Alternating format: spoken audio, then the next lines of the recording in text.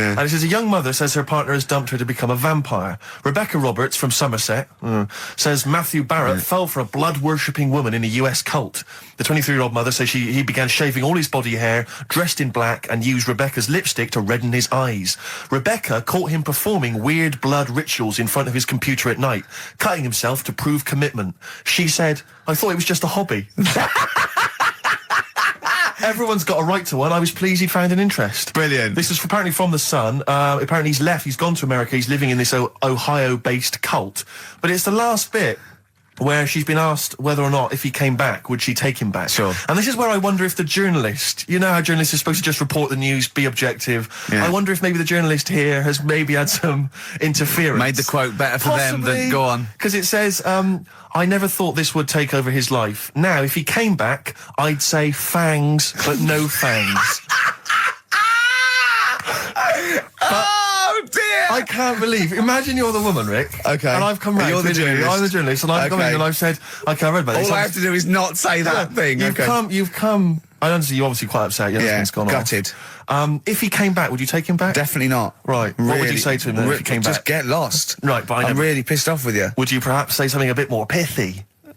Not in this situation, no. You're upset? He cuts himself, he drinks blood, he's left me. Sod off. I'm not interested, mate. Because I tell you what. Go on. I mean, I like what you said there, but I wonder if we could condense that a bit more. If he came back, would you say... Go away. Would you ever say something like, thanks, but no thanks? No, because it makes it flippant, because I'm really angry. I know you're annoyed. And I'm upset, so I wouldn't say... I certainly wouldn't say thanks. I might say no thanks. But what if you sort of said it like aggressively, like you're giving him the finger, thanks, but no thanks? Like you didn't really mean it. Sort of sarcastically? Sarcastically, would you possibly say I that? might say thanks, but no thanks, and that'll be it. And that's and I'd leave it there. I'd never change that. Sure. I'd never change those words. Can I ask you a question? Go on. Do you like puns? Hate them. Right. I don't like Countdown. I don't like QI. I don't like any of those posh Cambridge, Oxford types. I hate puns. If you had to say thanks but no thanks in the form of a pun, what would you maybe say? I wouldn't. I never would. Right. I'd say thanks but no thanks. I would.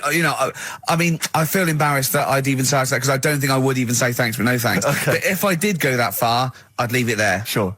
So, have you ever noticed, as I have, go on, the similarity between the word thanks and fangs? Not really. It's very similar. Not thanks, really. Fangs, F-T-H, there's a K. Fangs very much. G, it's A and N. Well, the A, the N and the S, but that's about it. Would you agree it sounds marginally similar? Yeah, Is it possible you might one day say fangs but no fangs? I wouldn't know. Right.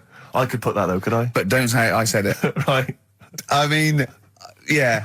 Fangs, but no fangs. Yeah. This is the thing. Just, if you ever read an article in The Sun, The Mirror, anything, do not believe it. Really seriously question and query it, because... If it ends with fangs, no fangs. If it ends with a pun... It's already good, isn't it? I'm loving it already. No, right. There's a shadow. I think it was in America. Yeah. And it's on a quiet road. I'm guessing somewhere like Boston. That's what I imagine. Okay. Right? No. Somewhere like Boston. And... people at night used to see this shadow moving about, and they'd go, what's that? Right? And it got known, the little local town got known for this shadow, but it didn't cause any problems. What are you talking about? Well, it was like, you lost me. What are you talking about? Do you know, like some places get famous, like Scotland's got the Loch Ness Monster and that, but it doesn't cause any. Yeah. But it doesn't cause any problems. It doesn't exist. Go on. Right? So there's this shadow walking about on the road. What do you mean? No, what's he again? Rubbish. Right? So it's nonsense. Walking about, where did you read this? Where did you see this? Walking about. This was on the internet, and I'm sure. Sorry, sorry. Right. I thought it was shite. I didn't know it was on the internet. Right, so this shadow is moving about and... independently of an object. Yeah, and the local mayor and that is like, yeah, it's a bit weird, but it's not harming anyone. The mayor involved! Was he elected to that post? Hey, mayor, we got a problem down here. Seems like a shadow. Well, it's not causing any... No, it's just causing any problems. Yeah, go on. But that's the thing. It was left for years, and then it did start causing problems. I see, that's it. If you leave these shadows to go unchecked, Rick, they go crazy. Yeah. You let them run amok in the city. Yeah. You've got to stand What did it do? What did it do? What did the shadow do? It was pushing people off the bikes. It was what? It was pushing people off the bikes. Oh, I'll find out more for that next week. Right, that'll tease them. Oh, you're a maniac. We'll do more on that. We haven't had time for educating. Please never have children. Right, listen. You are Just promise me now you'll never have kids. Okay. It's not his fault. Let me have it's not his fault. You've got to save this. This has got to teach me something. It'll be an interesting story. Right, it's not his fault. This fella. Yeah. What year? Ages ago? Olden times? I'd say in the 70s. Okay. Would you? Any evidence for that? And does he wear flares in the story? Right, Is that your reason? No, it's a bit like Uri Geller, this fella, right? Where he's electric. He's electric. And if he walks past the telly would fizz. If he walked past the radio, it all goes like that. Ooh. His hair stuck up all the time. And he'd be having a bath and everything would be all right, and then the power would sort of switch on in his body, and the electric in his body made him jump out of the bath. So what do you mean so? What is that so? What does that so mean? You've given us nothing. You've given us nothing. You'd have to at least give us the scientific explanation. Yeah. Electric eels have 400 volts in them. Oh, is this the running away again? What was that one called? Yeah, but It's not his vault. But there's a reason that not his fault. It's not his fault. I thought it was going to be something about. I think we should do these the other way round. I think you should tell us the story and then we'll hear the pun. It's not his fault. It's not his fault. Right, let's leave it. Play a tune. Educating Ricky. Doing it? We're not doing it. No, we are. Right, anyway, Rockbusters. Yeah, go on. I give a cryptic clue. Yeah. And a letter, and it makes up a band. He right? never said the word cryptic a few months ago. I love it. Do you know what I mean? I feel it's like our own little Eliza Doolittle. Yes. Right, even Richard will like this one. Here we go then. First one. There's three of them, and you email in. If this doesn't turn Dickie round, nothing will. This is an email-only competition. Email only. Right, here's the first one. Initial is B, so it's a band starting with B. Okay. And the cryptic clue is, I don't like them birds. They shouldn't be allowed in this area. I don't like them birds. They shouldn't be allowed in this area. Next one. Right, the next one. He doesn't like women, yet he's got a couple of kids. That's a bit weird. Is that a cryptic clue, or is that just a general point? Is that That's the cryptic clue. Okay. And the initials there are PD. Okay. And the last one. I've got that one. That's terrible. That's terrible. Okay, quickly. Oh, God. And the last one is that bloke who does. Come on! It's making me laugh. Come on, Carl. Be professional. Right, the last one. Right. I can't do it. It's making me laugh. Oh, come on. I'll come and read them then. No, I got Come on, Carl. Right, here we go. They don't do this on Blockbusters on TV, do they? No, come on. That bloke who does sport on telly. He's got a little kid, right? Initials DC. What? Right? Is that, I'm was that the completely clue? confused by that. Was that the clue? Yeah, that bloke who does sport on telly. Yeah. He's got a little kid. Initials DC. Okay, is that a band? Or an artist? It's I'm not A cheese. This is a well-known sandwich. Is it? What is it? Is it a band or an Right, artist? so just quickly recap. Okay. It's a Come B. on, Carl. Right, Come on. Quick recap. The first one is B. I don't think them birds should be around in this area. Right, that's B. Right. Second one, he doesn't like women, yet he's got a few kids. It's a bit weird. That's PD. And the final one, that bloke who does sport on the telly, he's got a little kid. Right. DC. All right, and it's ricky.gervais@xfm.co.uk if you want to enter for Hellraiser. Oh, I'll tell you what, continue quick to do a little theme of like some old stuff people haven't heard of. If you're under 30, you probably never heard of this band. It's also a new thing I want to introduce. It's Show Up Camfield. Camfield talks the talk, he doesn't walk the walk. He doesn't play some rock classics on his show because he's scared. I'm going to play the tracks that Camfield's too scared to play. This is Kansas and Carry On Your Wayward Son, alright? Yeah. Right, okay, Educating Ricky, part 2. Right. I'm committed to this treatment. Yeah. Is one of Oh, them. I've got to go for that one. Yeah? Yeah. Or the other one is the police are causing a bit of a stir. He still says it like it's the best thing he's ever come up with, which in a way is. It could be. Right, go on then. I'm committed to this treatment. Right. Do you know the saying? Is it just sayings now? Are they all sayings? This No, week? no, they're not. Okay. No, the other one isn't. Frog in your throat? The saying, there's a frog in your throat? Yeah. I assume it's when you croak a little bit. You sound like a frog. No.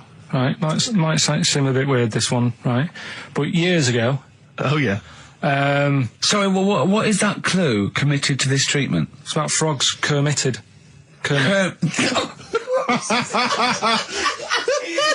Probably works better with a K and an ER written down. Well, also, if you pronounced it committed, yeah. but not committed. Committed to this treatment! Right, go on then. That's genius. So yeah. For what? You go to the doctors and you go with throat hurting a bit. Right. And what they did ages ago. Ages ago? What year was this approximately? We are going back quite a bit with this one. Oh, okay, go on. And the doctor would say... did history. Imagine years ago. Go on. and the doctor would say, right, keep your mouth open. I need to look at your tonsils.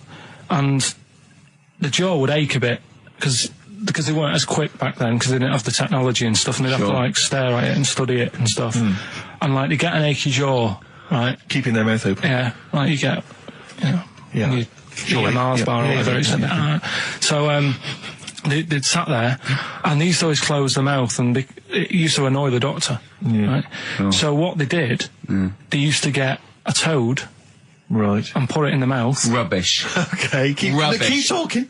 Keep talking. And that way they couldn't close the mouth because either they'd squash it, right, or apparently you're not allowed to lick a toad's back.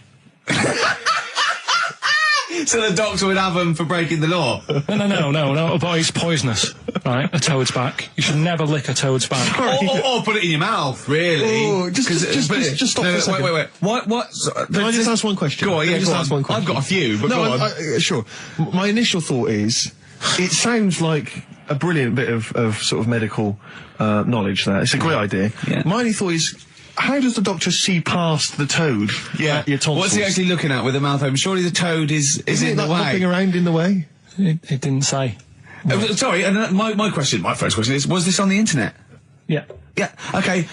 Carl, that is bollocks. That is, I mean... Well, alright then. Let's turn this round. Where does the saying, you got a frog in your throat come from? Probably because you sound a bit croaky. Probably that. Probably because you sound a little bit like a frog when you've got a sore throat. Carl, did you not question it just for a moment when you read it? Just for a second, didn't you think, that seems an odd approach? Firstly, why a frog, of all the different because species? Because it's poisonous. A toad. No, a toad, so it's a toad as well.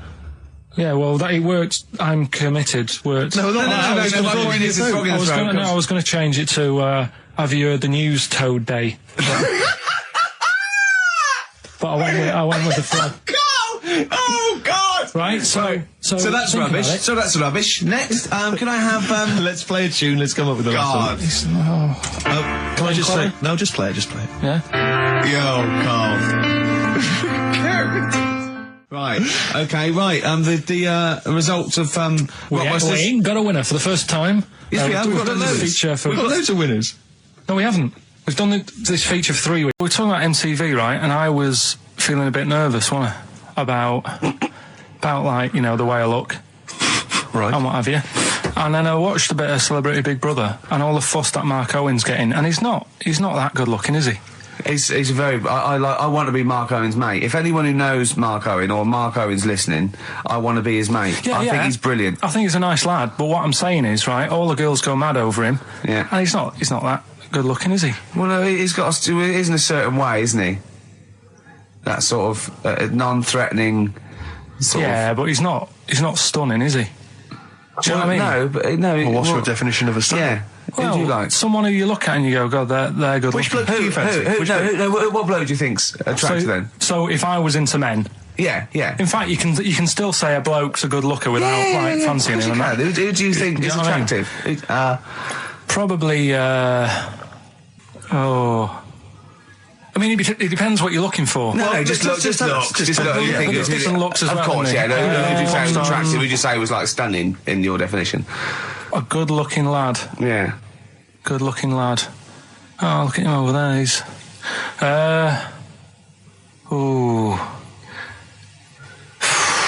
Do you find, Robbie Williams, do you find him attractive? Boy Next Door, look. No, who do you... Carl, hurry up, because it's, we've only got 2 hours. Probably... I can't think of one offhand. Mark Owen is pretty good looking then, really. What, there's not... Just name one bloke that you think's an attractive guy. There must be one bloke that you've either met or that you've, you know, seen in a pub Who do you or think on a is attractive? poster. Tell you what. Go on. Tell you what. Works here. Young Alex Zane. I broke the rules in the week. I met up with Karl. I had lunch with him. And we were chatting and having a cup of tea. And it got onto one of Karl's favourite programmes was the Tales of the Unexpected. Ah, of course. And all I can think is that he's probably the only person in Britain where they were unexpected. I mean, to him, when that twist came in, he'd go, gee, I can't... Yeah.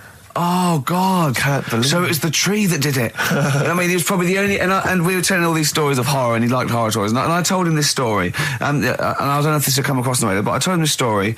It was a short. It was a horror short. This was a film you saw, was it? Yeah, yeah. And what it was, it started off just there'd been a car crash. You see, it's a horrendous wreck. And you saw it from the point of view of the person in the car. And he was calling for his mate, and he was going, Dave...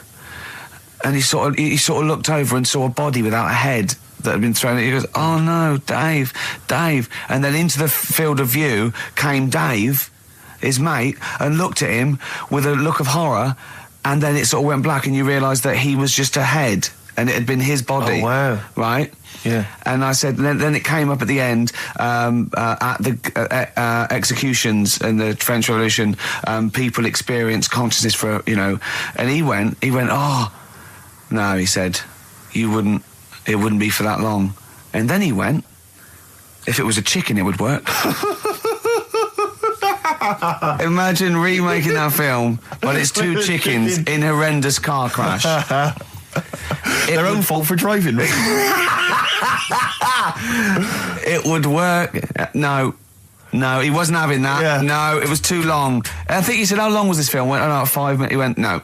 It would work if it was a chicken. I like the way that Carly was something like, when you relate an incident like that, he's appalled and offended and annoyed by the people that made it, even though he's never seen it. Oh, he's annoyed, yeah. Do you have a favourite Tales of the Unexpected, one that you remember particularly that shook you up? Yeah, we were talking about the one on where there's some woman in prison. Have you seen that one? No, I can't remember them all. Right. This woman's in prison. Yeah. And she gets a bit friendly with the guy who takes the dead bodies out. Right. And he said, I can get you out of here. He said, what you've got to do, right? You've got to, at midnight... When you hear the bell toll, that means there's been a dead body. Yeah, there's been a dead body. So what you've got to do is go into, like, the place where all the dead bodies are, get in the first coffin on the right, and then I'll come along and carry you out, and you can run away and escape, right? So she goes, yeah, all right, then. So she hears the bell go. I'll bury you, right? And then I'll come back later and dig you up. Right. Yeah, but that's the point. It doesn't matter. It does matter. Trust me, Carl, it really matters. Okay. Listen, I don't know if I'm going to ruin this for people at home. Yeah. Can I just skip to the end? I would imagine that she gets buried and he doesn't come back, and she has to get buried alive. Better than that. So she gets in the coffin, and she's lying there for ages. She's buried. She can feel a bit of movement going on, so she's obviously, being carried somewhere, so she's thinking, this is it, I'm getting out. And she's lying there for ages and thinking, why isn't someone coming and lifting the lid off this? Do you know what I mean? Letting me get out. So she's really bored. She gets a lighter out, right? Lights it to have a look at who she's lying on. It's only the fella who said he'd help escape. Oh. How bad is that? That is... How bad is that? So it is quite important that she's buried alive then, isn't it? In retrospect, you realise that the jeopardy is that she's buried alive and can't get out. Yeah. It makes it so much worse, doesn't it, than just like lying in the morgue and going, actually, I'm getting out of here. Yeah. This isn't going to work. Look at Carl's face. Having told that, he's so pleased. His face is lit up. He's beaming like a child. Educating Ricky. What have we got? Airy Chinese kid, go on. Right, yeah. This is the... I didn't want to do this. Really? You didn't want to do it? Well, I wanted to give you 3, and I gave you one. It was like the alien man gets a beard or whatever. Yeah, and which was total rubbish, so this one should be better, maybe. Hairy Chinese kid. Right, well, we've talked about hairy people in the past. True enough. Haven't we? Yeah. The little kids who grew up in woods and hung around with wolves and that. Yeah, again, you're confusing it. Yeah, they're not... There were some people that were born... very hirsute. They were not the people who were brought up with wolves. You just put that together in your Homer Simpson type mind. Right, well, this is like a sort of sort of close to that sort of story. But the weird thing is, right, Chinese people aren't that hairy as a nation. No, seriously, that's a well-known fact. They don't have that much body hair and stuff. Okay. So this little kid who was born over there, he was like covered in stuff. Was he? And it was only his nose that wasn't hairy. The rest of his body was caked in hair, right? And his hair sort of What grew. sort of hair was it? Was Thick hair. No, what I mean is, was it sort of like a pony's mane, so he just looked like an Ewok? You know what I mean? Just like hanging down sort of straight, dark hair. In the picture, it looked like it grows from his eyebrow. It grows from his eyebrows quite thick, and then it just goes all the way over his head. You don't think it was just really long eyebrows that he'd done a comb over? No, it was all over his body. It had a picture of like his back and that. Yeah. And Had he styled it? Had he styled it at all? Did he have it a quiff or? no, it was just hanging everywhere. all over him. Yeah. And they were like, you know, this is a bit weird happening in China, where we're not normally that hairy. That was the scientist speaking there. And the local press and that were getting him down, calling him monkey boy and all this. Oh, And thinking Chinese press. but the doctor, Yeah. Oh. They're cruel, aren't they? It's like those game shows. That's Japanese, isn't it? Yeah. That's what, yeah. and the doctor said, So was Carl talking through all that time while we were just like talking to each other then? Because I turned round and I still saw he was talking. Go on. So anyway, the local press came in to see the hairy boy, the monkey yeah, boy. and they were like being tight, taking the mickey out of him, and the doctor said, Throwing him nuts. said he's only hairy. Said he's a healthy young kid. The only faults he's got is he's got a little bit of eczema and a boil. And he said everybody should just treat him the same, and I think he grew up a healthy kid. Yeah, so that's the That's the end of the story. That's not a story. why. But I've got nothing. I don't know what to say to that. So someone in China was born slightly hairier than the rest, and he was normal apart from eczema and a boil. That to me isn't a story. But if it is, I've got a million. I mean, it's sort of like bloke from Manchester went a bit bolder than the rest, got a job on radio. He was normal. I mean, that's not a story, is it? Anyway, Educating Ricky. Good, we've settled that then. Go on. the titles that are meant to sort of pull you in. Yeah. We've got what was it? Stocking, Aitken and Waterman. Yeah. You've got It's Not His Fault. And Get a Load with This. Get a load of this. So, which pun do I pick first? I think I'll go for get a load of this. Get a lobe of this. Yeah, get a load of this. Yeah. Well, that's a story about a girl who she was deaf, right, for 4 years, and it happened quite a bit back this. What year? Or was it? I think it was ages ago. Was it? About quite a bit back. She was deaf for about 4 years, having an argument with her mum, it said, which I didn't quite understand, because I don't know how they do that. Yeah. But she was having an argument, and a man pushed her against a wall, and she banged her head, and her hearing came back.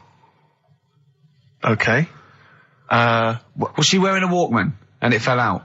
And she'd realised, There's no explanation. There's no explanation. Well, why is that teaching me something Right, then? so I knew you'd say this, right? So I thought, right, I'll stick something on it. Do you know that bees are deaf? No, you can't just, no. If you ask someone something they don't know the answer to, they don't tell you something else. Just, I'll tell you something else then. I can't answer that, I'll tell you something else. Imagine that. If you asked a teacher. Look, how do birds fly? Wow, if you're going to do that. Tallest building is, I mean, what? Well, That was the equivalent, Carl, of running away when we asked you a question. Yeah, the intellectual equivalent. Look over there, there's a monster. Yeah. Listen, what do you mean? What she? Okay, so So her there's hearing no came back. explanation. There's no explanation, or you don't know. well, there isn't one, is there, really? It's a bit What? weird. Did, the doctors, only did thing the doctors not look into it? No, I think they just said, oh, that's good.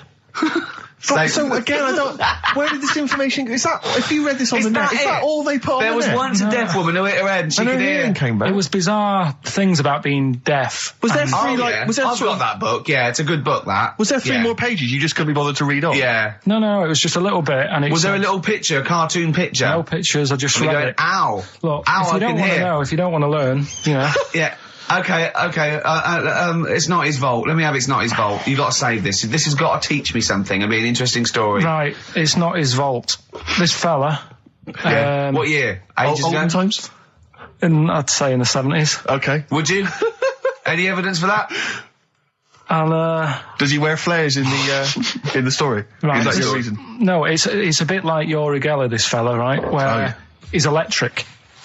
He's electric. And if he walks past the telly would fizz. Uh-huh. If he walked past the radio, it all goes like that. Ooh. His hair stuck up all the time. And he'd be having a bath and everything would be all right. And then the power would sort of switch on in his body. And the electric in his body made him jump out of the bath. So... What do you mean so? What is that so? What does that so mean? You've given us nothing. You've given us nothing. You'd have to at least give us the scientific explanation. Yeah. Electric eels have 400 volts in them. Oh, is this the running away again? What was that one called? Yeah, but It's not his vault. But there's a reason not his fault. It's not his fault. I thought it was going to be something about. I think we should do these the other way round. I think you should tell us the story and then we'll hear the pun. It's not his fault. It's not his fault. Right, let's leave it. Play a tune. Forget it. Educating Ricky. Doing it. We're not doing it. No, we are. What are you going for? Oh, he can handle it, I think. Don't worry about him. He candle it. He candle it. Sorry, Okay, yeah. let's hear this one. Right, are you familiar with the phrase burning the candle at both ends? Yeah. Do you know how it's come about? I know a man who does. I assumed that it was to get more light in the room. How would that work? Well, they'd put it sideways and light both wicks, so out of one candle they could get two. No, go on. No, what it is... Oh, it means you're doing too much, you're staying up too much, Right. you're not getting enough sleep, and you're... Well, years ago, Yeah. when they didn't have light bulbs and that. Oh yeah, what year is this? Literally ages ago, specifically. Yeah, quite a bit back. Okay. Didn't have light bulbs and that, so they used to have candles When in did the light bulb come in? Because I can't remember at the moment. don't know. Okay, go on. So, yeah, so they've got a light bulb. You wouldn't know. You're a doctor. You're not a historian. Go on. And people who worked a lot of hours, yeah, How many? Literally lots. they get up early in the morning because they have to be up early. Yeah. And it's dark outside, so they'd light the candle. Sure. And they'd wear it out a bit. And then they'd be getting in late as well. Yeah. And like, they'd be like, oh, it's dark, I'll have to light the candle again. And they're burning candle at both ends of the day. So that's where the saying comes from, burning the candle at both ends. So, All right. that's a little lesson. Yeah. Lesson one. Okay. Can I have? No, you can't have You another can't one rush yet. into them, Rick. You've got to. I've got to soak in that. You've got to soak that one in. Any questions for Carl off the back of that? What do you think? So people were. I mean, basically, where this comes from is people were Literally burning the candle at both ends of the day. Sure. There you go. So we've still got, Go on. I'm committed to this treatment. And I can't wait. This is like Christmas Rick, I Eve for should me. just say- It's like Christmas. I've got to open another present now. No, I'm afraid we've got to save it. Rick, raw. Nirvana. Amazing. We were just talking. We were getting excited about that. Yeah, aren't you've we? got an incredible Brilliant. voice he has. And Grohl drumming it's brilliant. You know, you're right. The new one from Nirvana. Well, it's time for Educating Ricky Part 2, isn't it? I'm excited, Carl. I'm going to learn so much from this. What's the choices again? What Right, you've got left. Still keep phoning your answers to Email. Email. Sorry, yeah. The answers to Rockbusters. Yeah. Right. Okay. Educating Ricky Part 2. Right. I'm committed to this treatment. Yeah. Is one. Oh, of I've them. got to go for that one. Yeah. Yeah. Or the other one is the police are causing a bit of a stir. He still says it like it's the best thing he's ever come up with, which in a way it is. It could be. Right. Go on then. I'm committed to this treatment. Right. Do you know the saying?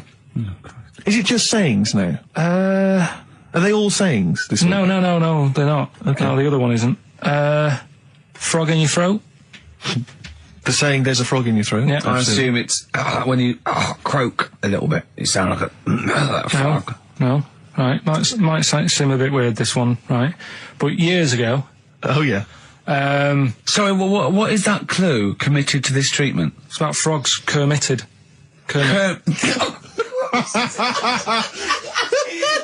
Probably works better with a K and an ER written down. Well, also, if you pronounced it committed, yeah. but not committed. Committed to this treatment! Right, go on then. That's genius. So yeah. Well, what? You go to the doctors and you go with throat hurting a bit. Right. And what they did ages ago. Ages ago? What year was this approximately? We are going back quite a bit with this one. Oh, okay, go on. And the doctor would say...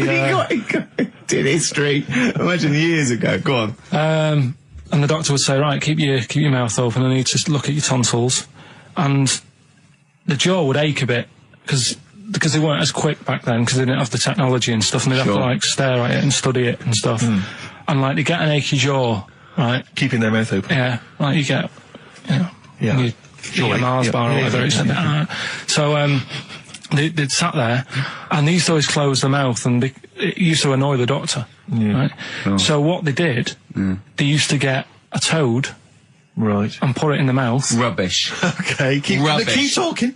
Keep talking. And that way they couldn't close the mouth because either they'd squash it, right, or apparently you're not allowed to lick a toad's back. So the doctor would have them for breaking the law? No, but it's poisonous, right? A toad's back. You should never lick a toad's back. Or put it in your mouth, really. Oh, just stop for a second. Wait. What? Can I just ask one question? Go on, yeah, ask one question. I've got a few, but go on. Sure. My initial thought is, it sounds like a brilliant bit of sort of medical knowledge there. It's a great idea. Yeah. My only thought is, how does the doctor see past the toad? Yeah. Your tonsils? What's he actually looking at with the mouth open? Surely the toad is in the way. Hopping around in the way? It didn't say. Sorry, and my first question is, was this on the internet? Yeah. Yeah, okay. Carl, that is bollocks. That is, I mean... Well, alright then. Let's turn this round. Where does the saying, you got a frog in your throat come from? Probably because you sound a bit croaky. Probably that. Probably because you sound a little bit like a frog when you've got a sore throat. Carl, did you not question it just for a moment when you read it? Just for a second, didn't you think that seems an odd approach? Firstly, why a frog of all the different because species? It's poisonous. A toad. So it's a toad as well. Yeah, well, that it worked. I'm committed. Worked. No. I was going to change it to. Have you heard the news Toad Day? But I went with the frog. Oh God! Right. So that's rubbish. So that's rubbish. Next, can I have? Let's play a tune. Let's come up with the God. last one. Can I just say? No, just play it. Just play it. Yeah. Yo, Carl. I have to thank my mate Dave, who sent me an incredible 4-disc compilation. That was one of the tunes on there. It's professional. It's amazing. It's incredible. Yeah. Oh, he's gone to too much effort. Ben Queller. It's a track called "In Other Words" from his album Sha Sha. Open wide. Oh dear, that's interesting. Oh, here, Doctor. Look, you've actually got a frog in your throat. I didn't get there. I put it in there. That's the most ludicrous story I've ever heard, Carl. Why don't you think when you read these things? I think there's always going to be a bit of truth in all of these. I mean, that fella called up, didn't he, and said, I'm not sure about the, putting a frog in your throat if you've got, problems with your tonsils or whatever. But he said years ago, if someone had toothache, they'd get hold of a frog and strap it to the face. Yeah, sure. So maybe down the line, maybe they did. Maybe they didn't do it for long. I think Caligula made his emperor a horse and emperor as well. But I mean, well, what about the frog thing with a poisonous back? It's rubbish. That's true. No, the toads have the secretions in the Why? But they didn't put it in people's mouths. No. So, why? Well, I'll tell you why. When a badger or a heron tastes the toad, it's horrible. Ugh. The toad might die, but it's for the good of the species, because then think how many toads looking like that heron could eat in its lifetime. So the fact that one toad sacrificed all those other toads in that heron's manner will be safe. Why? I mean, we've talked about animals a lot on the show, right? Yeah. And when God made a toad, sure, right? Okay. Well, I'm going to stop you there. I'm going to stop you there straight away. Don't just let him carry on. Right? Okay. Like, there's annoying things out there. Jellyfish is a big problem with me. I don't understand what they do in the sea and stuff. Right. Right, but we'll leave them. Got to problem for me, but go on. We won't talk about jellyfish. No. With the toad, right? If it's to protect itself. Yeah. Right, now it's not to protect itself, it's to protect its species. No, yeah, but that, surely, right, if the toad had a choice, if God said, right, what I'm going to do for you here, you can have something like a lobster's got claws, big claws to have a fight. Or I can give you something that if someone's having a go at you, you've got to try and persuade them to lick you back as a defence. Yeah. What use is, right, Godson. Well, I'll tell you why. What is God The up fact to? that there are still toads around is a testament to that defence working. That's all I'm going to say, okay? If the toad had died out, you'd have a point. But they're still around. It works, alright? And don't start slagging God off. He's got a lot on his plate. Basically, I think he took on too much. Particularly in 1 week. Exactly, it was crazy. Danger high vol. That's great. When my dad was when he was a taxi driver, Yeah. you used to have to sort of do your bit for the local area Oh, God. by taking the Forest Gump people to Blackpool. Yeah. Is that what they're called now, the Forrest Gump people? Is that what the organisations that support them asked for them to be referred to? A minibus with Exactly. life is a box of chocolates.com. Well, Forrest Gump types. It must have been, so you work with these people. It was, the people with learning difficulties. yeah. And he used to get 5. Coming home must have been a busman's holiday. So he got 5 of them in the cab. Yeah. And he had to go to Blackpool, and 4 of them were really good, behaving themselves, didn't mess about, weren't fighting and stuff, but there was one who was just causing loads of trouble and he couldn't control him. Oh, and what you've got to be able to do with people like that, you don't want them to get stressed out because it's not good for them. It stresses them out, and you could end up with a bit. Thanks, Dr. Carl. You could end up with a bit of a riot on your hands. So he thought, I'll nip this one in the bud right now. And he pulled up just on the outskirts of Blackpool, and he took the one out that was causing problems and put it in a wheelie bin. Oh, no. Oh, I'm sorry. I apologise. He did what? Oh, He did it for the good of the others. He put it in a wheelie bin. He was having a good time. He thought it was one of the rides. Can you stop saying it? He had another problem similar to it where he had a little minibus, and it was his job to take a load of old women to the bingo hall, and it was miles away. And he took him there. There was no problem. About 10 old women in a minibus. One of them was causing trouble. So he pulled over it. No, right? So he took him there.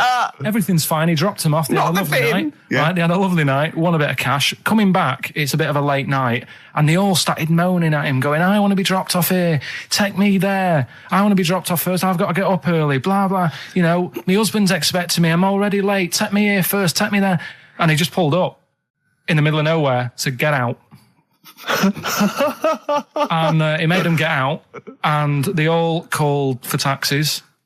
They charged that company who was meant to be taking them home in the minibus, and he got the sack. My mate, Anthony, his mum called up my mum and said, I've got to meet up with you. I've got to have a word with you. And she said, what about? She said, I don't want to talk about it over the phone. So she goes, oh, right. Well, yeah, come round tonight then. So anyway, my mum sees me. She don't want to be in an awkward position and be a bit embarrassed and what have you. So she sees me and she goes, right, Anthony's mum's coming round. What have you been doing? Yeah. So I go, oh God. I said, I've been nicking stuff. So she goes, like what? So not big stuff. I've had a few calculators and Mars bars and stuff. How many? I'll just work it out. Hold on. Works out at 7.2 per day. So how many calculators do you need? So it was when that phase. You failed maths, didn't you? Everyone wanted a calculator. It was like a trendy thing, wasn't it? Right. Oh yeah. In Manchester a couple of years ago. Yeah. So anyway, so I told her all this and I confessed to Computers will make it there one day. I confessed to There's magic in the back of battery. Go on. Confessed to nicking all this stuff. She comes round. She only wanted to borrow some money. Brilliant. She said, oh, I don't like asking. I was a bit embarrassed to ask you over the phone, but can I borrow 20 quid? Oh, that's fantastic. And there's me. That's great. And it's similar sort of thing to yours. And did you? And he went, hold on, Mum, let's just work out the interest on that. I bank 10%. She'll owe you £4.40. Yeah. Oh, so your mum was a loan shark. yeah. And did she mention? She went, I just with that other, because what I'm saying is presumably you got your mate in trouble. No. Right, you didn't. No. She went, no worries, I'll just go and get my purse. It's on the dressing table. Exactly. Yeah. Carl, I'm going for nobody has been that lucky before. Right, it's a story about this kid who was born, right? Was he? Yeah, he was popped out, like, and the dad and the mum saw the baby, and he was like, "Oh, that's a good-looking little kid." Sure. And they were proud and that. And then they're surprised that it's a good-looking little kid. It's theirs. Yeah. Like it could have been a frog, and they'd have gone, "Oh, he's got your eyes." And then the doctor goes, "Yeah, it is, but look at that." What? He said, "It's a boy and hasn't got a knob." I love the doctor saying that. I love this GP or this midwife saying that. Oh, we love little boy. Yeah, but no knob, baby. Mr. and Mrs. I mean, think. Right. No, but I'm speeding it up a bit. All right, come on. So the baby's so born. the baby's like that, and the doctor says that, and the woman's like, "Oh, it's our first as well," and stuff, right? She's really gutted. What's the second going to be like? So, Go ahead. So just a knob. doctor says, you know, We'll call it Carl. All right, go on. Right, go on. So the doctor says, "Well, I'll leave it with you for a bit. Get used to the idea, right?" As opposed to throwing it away. So he wanders off. Yeah. He comes back with a smile on his face. Right? Found the knob. So the mum and dad are like, what are you smiling about?" He said, "You're not going to believe this. Baby's just been born. It's got 2. Right? You can have one of them." And they did a little operation. Where did you get this information from? That's in a book. What book? Is it the same as the book that you carry round with you? No. With the woman with 3 legs, the juggler with 9 arms, and the bloke who found shagging a chicken under a rock. Is it in that book? Weird though, isn't it? Well, it's not true. It is true. What, in the same hospital, there was a baby born without a knob. Luckily, Carl. It happened. You swear to God you're not making The this up. doctor making came up, back honest to God. smiling because he won't believe it. There's a baby there with an excess of a knob. It happened, honestly. I'm not, all these things are not made up, the educating stuff. That's why I do it, isn't it? Teaching you stuff, always teaching you stuff. All right, if anyone can confirm the baby with no knob, they're going to confirm it because they're going to go to the same dubious website that Carl got it from. I always try to be level-headed and reasonable in these situations. And it's You always ignore it. Guatemala or Mexico. Rodriguez was born without a knob. Luckily, baby next door and was one 2 knobs. What a load of shite. Play a record. Caught by the River on XFM 104.9. I'm Ricky Gervais, Steve Merchant, Hello. Karl Pilkington and everything. No, I'm going to be honest with you. Go on. A little bit hungover, Yeah. don't feel very well. Yeah. I don't know if I'm hungover or still a bit drunk, but I don't feel... You sound like you're still a bit drunk. Yeah, so But what I'm then worried you do about... every week, so... But what I'm worried about is that the standard will slip. Yeah, Sure. if I'm not right on the ball. And the other thing is I haven't had a lot of time to prepare the show today. Okay. So I don't really, I don't feel, 100%. yeah, I haven't done the Carl. Right. Look, Have you finished that sentence? I don't make me laugh because it hurts as well. And there's the other side effect to me being a little bit hungover and or drunk or whatever, right, is that I can be annoying. Right, yes. Because just to amuse myself, I sort of like turn my body off a little bit and just poke and like that and annoy people and that. I want to sort of like. Well, you do the physical equivalent of freewheeling. Yeah, don't yeah. you? You just I sort of want to climb on Carl and go to sleep on him. Yes. Do you know what I mean? Yes. They both annoy him and it'd be comfortable. Yes. Which is, can be annoying. Just a little thing just to make this show a bit easier. If you'd put your hand up when you want one of us to speak, because I'm not quite sure when the sentences are finished. The hands are up. Okay, good. So, The hands are up. Okay. Okay. Good, alright. Okay. Are you gonna just keep them up the rest of the show, or? No, Carl, do what you, huh? Good, alright. Do you want to, is there an excuse as to why you're a bit hungover? Too much wine. Okay. All Last right. night, yeah. Yeah. Good. Thanks for Okay. that. Because this is the only work you've got to do all week, isn't it? Unless I'm very much mistaken. You don't have to do anything. You just sit at home eating cheese. Yeah. And then occasionally you do a bit of sort of shadow boxing. And that's exercise. And then you sit and watch TV. Yeah. Is that roughly what you did this week? Yeah. Uh-huh. So this is the only 2 hours you had to do anything for all week. This is to prepare for this. Yeah, but who can plan a hangover? Right. You'd think, Carl, you said you had some stuff. Yeah. What have we got? I love the fact that, whereas I was a little bit slow, Karl there leapt into action to keep this show afloat, keep the pace up. Go on. Right, well, Karl, are you hungover as well, or? I'm just a bit annoyed because I'm with you. Do you know what I mean? He hasn't got much to do all week. You're having a laugh. What? What angers me is I kind of hope that maybe I could have quite a long career in radio, and I sort of feel like I don't know, the word sinking ship. Those words spring to mind. But because it feels like, I mean, Karl, you're just a chancer anyway. You weren't even supposed to be on air, and we've made you into something of a household name, and that's cool. Household name. And Ricky's already a celebrity. He's got it stitched up. He's got corporates. He's got voiceover work. But I've got nothing. I'm running on empty. I'm not nothing. I've got nothing. I'm sort of dependent a bit on this. Yeah. Financially. And, go on then. What and you two are sort of bringing it down, really. Right. Do you reckon I can get my own show, Karl? Carl. Tell them what I did out there with a bit. No, Carl, tell them how funny I was out there with a bit in that a minute ago. So anyway, come on, I'm bored of this. I'll tell you what. will we tease them with what we've got coming up next? Yeah, Karl, tease us after the next record. I think we've already got them for 2 hours. Yeah, we've hooked them, Karl. Don't worry, this is textbook radio. What's this? Badly Done Boy. Yeah. Rick, can I just... Sorry, I don't mean to abuse our position again, but...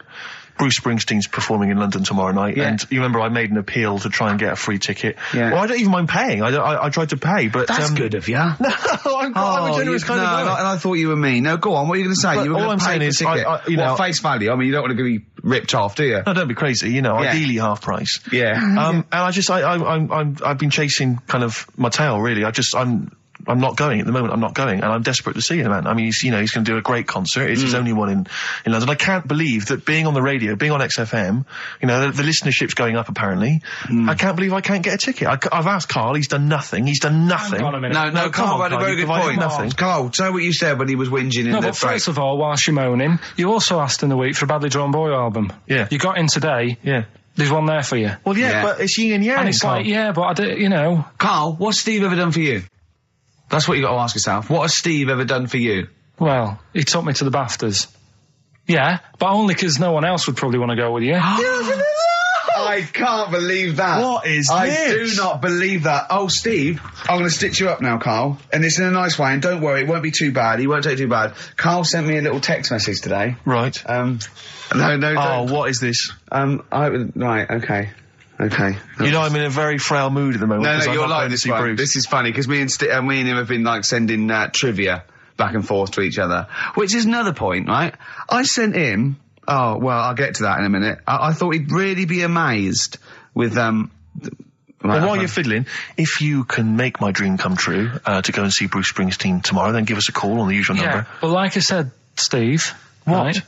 It wouldn't be right. You just said when the song was on, can't believe it, right? We work at XFM and I can't get tickets for Springsteen, right? Yeah. We work in radio, we should get tickets. Right now, think which of the I'm willing amount to pay for. Yeah, but think of but if it's sold out, it's sold out. Yeah. Yeah, right? but that's just something they say. Right, that's just what they say, is it? Right, so everybody on local radio stations say, do you know, I like that Bruce Springsteen, I want a free ticket, right? So another say... I tried to phone, I phoned for an hour and a half, I couldn't get through. Not long enough. I've put the hours in. Not long enough. Not long enough. What are you talking about? I've put the hours in. No. Right, so another 400 people turn up at the gig. They cram them all in. There's people being crushed. They've paid the money early. They were up early that day when the phone lines were open, whilst you were probably sleeping and that. So they're dedicated, and they're the ones at the front getting crushed. What? Would your Why mum and are they dad getting be crushed? happy if you were there getting crushed? I don't mind. I'll sit at the side of the stage and watch him. Yeah, but I don't mind. But everyone will say that then. And then before you know it, no one can see anything because you're all on Karl's the right stage. on this one. Right, I'm going to give you this here. I'm now handing over my mobile phone to Steve to read you can see it's from Karl at the top, but just read it out as you scroll down. Just read it out loud. Is this a text message from... Yeah, this is a text message to me from Karl. Read it out. To see at night as well as an owl, you would need eyes the size of grapefruits. If only Stephen could turn his head right round as well. Karl, I can't believe it.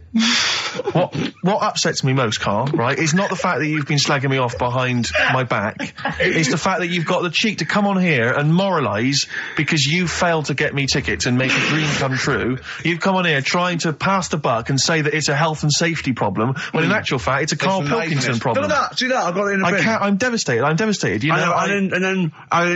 play a record. It's the big one. It's what people tune in for. They probably tune in about 10 to these days, for Monkey News with Karl Pilkington. Can we hear the jingle? Only 4 to go. Oh, chimpanzee, that monkey news. Right, this one's about it's been emailed into me. Right. I haven't really had time to check it out this week. No, you're joking. Been busy. Ooh, I hope it's not stupid. Goes back to 1908, and the person's saying it's a good story and that, and they're surprised I haven't picked up on it yet. Right. The Olympics, right? In 1908 in London. Apparently it was meant to happen in Italy, but it was cancelled. Don't know why. Right, and it happened in London. Anyway, 400 metres. Right, it was meant to... there was a fella who was going to do the run, right, and the favourite to win it was this Bulgarian guy, right? It was like a newcomer. Okay, these are a few things it cannot be. One, he injures himself, so a monkey steps in and wins. Two, he does a drugs test. It turns out that he is a monkey. So if it's either of those, right, I'm gonna go mad. So anyway, so the fella, right, this favourite, everyone's putting the money on him, thinking, yeah, he's going to do it. Is he hairy? Is this bloke hairy? So anyway, so the race happens. Yeah. And everybody's lined up, ready to run. And, everyone's saying, yeah, he's going to win. Then suddenly, a bit of murmuring going on. People going, oh, what's going on here? Right. He's eating a banana. And there's a fella in the lane next to him. Yeah. Right? He's going up, who's that? He doesn't look familiar. Oh, Christ, Carl. Chico? Right? Doesn't look familiar. Who's he? Weird. What's going on? What's going on? What's going on? Yeah, what is it? What is it? Or who is it? I mean, I'm not, what is it? So they go in... So they say, well, he might not be that any good. Do you know what I mean? He might not be good. He might. It's just a bit short. And he's only 3'6", and he's hunched over on his knuckles. So I didn't realise it was fancy dress. Yeah. So I don't think he's going to be any good.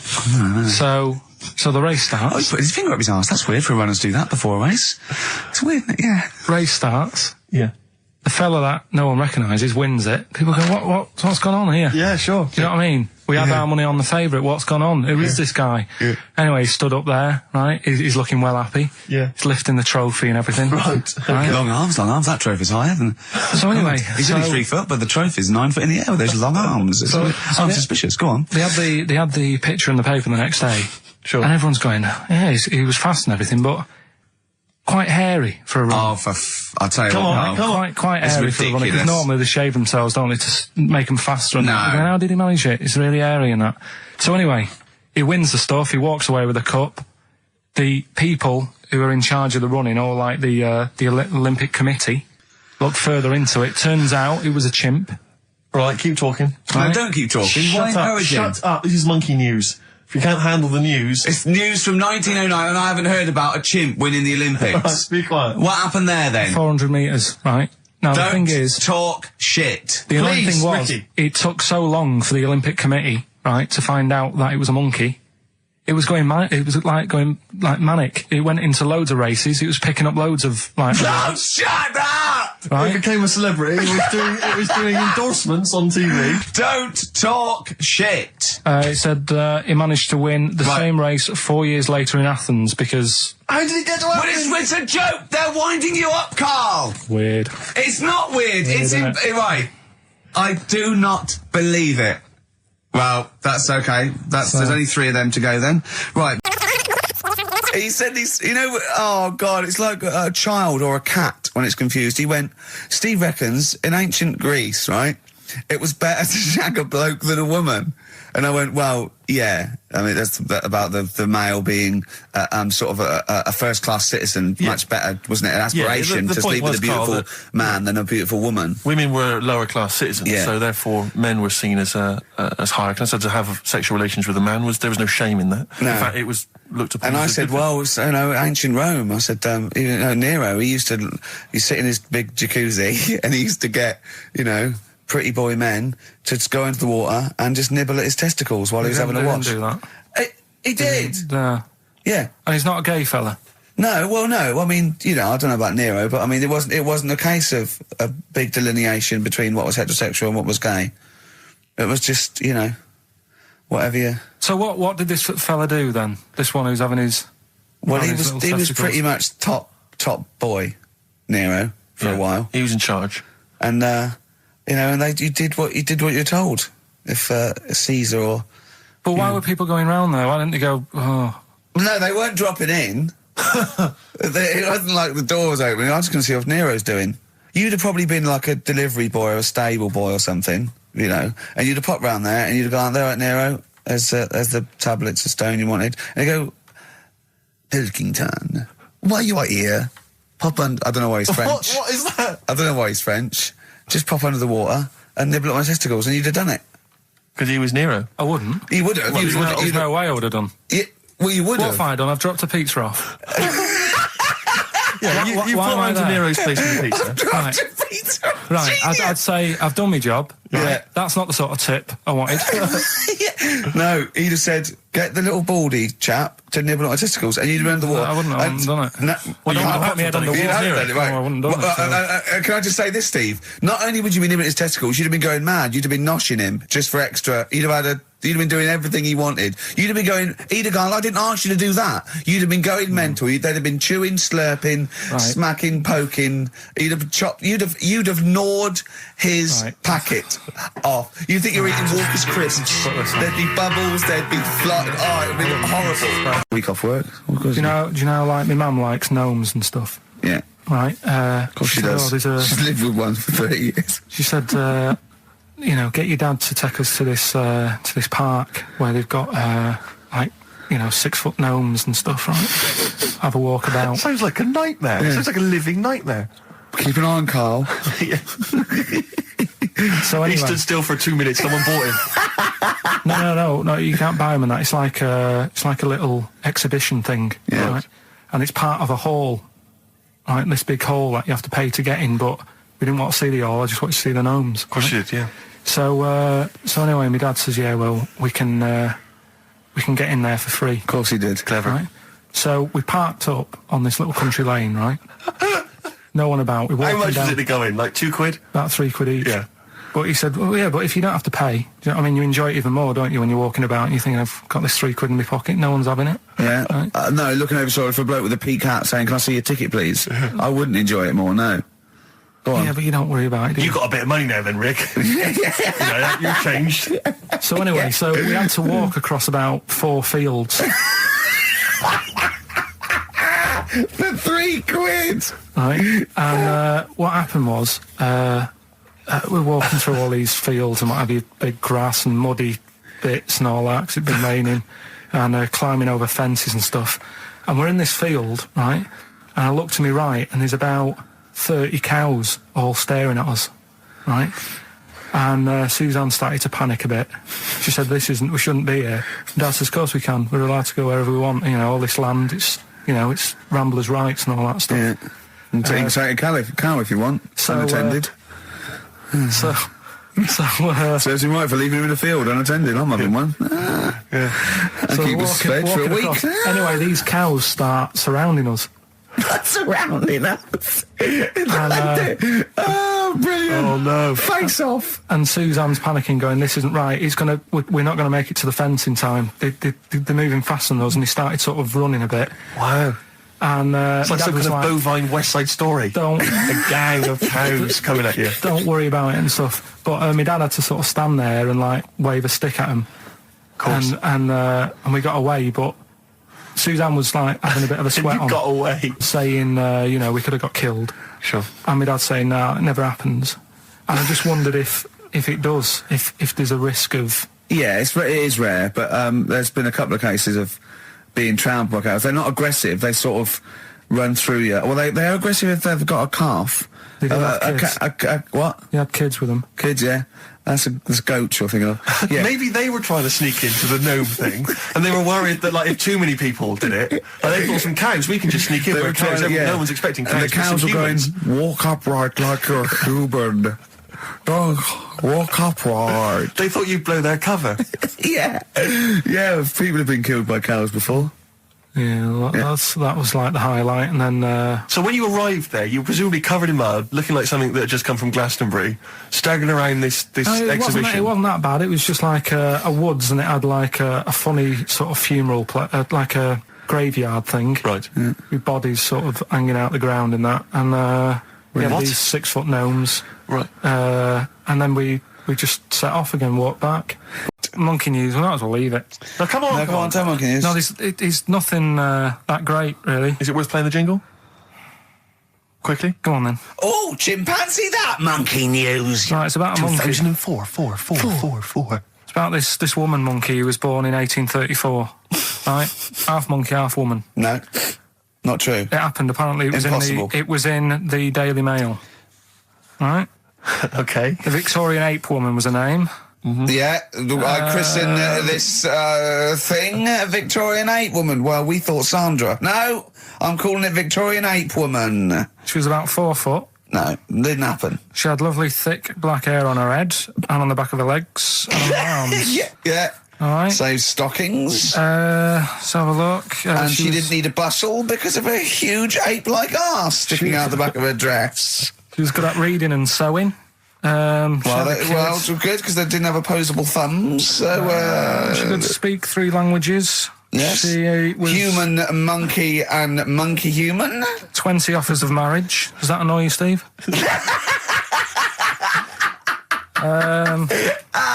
Absolute twaddle. All right, well, That's more rubbish than your soul weighing an ounce. Let's leave a it there. Victorian monkey Let's woman. leave it there, then. See you next week with some more twaddle. I was worried we wouldn't have the old magic in 2004, I but we're know. still talking shit. Merry New Year. it was good. But then I got back, right, Steve, and called up Ricky. I said, right, are you about? Have a chat and that. So he said, I'll just come round. It's a nice day. Have a drink and what have you. So I got round there at about 6:30, right? Go up to his door, knock on his door, right? He stood there with his tackle out. Oh. Yeah, what did you make of that? What was wrong with that? What do you mean, what's wrong with that? Why were you looking at it? Why were you looking at it? I tried not to look at it. But again, you're always sort of attracted to it, aren't you? Kind of like...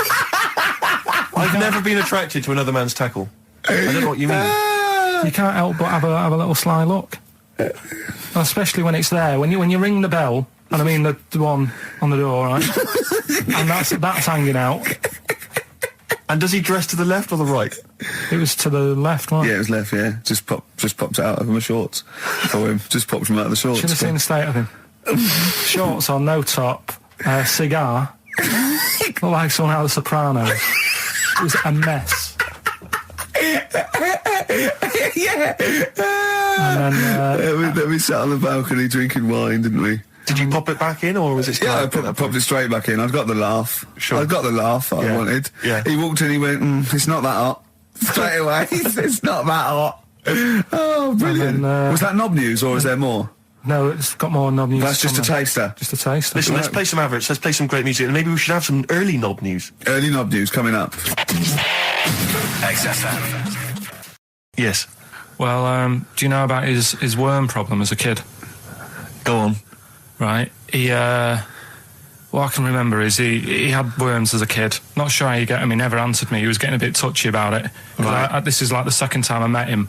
I think he was a bit annoyed that Ricky told me about his problem. What Yes. now? Now, straight away, you not being there, instinctively, what do you think went on with this story about worms? My suspicion is rather like when you told a group of people that Robin had once suckled milk from a cow's udder. Yeah. It's all right. Yeah, did he mention that as well? Yeah. Yeah.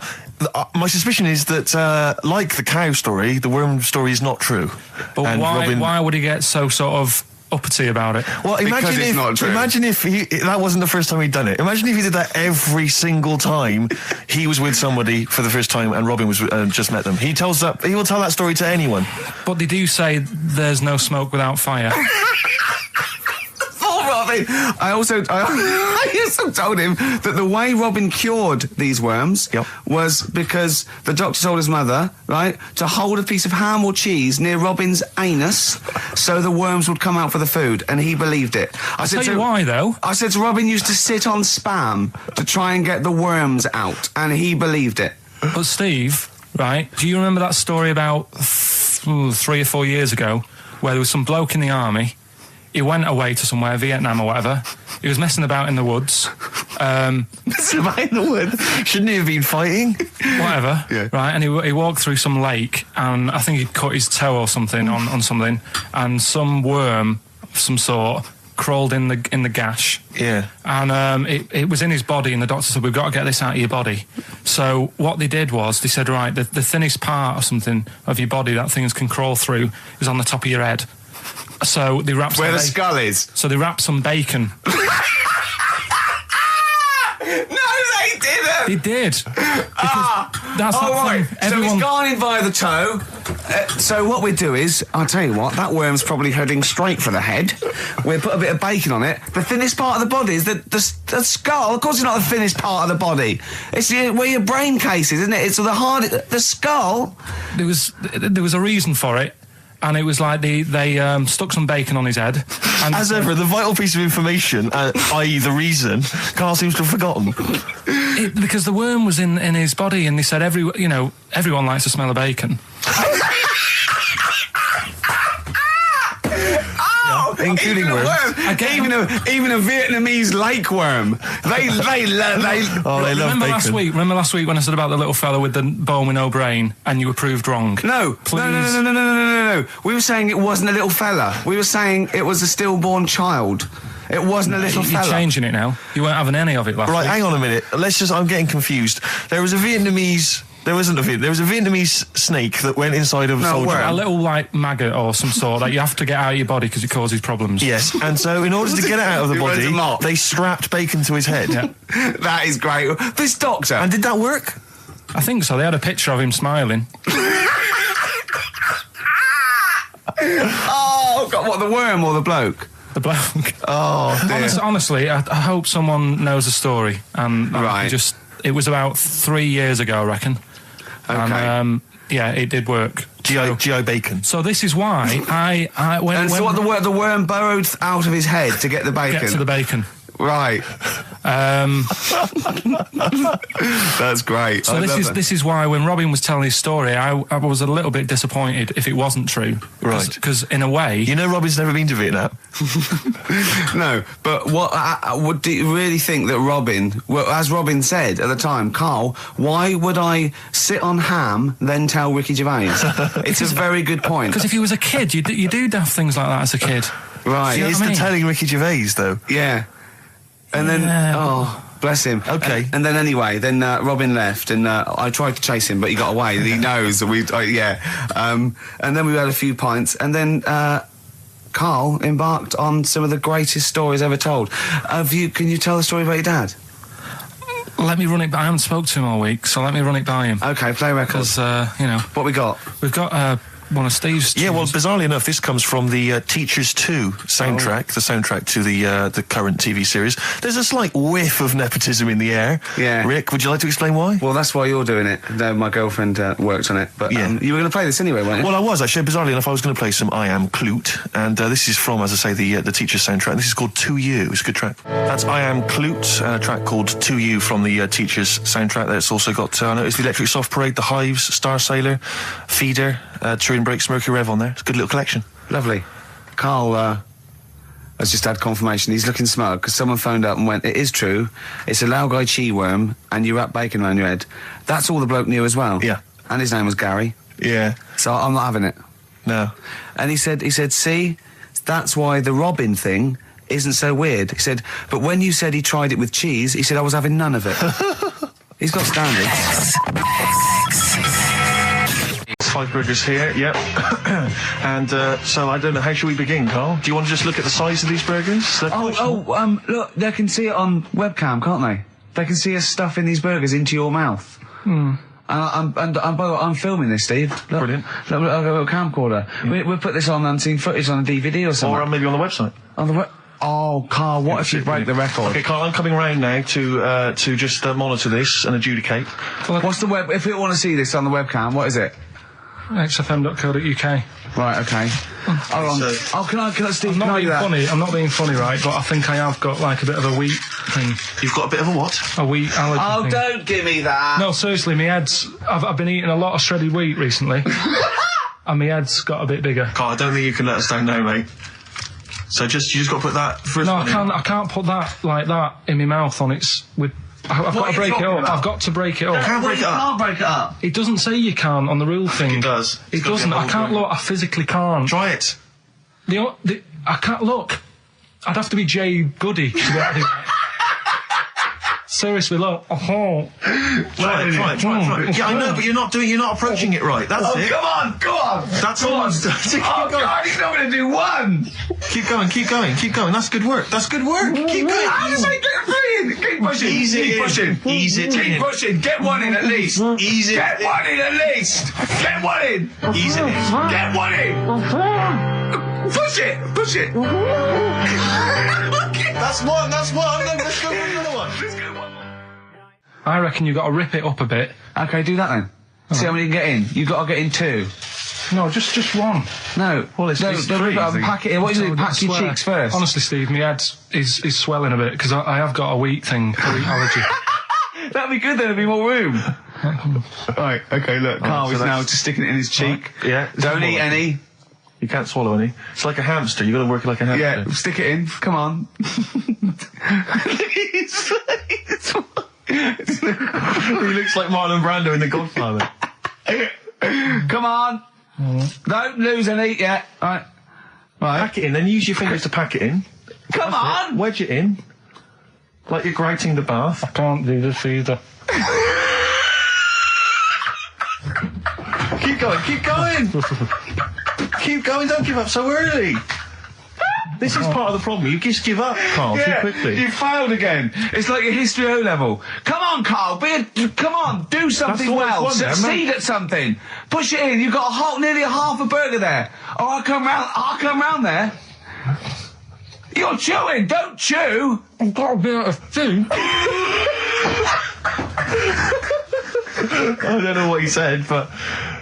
Is that What, is that a whole one? No, it's not. I can see bits left. Come on, Carl. Come on, keep working at it. Keep working at it. Look, there's so much space in your mouth, I can see it.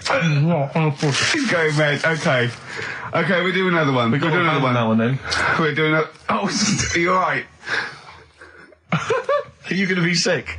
Are you alright? Alright. Oh God, should we play a record? He's making my eyes water now. I'll find a different one for you. Find a different one for What him. about most grapes eaten in 3 minutes? I'll go. Do you want to do that? Grapes are easy, aren't Grapes they? eaten, that's easy. Great. Come on, grapes are easy.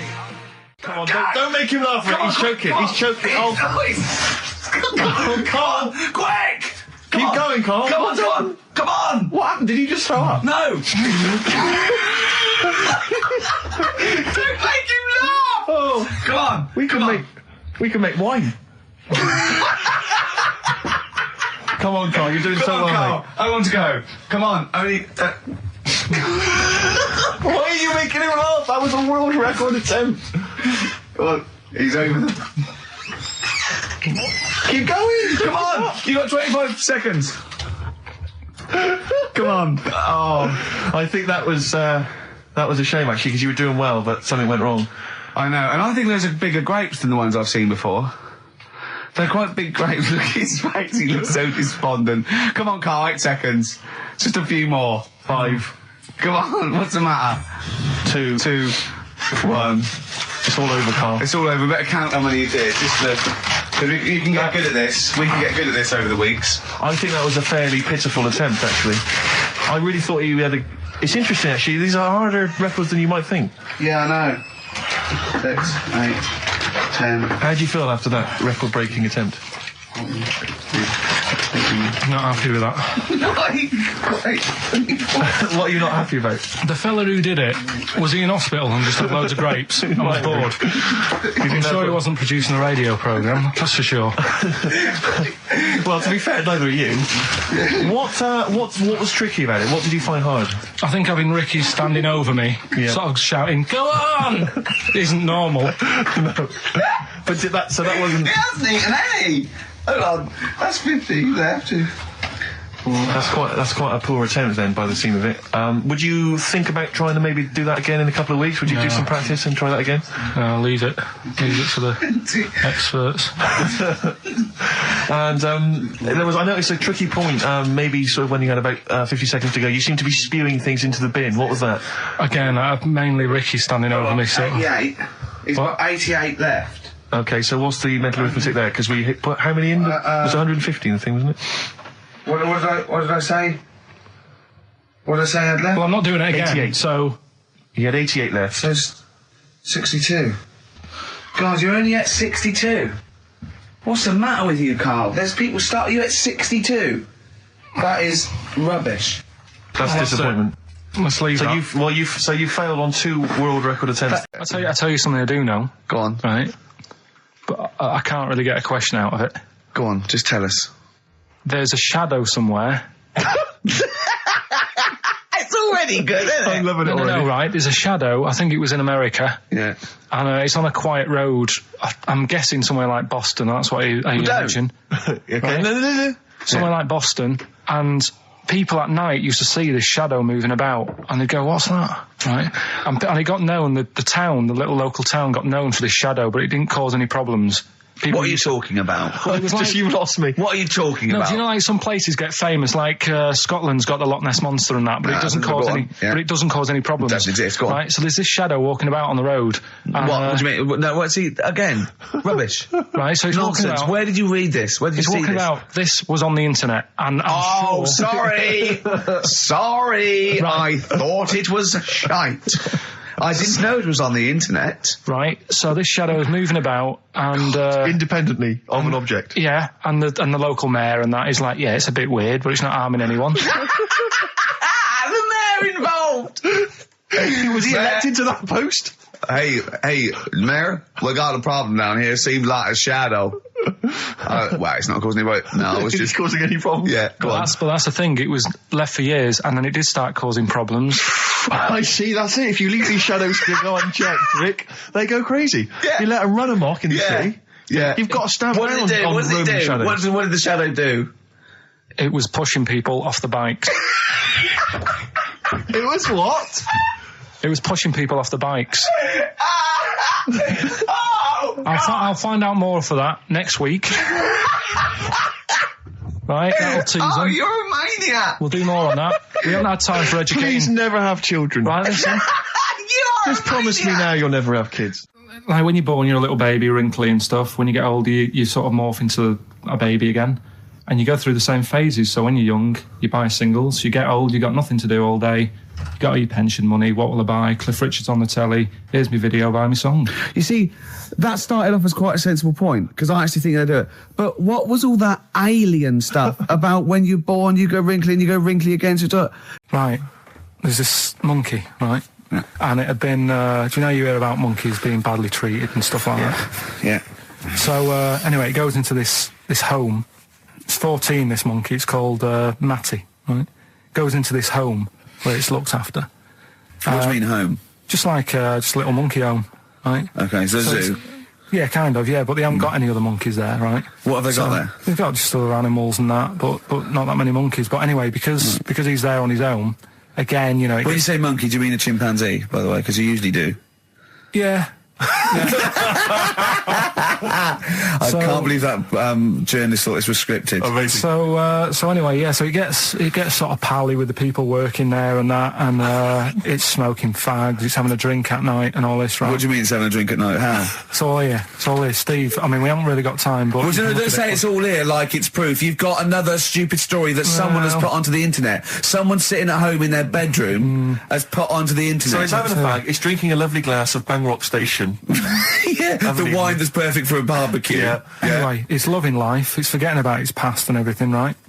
When this other monkey comes along, Oh no. Troubles brewing. Go on. right? That comes in. Something said.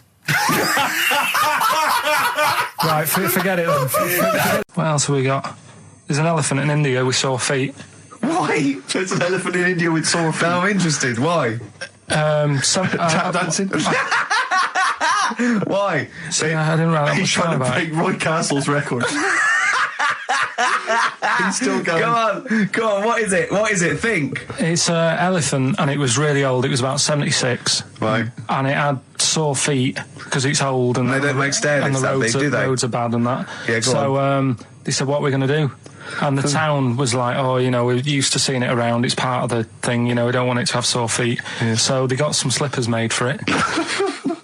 And it had like a picture of the elephant looking happy wearing some slippers. I love him. I love Carl. His world. Think of it. Where did you see this picture? That was on the internet.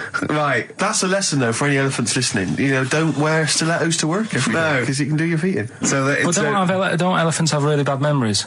no, they're great really good memories. memories. Oh, do they? Yeah. Oh, well, that's good then.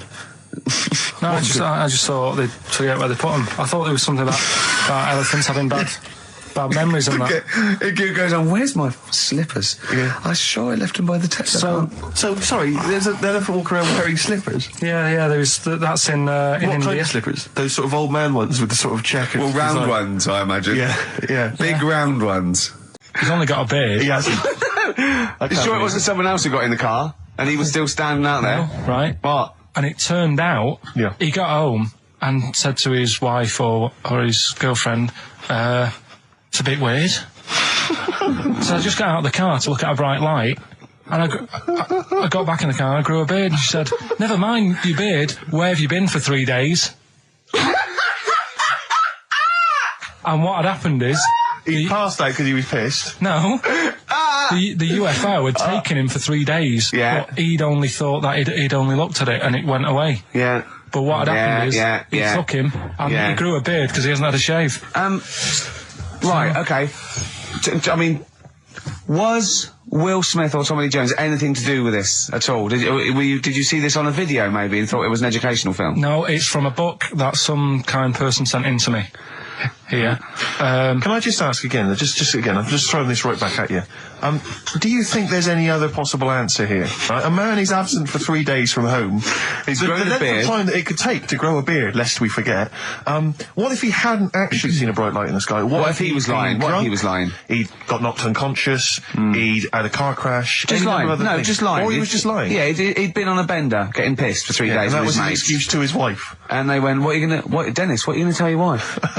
Well, wait a minute. Wait a minute. You're not going to believe I was out with you, lads. Just say you're only away for a minute. No, I wasn't away from it because of the beard. Oh yeah, look, it looks like you've been out for 3 days. Well, we have. That's Exactly. right. Okay, we've got to cover that then. Alien abduction. Great one. Okay, let's try that. Do you see? That's a little scenario there that could have been played out. So, when you say educating Ricky, what have I learnt from this? Never listen to you again. That's all I've learnt so far. Never listen to you. Yeah, we'll add a little bit more in here, right? To Well, spice this no. up. What do you mean? Add a little bit more. We'll add a bit more to this. What I'm educating you about. Go on. Right. There's only a law in America that says if you touch a UFO, you're going to get done. Now, why would they make a rule? I don't know that. Do you know, like all their rules have a code? Carl, I genuinely do not know what you're talking about. Right. Do you know, like how here they might have? Do you know I what? have no idea. Right. Okay. Do you know, like over here? I'm listening to Capital and these headphones. I got Foxy on from yesterday. Right, let's bin that. No way, it's great. I want to hear about Airy Chinese Kid. Let's play a tune. And Okay, then come play a back tune. with Come back with Chinese Chinese Kid. Definitely. Some doors. Yeah, I Yeah. just thought I'd go back, Oh. take it back to the 60s. This is a tune that a friend of mine sent If me. you touch a UFO, you get done. Soul Kitchen from the Doors. Shambles today. This.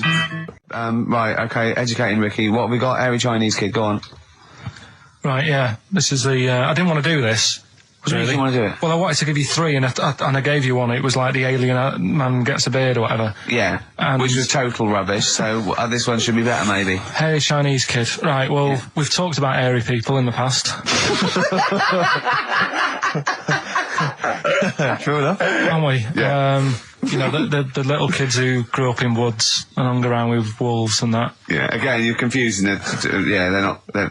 There were some people that were born. Very hirsute. They were not the people who were brought up with wolves. Yeah. You just put that together in your Homer Simpson type mind. Right, well, this is like a sort of close to that sort of story. But the weird thing is, right, Chinese people aren't that hairy as a nation. No, seriously, that's a well-known fact. They don't have that much body hair and stuff. Okay. So this little kid who was born over there, he was like covered in stuff. Was he? And it was only his nose that wasn't hairy. The rest of his body was caked in hair, right? And his hair sort of What grew. sort of hair was it? Was Thick hair. No, what I mean is, was it sort of like a pony's mane, so he just looked like an Ewok? You know what I mean? Just like hanging down sort of straight, dark hair. In the picture, it looked like It grows was it from his downy? eyebrow. It grows from his eyebrows quite thick, and then it just goes all the way over You his don't head. think it was just really long eyebrows that he'd done a comb over? No, it was all over his body. It had a picture of like his back and that. Yeah. And Had he styled it? Had he styled it at all? Did he have it in a quiff or? no, it was just hanging everywhere. all over him. Yeah. And they were like, this is a bit weird happening in China, where we're not normally that airy.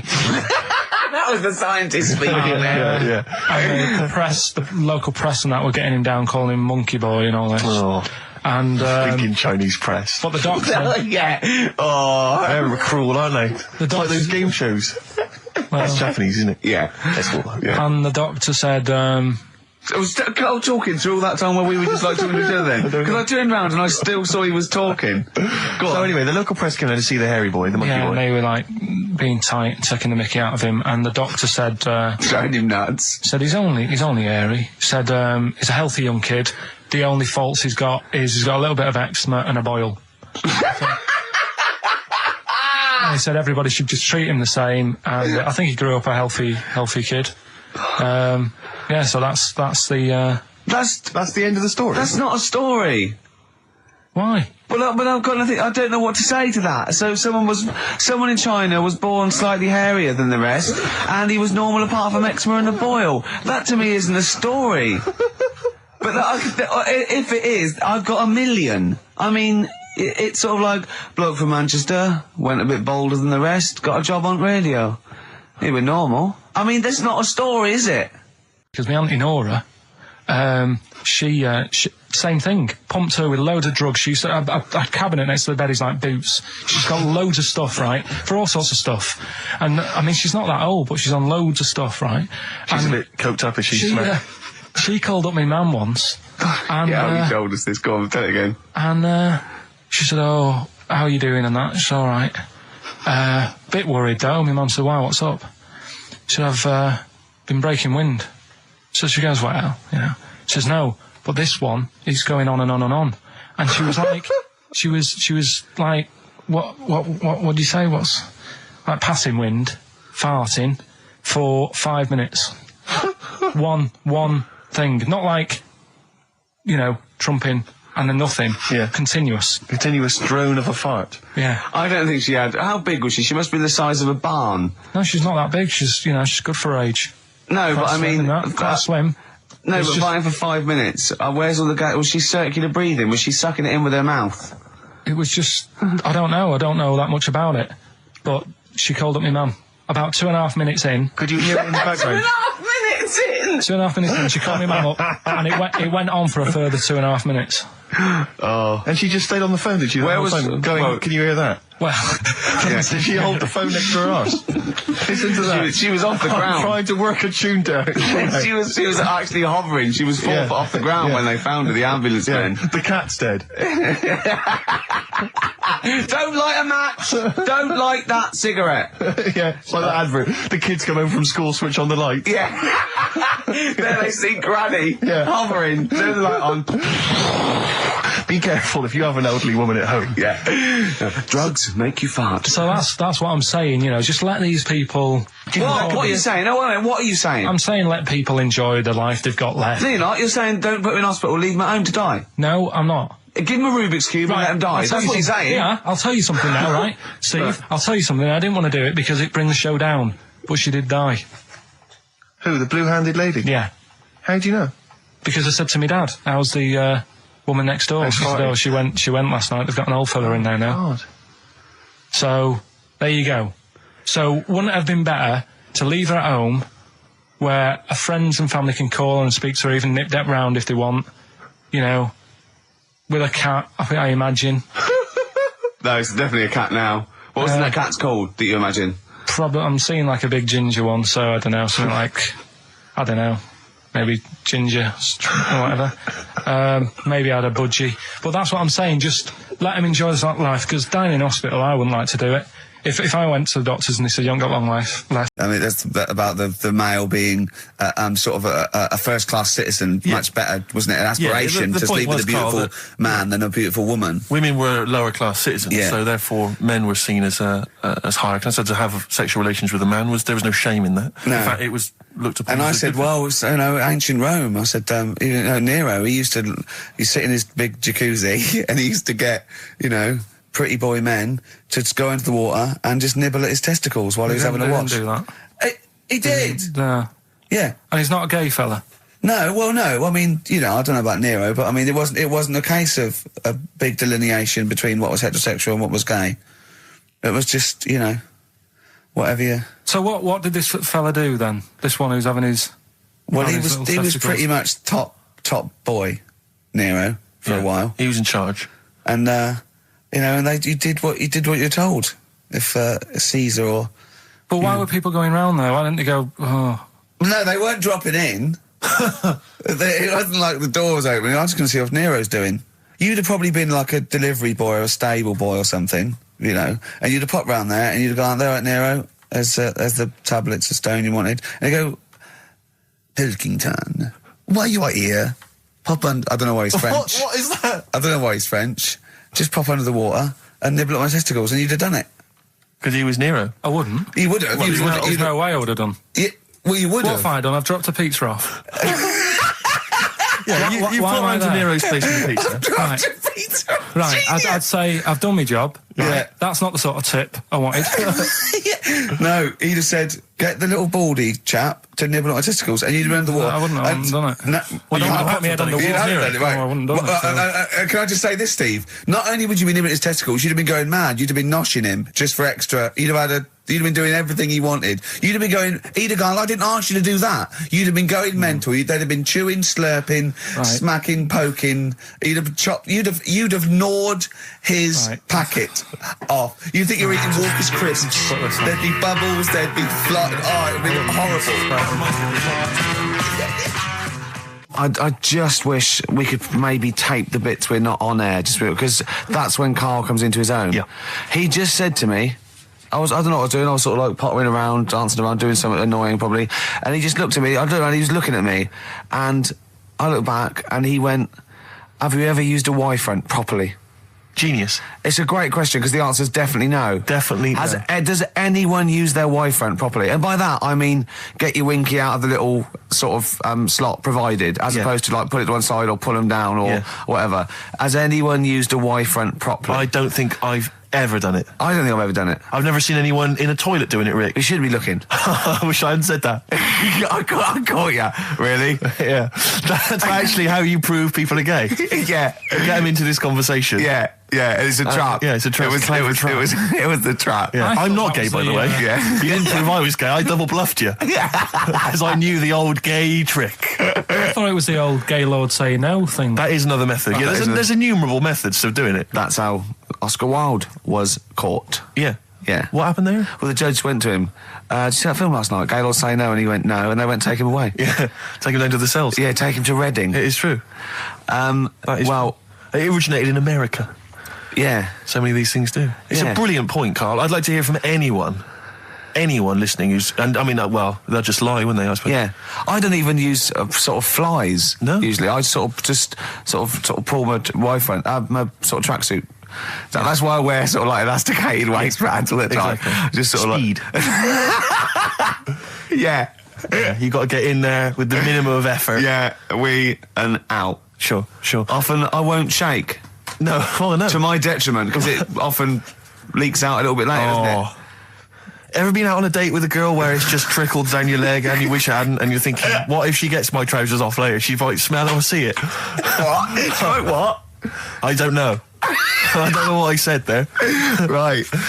Yeah, but it's all the time. It's not just, I mean, you haven't done that with me, taking your clothes off and that yet. But, like, last night we were sat in the pub and I was saying, right, let's not even worry about new features then. Let's get the current ones, going. Like getting what? Good. Like, the one that I was trying to work out, the cheeky freak of the week. Think of that! Yeah, but I was Think of saying, that, though, as a normal conversation. Yeah, but I'd looked online, right? I didn't find that much. I found, actually, I'll tell you what I found later. Brilliant. We're looking for them, right? And then at one point, I think you said to me, go and, you know, what about the Guinness Book of Records? Yeah, you know, they'll have like the best freak in the world or whatever. You know what I mean, though? I wonder what Karl would You're think never about stuck this. for a conversation point if Karl's around. That's what's genius about it. He's always got an opinion. He's got an opinion about everything. Yeah. It's I love the fact he was watching UK Style without a shadow of irony. Yeah. No, that's what I like about him. Exactly, that's what's I wouldn't brilliant. like it if he was trying to be No, he's not. kitsch Yeah. and stuff. I like it because he's down the line, straightforward, no nonsense. Yeah. This is what I like. You know what I mean? He's going to be sort of like Jeffrey Boycott, Dickie Bird when he's about like 60 or 70. He's going to get on a bus and go to the driver somewhere, you need an haircut, you look like a scruffy get. You know what I mean? He's going to be a great old bloke that you Genius. He doesn't get chinned in the pub. Yeah. Right? People protect him, you know, because he's like 70 or something. But it's great. You're looking forward. You're actually in that nod. I know that nod went. I can't wait to be 70. Yeah. Wasn't it? Can I make a suggestion that we just get people, they can email in just questions or comments they'd like to hear from Karl. Maybe they just want to know his opinion on the Afghanistan situation. Yeah, like, or you know, like last night's Coronation Street, whatever. Yeah, like they do it, you know, in the NME or imagine that coming up to the election, they go, Billy says Labour. Yeah. Ooh, I think Karl. the Sun has White Van Man. Each day they interview a guy who drives a white van, see his opinions on various topics. Karl is very much our white man van. White man van. Yeah. So any query you have, I think most of our listeners are, any to be honest. opinion that you would like to hear voiced from the K-Man, ricky.gervais@xfm.co.uk, or you can phone in. I forget what the number is. Oh, 700, 800, 1234. Sweet. Now you during that record, you said, we knock everything. You saw something about the Bermuda Triangle, didn't you? Yeah, when I talked about Ghost, you sort of just, because you don't believe in it. I think it's because you're scared of it, to be honest, and you can't admit to understanding it and actually believing in it. Sure. Thing on last night, Steve. Yes. Bermuda Triangle. Oh, yeah. Do you know much about that? Mainly the song by, what was his name? What's his name? Bermuda Triangle, where people disappear. No, Bermuda Triangle. What's his name? No, Barry Manilow. Yeah. Are you familiar with the lyrics? Bermuda Triangle, where people disappear. Bermuda Triangle, don't go near. Yeah. Shouldn't really make a joke out of it. No, you're right. Go on. But what it is, right? There's a program saying what it's about. What do you know about it? As I say, mainly from what Barry's told me, but certainly planes and various boats have gone missing within the Bermuda Triangle. Planes. Yep, but obviously that documentary didn't explore it. He learned a lot about that. I learned a lot about American history through "We Didn't Start the Fire" by Billy Joel. Again, most of my knowledge of the sort of Tsarist Russia comes from Rasputin by Boney M. Well, listen. Yeah, he was the lover of the Russian queen. They put some poison into his wine. Yeah, yeah. They shot him till he was dead. Yeah. Which is, you know, go on. Right, well, this. Oh, those right? Russians. Sort of bit of an earthquake in the sea. Sure. Lets out methane gas. Okay. And apparently, if you were swimming out in the sea, Yeah. and there was like an earthquake and some methane came out, you can't swim in it, you just sink. Okay. Even if you're a good swimmer. What happens if you're two lads from your school and they heads. Yeah, that's like a buoy. Doesn't You can work. see them a mile off, No. and their webbed hands would get them into shore. Because they did actually say, even if you're wearing a life jacket, if the water's full of methane, right? You just sink. You just sink. So what it's saying is, boats have gone across the sea, got a load of methane in the sea, and the boat just sinks. Right. What about the planes? Is it then sort of planes with little sort of floaty things Could on? be. That'll be the sort they've landed in the sea. Right. And methane's coming. Well, sorry, Carl. What did the documentary say? Not I imagine. Yeah, your hypothesis might be one Yeah. thing. What did they sound like? They didn't cover that bit. They didn't cover do the planes. They didn't do the planes. Something else they said about it, though. Go on. Loch Ness, the monster, Yep. Sure. probably doesn't exist. Okay. What it is, Interesting. Hold on. Interesting. Oh, interesting. It's- What they thought not list probably didn't exist. Curious viewpoint. Hold on. What proof have they got for that, Carl? How can they go around saying stupid things like that? it's methane, Right. Again, in Loch Ness. and people have seen, what's the lake it's in? Loch Loch Ness. Yeah? It being the Loch Ness monster. Yeah. That's where it lives. That's how it finds its way home. That's certainly the clue. Yeah, Yeah, again, Carl, that's the clue. Yeah, if it go, and it's if it's out wandering, it goes, excuse me, would you know where I'm being the Loch Ness monster? Where would I be going? Oh, you'd be going to the Loch Ness if that's your home. It's away over there, you big anyway, monster, you. So the bubbles from the Sure. methane bubble up out of the water. Yeah. People think, oh, God, it's a monster's head. But it's not, it's just water sort of shooting up because of the bubbles. Well, that's two of the great mysteries of the universe solved by Karl P on a Saturday afternoon. That is fantastic. So that makes me think a lot of things. So you know when mediums are sort of like going, oh, I've got something coming through. Do you think they are exhaling a lot of methane gas, and thus making them not think straight? Do you think everything's down to methane gas? Do you think that all the mysteries of the universe are down to methane gas, Carl? What did it say in the documentary you saw? About what? What was the budgie happy? We know that budgie was sad. Was it in a room? Because they used to take canaries down the mines, didn't they? They used to take canaries down the mines, they'd smell the methane, and then the budgie would be happy. I'm not going to teach you anymore. Play a record. Oh, excuse me, and don't be alarmed. I look quite frightening, but I'm merely a nice monster. I seem to have lost my way home. Could you direct me in the right direction? Nice to meet you, yeah, Karl Pilkington. Hi. What's your name? Why do you need to know my name? Well, it might help me to find out where you come from. Oh, my name's the Loch Ness Monster. Okay, alright, give me a second. What was your name again? Loch Ness Monster. See, this is what I mean. Alright, guys, have you finished that private call? Yes. Jeez, that was outrageous. You know you're a fan of Feng Shui, Karl, and you believe it's all true. I did just run this one past you just on the off chance. Yeah. Because maybe that you change your opinion slightly. Yeah. Feng Shui teaches you to use your environment wisely. Sure. If your land and the surrounding area is undulating, it's said to house auspicious dragons. When land is flat and featureless, the dragon is missing and the land is said to be less auspicious. Excuse me, they call me the Brixton Dragon. Sure. I seem to have lost my way. I know it's South London somewhere, but could you help me find my home? What's your name? Well, they call me the Brixton Dragon. Right, where are you from?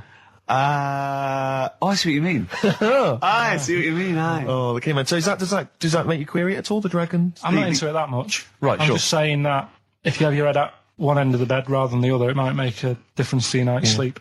It's not so much Feng Shui, though, is it, as sort of good advice, generally? When you went home... Don't sleep on the end of a spike near a cliff. Good I mean, that's good advice, isn't it? You know what I mean? And it was a Christmas play, and I managed to get a part in it.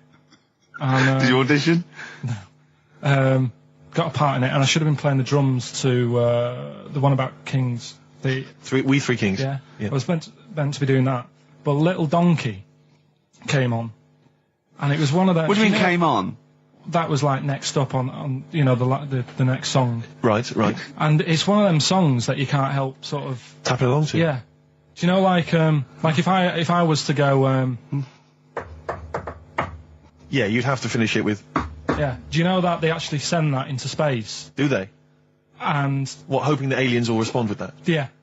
They do that because apparently it is one of them things that you can't help. What, even if you're an alien life form? Yeah. They know that, do they? Yeah. But anyway. What, because they watch Star Trek or something? Hello. Knock, knock. Yeah. No, seriously. Is it true, like, if you send out knock, knock into space, they have to say that? Oggy. Oh, that is great. Seriously. Oh, hold on, what's something out there? What's a little green fellow? That is great. Yeah, so anyway, that is Little Donkey. I mean, we're not a close family, do you know what I mean? We're not the sort of family who keeps in touch with everyone. And I think my mum called her up one Christmas and sort of said, you know, how's the Diddy men? Yeah, how's Nutty Ash? And she said, oh, no, I don't do that anymore. I'm knocking about with Sandra or whatever. Right. And it was like, oh, right. Not big butch Sandra with the big earrings and the skinhead. He used to live down the road from you. I don't know. He used to get Doc Martens wholesale. That's Sandra. But she had a haunted house. Go on. Who, Sandra? No, Hazel. Right. Is this before she was a lesbian or not? Before. Okay. And there was a bike in the hall and the pedals used to go backwards. There was a what in the hall? A bike.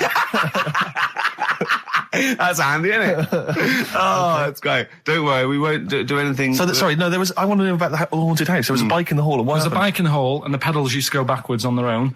And also, shoes used to stick to the wall or something. Did they? Yeah. Yeah. Shoes used to stick to the wall. Yeah. Okay. That sounds like That's all it does. a hell of a household. Yeah. Oh, yeah. dear. Brilliant. Maybe she should clean the walls. All right.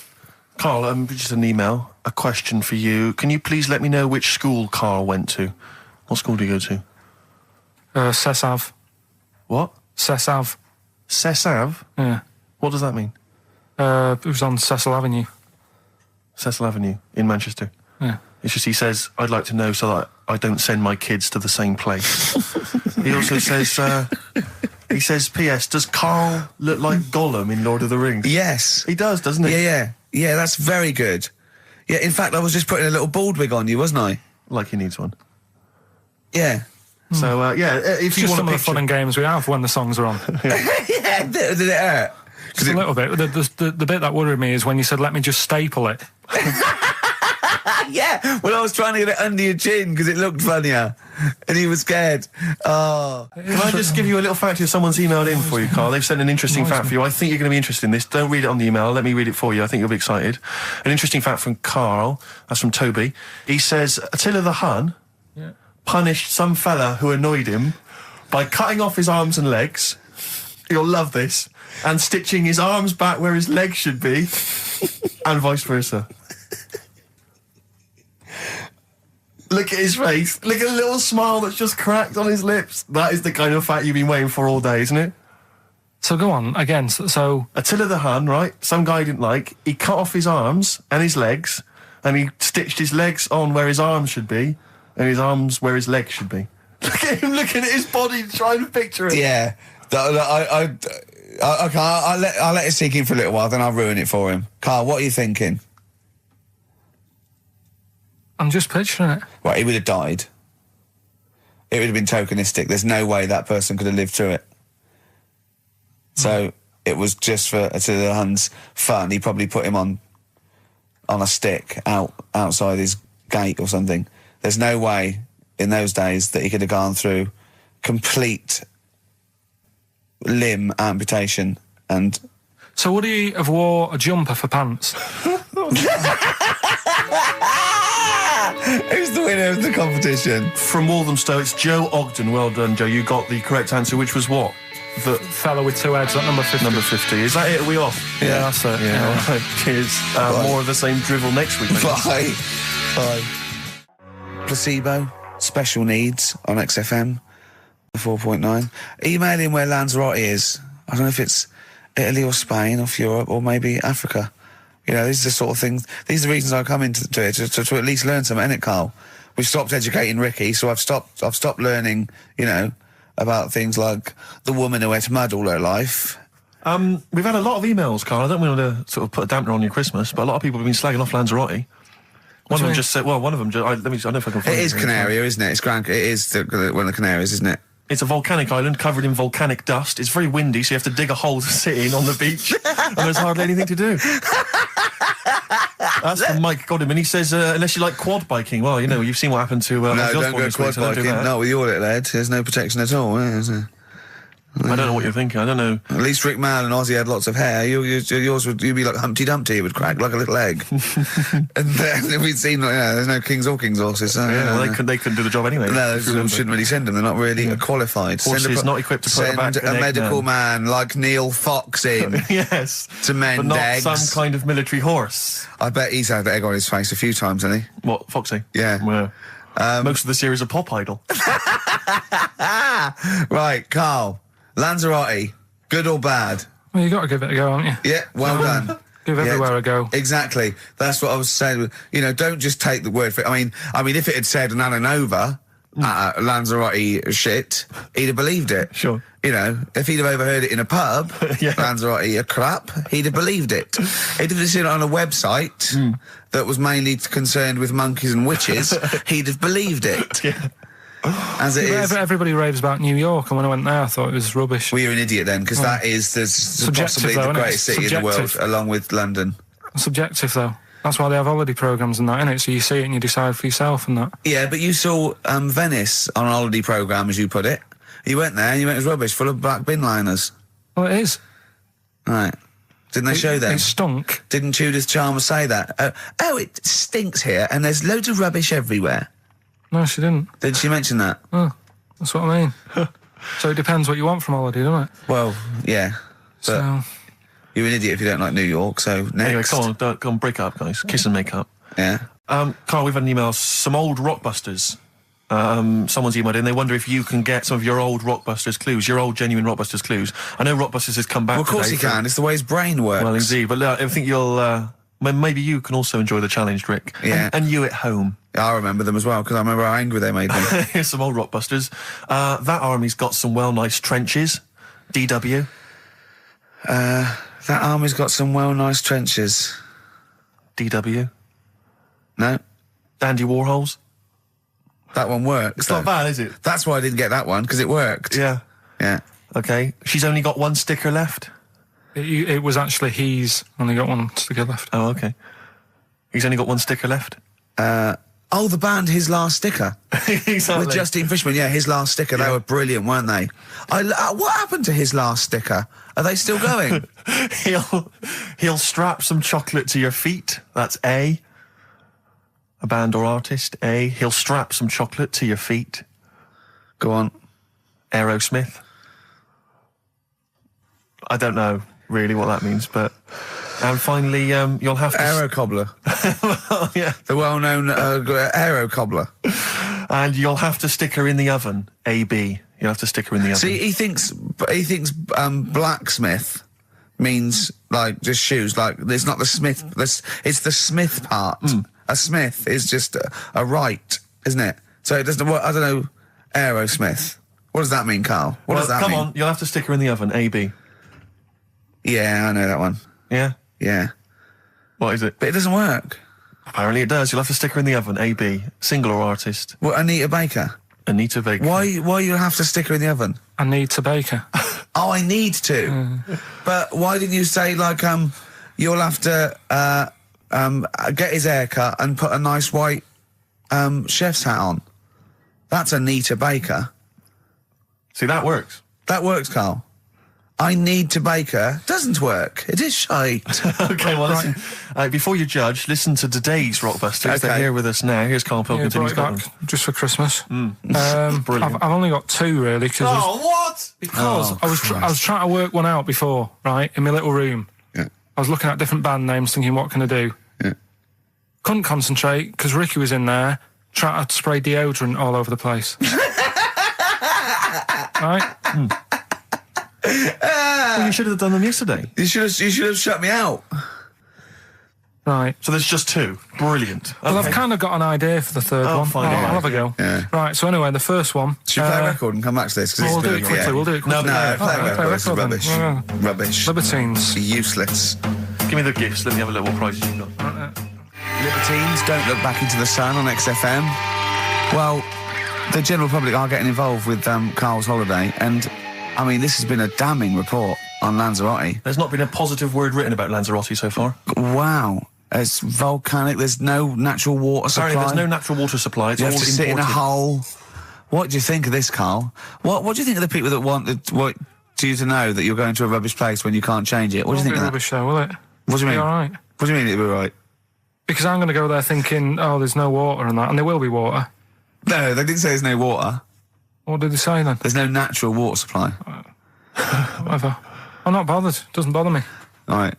I'm going to have a good time and that. What are you going to do? What's your plan to do? Got a book. What book you got? Rich Hall book. I'm just going to read that. So, Brilliant. and the weather's better than here, isn't it? Yeah. So...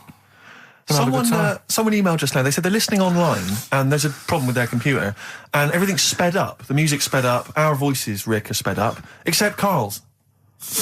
That's how slow he speaks. So when everything's sped up, he sounds a normal. No Blue Sky, The Thorns. That's beautiful, isn't it? On XFM 104.9. Carl, you're losing your rag a little bit. What's the matter?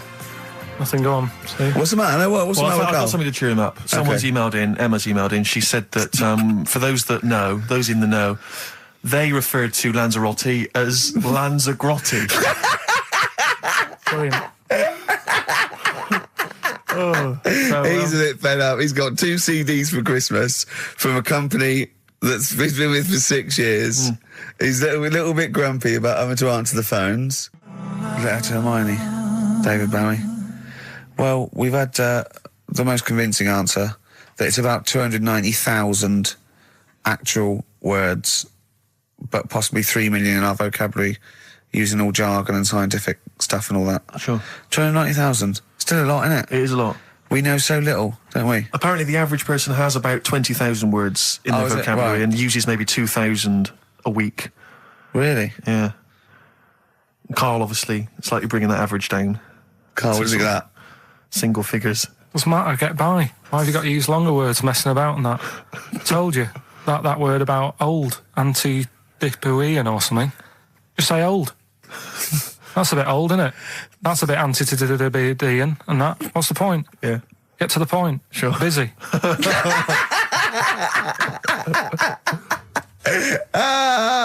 Right, okay. Are you in a film this week, Carl? We're doing that now. Yeah, go on.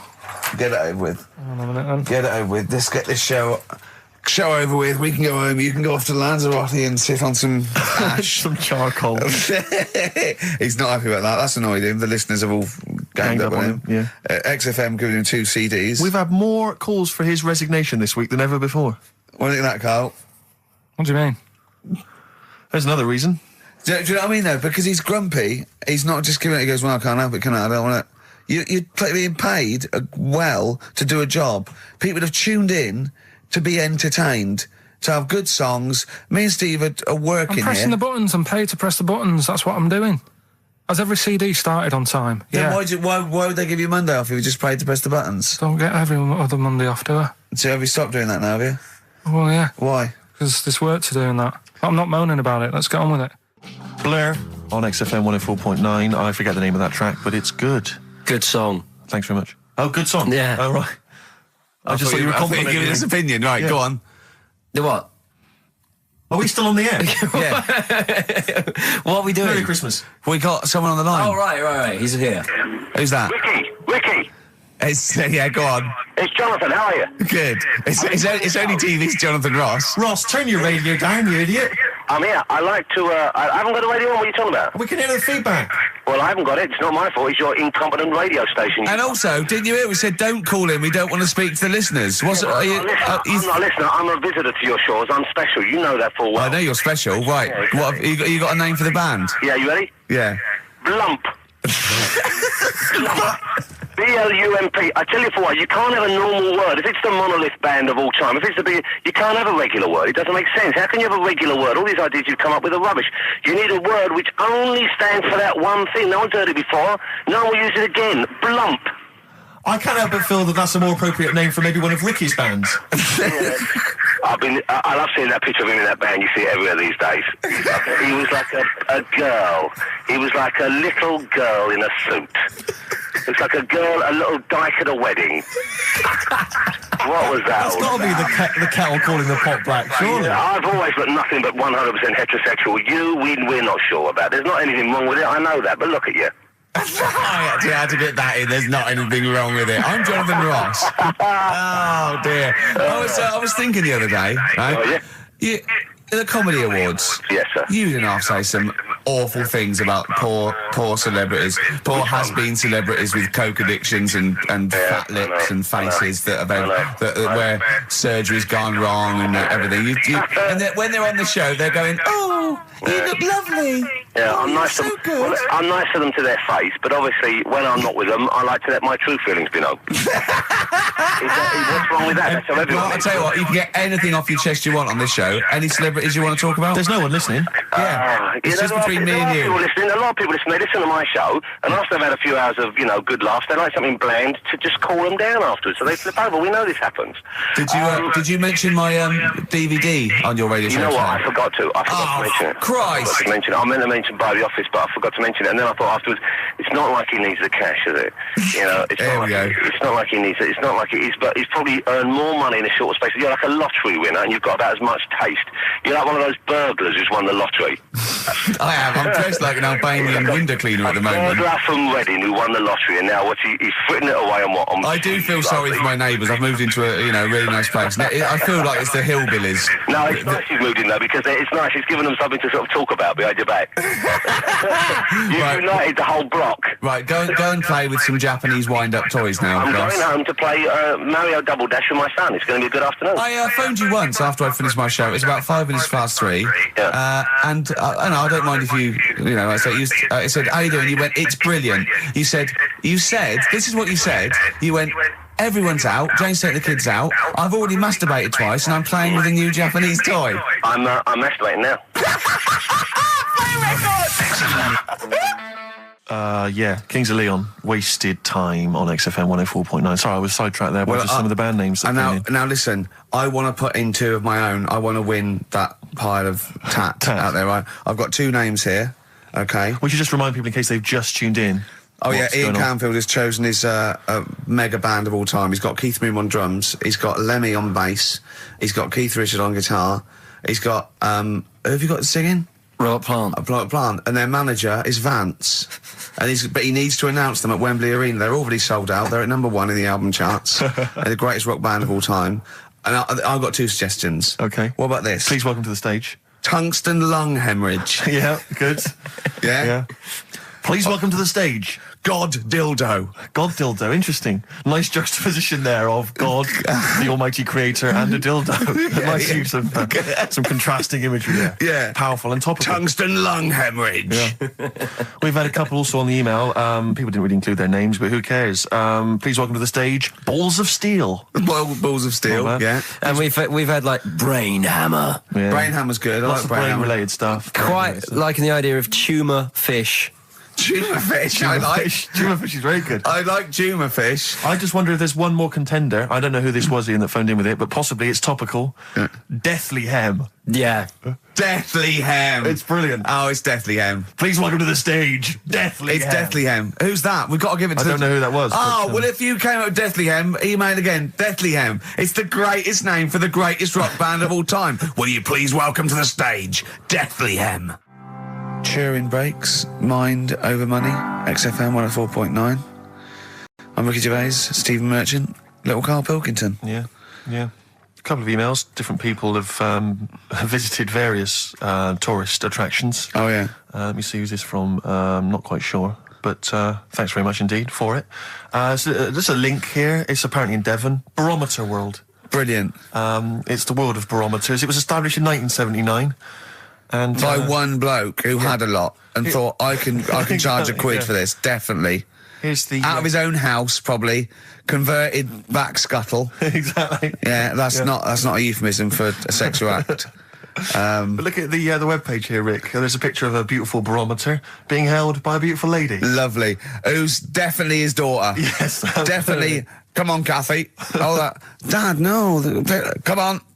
Undo your top a little bit. Dad, definitely made to do that. Yeah. Oh. That slight look of I hope no one I know sees. Yeah. Just checks out Barometer World.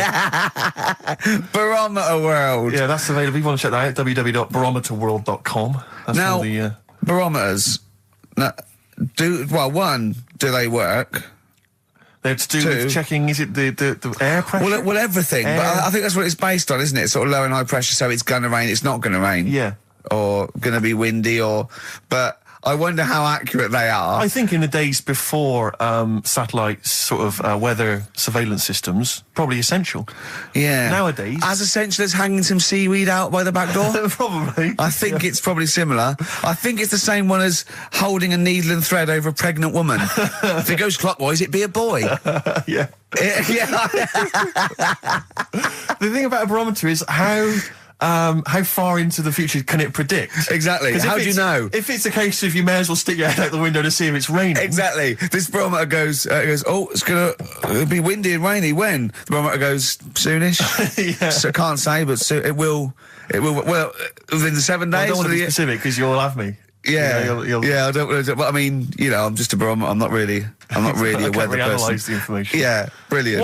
What's in there? What's happening in there? What chemicals are being affected? How does it work? I have no don't idea. know. I assume it's probably something. Wait a minute, let me that's- email Barometer World. Now What could I'm it beginning be? to find it. It could be quite interesting. It could be mercury that's based on a sort of temperature. It goes up with. Oh no, it's not temperature, is it, barometer? It's pressure. So it's probably just very fine. It's like a fine, very, very fine needle, isn't it? This is almost as embarrassing as last time we were on. We couldn't figure out what the name of the leader of China was.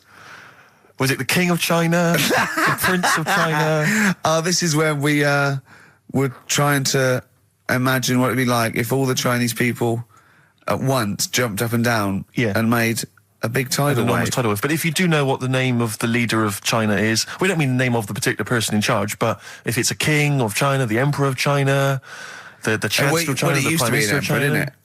No, that was Japan. Yeah, this is it. I don't know what's the big guy in charge. Is he still the chairman? I know Chairman Mao was important. I think he was just the chairman. I think he just governed all the big meetings. Yeah, I don't know. He just kept the minutes. Head Chinaman? Head Chinaman. The major Chinaman. The top Chinaman. Number one Chinaman. Do you know what? We're going to be honest here. We know so little about China. It's true. We know so little about China. Yeah. It's embarrassing. But if you've got any interesting facts about China, then email in ricky.gervais@xfm.co.uk. Also, I imagine the email address to use if you're going to take part in this week's Rockbusters. I did read an interesting fact. I'm researching. I'm doing a show called Politics, and I was researching. And there's a thing about you went online? sweatshops. Yeah, no, sweatshops. Like Nike. There's these facts, right? And that these people get like a few cents an hour, and the CEO, I forget his name, for a Chinese woman to earn his 5.2 billion, she'd have to work 8 hours a day, 7 days a week for 10,000 years. But Steve, they don't. They don't. They don't. They obviously don't want to. Exactly. They don't want to. They don't want to. Lazy, Rick. A lot of emails, obviously, about the Chinese. People as fascinated as we are. I don't want to discuss it, interminably, Rick, because there's so much to say, and we've said most of it in the past. Yeah. Get a couple of emails. In fact, I think, Carl, you told us this information. Remind me of it again. If all the Chinese people in the world were... We're in a line on that, because there's loads of them, you'd never get to the end of it. Right. No, it's not that. It's no. If all the Chinese people formed a line and started walking out of China, you'd never get to the end of it. That's what I just said. No, it's because though. They'd be having babies. You know what I mean? Still, it'd be adding to it all the time, wouldn't you? But would they be walking and shagging and having babies as they're walking out? Yeah, that is. I'd love to see someone organise that. Maybe the Record Breakers team. I tell you what, I'd love to see Ross McWhirter or Norris, who is it? Who's the one that's alive? I forget Norris, I think. Norris, right? I'd love to see him to coordinate that. Yeah. 1.2 billion little Chinese fellas. Boy, girl, boy, girl, boy, girl. Yeah. And where are they walking out of China? Which exit are they taking? They're taking the... Through Tibet? Or? I think it's the... Gate 9 Slip Road, the M43, right. to St. Petersburg, right? And they go, and walking, and shagging. Yeah, exactly. Yeah. Because some presumably are dying as they're leaving. No, but they live to 120. That's true. So they claim. So, well, we know Carl's theory on that. Do you want to just tell new listeners your theory about when all these Chinese people get the records for oldest people in the world? Come on, what's your theory, Carl? Leave it. Carl, just that they're probably lying. Why? That's all. Because a lot of them don't age that well. Some of them do. A lot of them don't, and they always look older than they are. I read the other day, right? Do you know the one who was the oldest woman in the world, right? Chinese woman, right? The way she did it, it was... She didn't die. That was her secret. Yeah. What she did, she got up every day and didn't die. No, she was like awake and that, and then she'd have 2 days just sleeping. Right. So she wasn't really that old. What do you mean? Well, she'd only sort of lived half of her life in a way. Well, we so all live 2/3 of our life, don't we? No, but she was like awake and that, and then she'd go, I'll go out of bed, and then that'd be it for 2 days. Oh, God. 17th century? But it happened in Hackney, right? If you're outside London, that's in a place in London. And it's this monkey that's going about Hackney, nicking DVDs. Even the monkey didn't go for videos. Even the monkey knew, well, there's no point getting on VHS. The Roger on VHS. You're having throw it back. Right, and there's a girl called Lisa who works in our office here, right? And I mentioned it to her because she lives in Hackney. I said, you familiar with this? And she said, I remember something about it, which annoyed me. The fact that a monkey's running riot, but she didn't know the full story, and she lives there. What do you mean a monkey? Do you mean a chimpanzee or a monkey? I don't know. Is he a zoo in Hackney? Is he a zoo there? I don't know what sort it was, but it was like. Is there a zoo in Hackney? I don't know. That's what I was asking. So, Right, get on with the story. So anyway, it's been robbing stuff, and the other bit that really puzzled me, right, is the fact that And you're not easily puzzled by monkey news. they took fingerprints. What do you think about that? Well, they took fingerprints, presumably because they didn't know it was a monkey to start with. No, they did. They saw it, nicking stuff, and they said, get fingerprints. So that means there's more than just one doing it. I'm gonna have a heart attack. He had to fax them to Interpol. Yeah. We know that is, It's Brian the monkey. Yeah. So Sorry, I that's- don't understand. He was stealing DVDs, specifically DVDs. DVDs, I think it said watches and stuff. What, breaking into homes? Yeah, in Hackney. Maybe. Are you it's sure somewhere- it wasn't a kid with a mask on? No, seriously. How was he breaking into homes? They're good, Up aren't the they? drain pipe. They're good, aren't they? They're good, aren't they? But how would they do So that? is that the news? Well, how much do you want Is that monkey news? for this week? Well, I don't know that it's true. Again, I've got the things. There was other stuff. There was another story that I found about a monkey, but I would like to know from someone in Hackney do you know what I mean? And I missed that one on Crime Watch, which would have been good. Right? But there was another story about one that kept getting on buses, not paying its fare, and just sat in a corner reading the paper.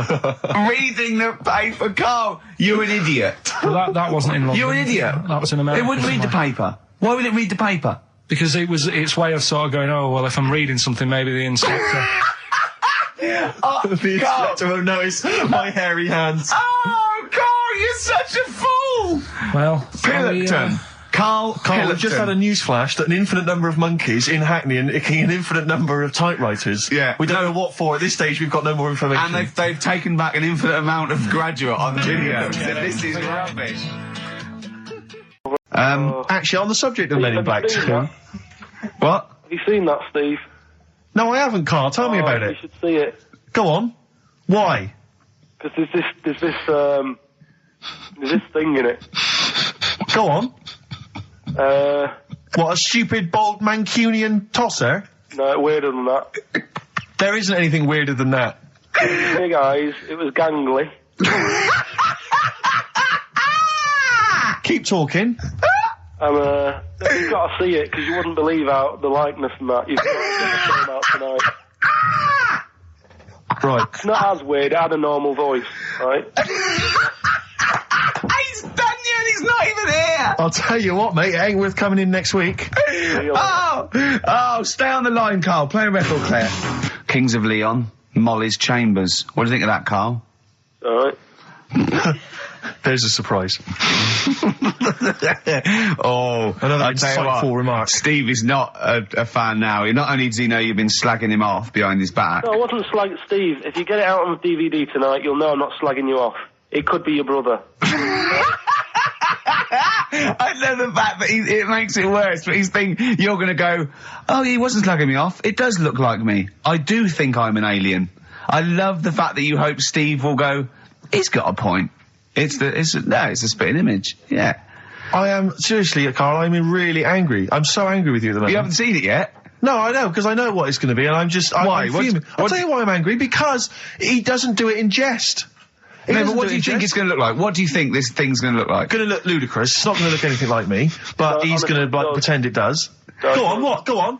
No, it does look like you. Yeah, of course it does. And you looked like the Human Z.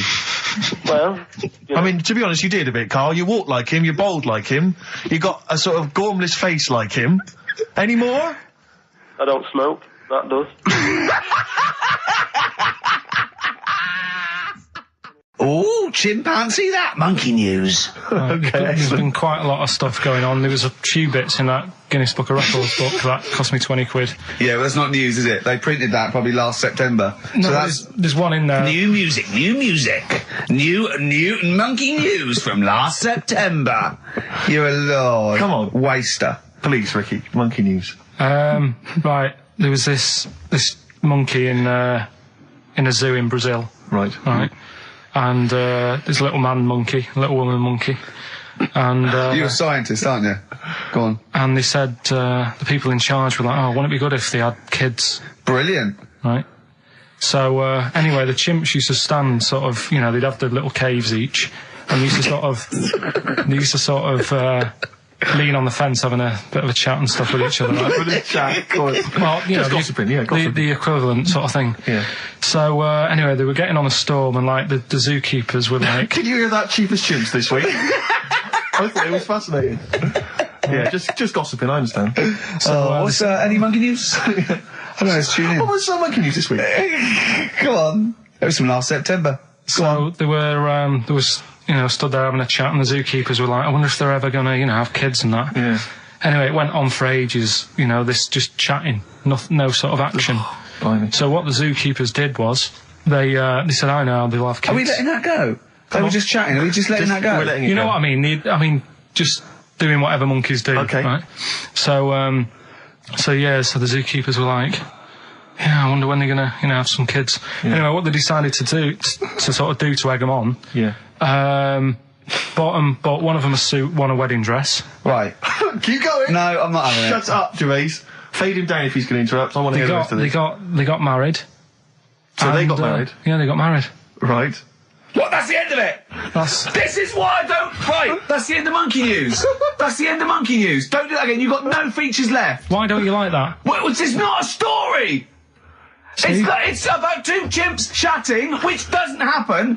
The zookeeper's going, I wonder if they're going to ever have kids. Egg them on. They got married. That's the end of the story. What are you talking about? Hang on, just calm down. Let me just check that you didn't make a mistake there and didn't lose out. What do you mean you didn't make a mistake? Wait a minute, he may have just left out a fundamental piece of information. What, the story? That would have made it into a story. Right. Let me just check the facts. So they bought them wedding outfits. They were married. Did they propose to each other, or were they just forcibly Don't married? encourage him. Just forced onto And it. then what was the outcome? Once they got married, what happened? They fell in love? Yeah. What? Whoa. It's not a marriage, Carl. Be quiet. It's not a real marriage. I don't know what you've got in your head. It's like the head of Homer Simpson. I'd go in there and there'd be a wedding reception and there'd be a couple of fights and they'd be talking about stuff. They got married. They fell in love. Did they have children? They're not back off the honeymoon yet. So there's the time. Time for monkey news. Can we have the jingle? Oh, chimpanzee, that monkey news. I love the jingle. Right, well, Can we play that jingle once more? Yeah. let me cue it up. So, chimpanzee, that monkey news. Oh, it's brilliant. Well, listen, it's from Steve. Okay. Right? Now, what it is this monkey, right? Yeah. Don't know where it was. Mm-hmm. But there's a bit before the monkey anyway, right? Jeez. It's this, no, listen. Shoot me. Right? It's a bank. There's this bank, right? Busy bank. Normal day, everything's going normal, right? Busy bank, people going in, doing what they do, seeing about mortgages and stuff. Yeah. Everything's normal, everyone's happy, right? Yeah. So anyway, it's quite busy one day. Fella comes in with a gun and a balaclava on. Up to no good. Right, I'll tell you now, Carl. If this fella turns out to be any ape or monkey related species, you're never doing this again. I'd never. So just, if you want to finish it, it's at your own risk. But if this fella who robbed the bank turns out to be a chimpanzee, that's the end of monkey news. All right. Okay, let's hear the end. It's a lovely day in a lovely bank. Everyone's happy. Everything's normal. The man comes in the balaclava. Man comes in, starts waving a gun around. Shut up, Rick. Let him finish the story. Starts waving a gun around, right? Up to no good. So everyone's thinking, oh, God, you know, wish you didn't come in here. It's not going to be a good day. How tall is the man? Shut up. Let's hear it. Everything, you know, oh, God. He's telling everyone to get down on the floor. Yep. In what, in English? In English? Yeah. In English? So? Yeah. So everyone's panicking. Everyone's getting on the floor thinking, this is it. This is, you know, it's all over. Yeah. Just when you think, you know, it's all bad news. Yeah. It's all bad news. Doors swing open. Little monkey wanders in. God, it's worse. Shut up, Rick. Little monkey wanders in, right? The robber's like, what's going on here? He's telling it to get down on the floor. I don't think it was taking any notice. No, right? it was just busy asking for coffee. It runs in. I don't know if it was going to withdraw or deposit or whatever. It wanders in, right? Goes up to the robber. Where did it come from? Shut up. Will you let him finish the story and then ask questions? That's only fair. Okay. Wanders in. Runs up to the fella with the gun, takes the gun and the bag of money off him. Everyone's like, yay, you know, we've been saved.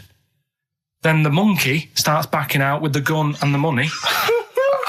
Shut up! Don't sit down and finish. I'm having this. And He does a runner with the money and the gun. No one's seen it since. You are an idiot. I mean, you have said some stupid things in your time.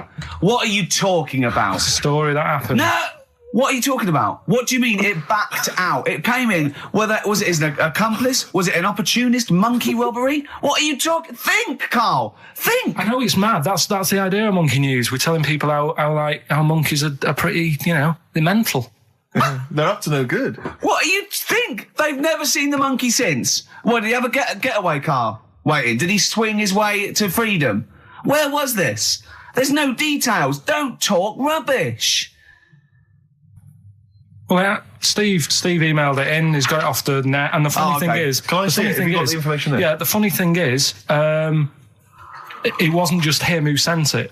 I had that a couple of times. So a few people obviously read the story and said, that'll be good for Monkey News. It doesn't say anymore. It doesn't say if he went off to Spain. It doesn't say, if he's on Crime Watch. Yeah. It doesn't say any of that. It's just saying that's what he did. That's the story. And that's what Monkey News is about. I've heard that they're making a movie version with Phil Collins. So I look forward to that, and Judy Waters. So that's this week's Monkey News. If you've got any, if anything's happening don't bother. in your town. That's the end. No, that is the end. That's the end of Monkey News. No more Monkey News. This is bit of Queen. It says it here in this email, Rick. It's got to be true. Right. So that seems well. Oh, chimpanzee that Monkey News. Right. Now, before and again. Go on. Oh, chimpanzee that Monkey News. Brilliant.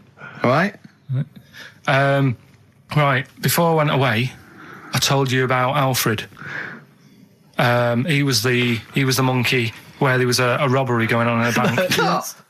And then he nicked the robber's loot and backed out with a gun. Yeah, he sort of stole. He robbed the robber, didn't he? Yeah. Did he take his gun as well? He took the weapons. He took all the weapons. There was like a couple of robbers. He managed, because they were so amazed that a monkey was coming in. It was like, don't talk shite twice. Right? Anyway, got a follow up to that. Okay. Now, what was that monkey's name? Alfred. That was Alfred.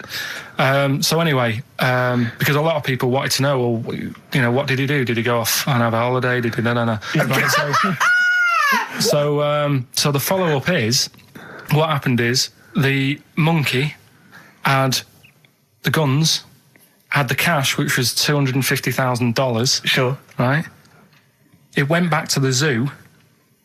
Right. All right, Carl, you're talking shit. Ricky, I get angry with you when you won't let him finish his Monkey News. Right. Can we just get out of the official Imagine thing? if people were interrupting Trevor McDonald. It wouldn't happen. I want to make sure I don't get anything wrong. No, of course not. Check the internet. So the monkey goes back to the zoo, right, where all the zookeepers come out and go, get him. He's got the guns. Yeah. He hands out a couple of guns to his mates. What? Right. His monkey mates? His monkey mates, so they've all got a couple of guns each. Oh, Carl, Steve, I can't, mate. I cannot Just stand it. Honestly, I want to scream. Please, I really get annoyed with you. They tried to do him a deal. They said, how about if... I'm going. Tell him that. I'm going. No, I can't. Step out for a moment. Okay, we'll just do it. Look, don't listen. Step out and I'll paraphrase what I hear for you when you come back in. Step out. Now, please, I need to hear the end of this. This is Monkey News. This is important stuff. Right, Ricky now has left the room. He cannot bear to hear, which is surprising to me. Right, so anyway, they've got the money, and they say to the zookeepers, how about we give you some cash? Yes. And they go... Sorry, hang on. Sorry, the zookeeper said that to the monkeys? Yeah. Right. No, the monkeys who have got the £250,000 right. say to the zookeepers, we'll sort you some money out if you let us go. Sorry, the monkeys say to the zookeepers... We'll give you some money. Yeah. You don't see any problem with that? Right, listen. Okay. It's nearly finished. Right, I'm listening out there. This is ridiculous. What do you mean the monkeys say? What do you mean the monkeys say to the zookeeper? They were probably holding the money out, like kind of going, look, we'll do your deal. Right, okay, come on. And what happened is, I think they were happy with that. I think they left, and that was that. They wanted to get out of the zoo because they didn't like it in there. There's the thing. Right, I don't... Just have a look. Right, Carl, think. Right, how did they get out in the first place, this one? Just let Steve have a... So why did he go... So he went and robbed... He thought... What, he knew there was going to be a robbery that day, did he? he might have been getting some money before they went to escape, and then that happened and they had more money. They might have been withdrawing some stuff out. What do you mean? No. If he was planning on leaving the zoo, he's going to get his savings. What are you talking about? Right, there's this monkey. Right? Oh, yeah. It's called Jack. Yeah. Right? I got pally with this bloke who worked in a railway station. How? Pen pals? I don't know, I didn't say all that. I'm Internet, just telling internet. you. I'm not sure. Chat rooms on the internet. So, anyway, he's helping him out all the time. It's this fella's job, right, to sort of make sure it's safe for the trains to come in, that sort of thing, right? But he's always working on his own, so he's got his mate Jack in with him, right, this little monkey. Yeah. And, you know, they're having a good time. They share lunch together and stuff like that. Anyway, it gets to a point when the fella whose job it is, right, starts getting old, and Jack, the monkey, starts getting more involved. Presumably this is a chimpanzee as opposed to a monkey, you mean? When you say monkey, it's generic term, you mean chimps usually, don't you? Yeah. Go on then. So, you know, he's clocking the fella doing his job, and he's thinking, I can do this, right, the monkey. I love it. Yeah. He's helping out, he's pulling down the levers and stuff, so the train's sort of coming on the right lines. Sure, yeah. He's clocking it, he sticks his head out the little window, see the train's coming and that. I hope British Rand are listening. Yeah. Right? In the end, Oh, yeah. the fella whose job it is, he lost a leg for some reason, couldn't work anymore, Lovely. gave Jack the job. Yes. Right. Okay. The railway company are happy with that. I'm sure they interviewed a number of people, but he was the best monkey for the job. And that's good, isn't it? Well, it's not true. Right, once again. Well, it's not true. Don't hand Steve a piece of paper that someone put on the internet who is probably a bigger mentalist than you. That's not proof. It's not true. At no point did a railway company give a chimpanzee the job of signalman. It was ages ago. What? Steve, when was it? It was Before about trains, 18, probably. Well, it's in the 1880s. Yeah. According to this piece of paper, which is what you've based your monkey news on. Now, of course, I think ITN and a lot of the news channels, they tend to get lots of independent confirmation of their news before they give it out as fact. But you've got an email from someone, so let's assume that's real. It says, for this, Jack was officially put on the railway payroll, earning 2 cents per day and have half a bottle of beer on Saturday. That's what we pay you, isn't it? He doesn't even get the beer. Oh, dear, he's not allowed to drink, are you? Someone emailed in actually and said, Carl, some years ago, did you die? And they took your face and transplanted it onto that of a chimpanzee. It would make a lot of sense. I've never seen you. He always has t-shirts right done up and long sleeve. I bet he's hairy under there. Yeah. I bet you are hairy because you have to shave right up to your eyes. You're one of them, aren't you? And I can see the growth, and it comes out the top there. Are you really hairy underneath? Pretty hairy. Are you really? Well, what's up with that? You're a humanzee, aren't you? That's why you're fascinated with them and why your IQ is sort of about 80. I think you might be. I don't mean there was any. I think it was a genetic sort of throwback. Well, you're pretty hairy. Look at your arms. What? Just look, give me that banana and shut up. Anyway, bit of monkey news that's been sent in. Right. Gareth in Catford. Right. Good work, Gary. Basically, it's about this monkey Oh, yeah. Oh, yeah. in the jungle. Yeah. It's got a gig at an hairdresser's. What are you talking about? What are you talking about? What are you talking about? It's got itself a nice little job going in an hairdresser's. As what? It gets people sitting down, and what it does before the people have their hair cut, that it sort of sits there, and it goes through people's hair, makes sure it's clean, and people are loving it. Right, backtrack. So it's a pet monkey. It's nothing to do with it getting a gig in an hairdresser's. It's a pet monkey. It's not working at Monkey and Guy. Yeah. No, seriously, it's in there. I think it might have started off as a job, and then. So what does it say? It says junior £15, stylist £35, and monkey £63. So I didn't quite follow. It's in the jungle. It was wandering about. Right. Maybe it did But start it looks good. Its hair looks good. Someone thought, hang Yeah, on. but never ever. You see, people make that mistake with hairdressers anyway. I always say, well, if the hairdresser's got a good haircut, go to where he's going. So, Can we just go back to Monkey News for a second? so anyway, that's why, yeah. I didn't quite follow why he's still his salon is in the jungle, or where is it? No, he was doing what he does in the jungle, right? Right. He's walking about. He wanders into the hairdressers. Yeah. Maybe they didn't have him on, like, as a job straight away. He was just there. was People training, said, this is yeah. nice. He's sat there picking the nits and what have you. Carl, I don't know where to start. Then- it's just it's the embellishment. You don't he walks from a jungle to an hairdresser's. I mean, you're an idiot. You really are. I'd love to see you try and get a job in an hairdresser if there was another monkey up for it. You'd never get a job. So he was good at that. People said this is relaxing. Apparently he had really nice hands, soothing, Yes. right, on people's heads. They said, let's put him on the payroll. So Let's put him on the payroll. What do you mean? Yeah, I'll give you that. Okay, this is the news item, is it? Customers are queuing up to have their hair done at a salon in the jungle There you go. by a monkey. Judy, a pig-tailed macaque, has a reputation as the best exterminator of head lice in Kane. There you go. She is so good, some customers fall asleep under her gentle touch. Regular Amporon Chakema said, Judy's hands are so soft and gentle, I really feel I can relax. But you know that is doing what it does naturally. It's looking for, like, salt and stuff in the hair Yeah. and nits. It's not on the payroll. It doesn't complain about when it gets deducted at national insurance. It's not part of the union. Yeah. Do you know what I mean? But a good monkey news, you know, backed up with good tabloid journalism. With solid evidence there. So No, I think maybe we should start marking the monkey news, Rick. I don't know what you think. Giving it marks out of 10, maybe.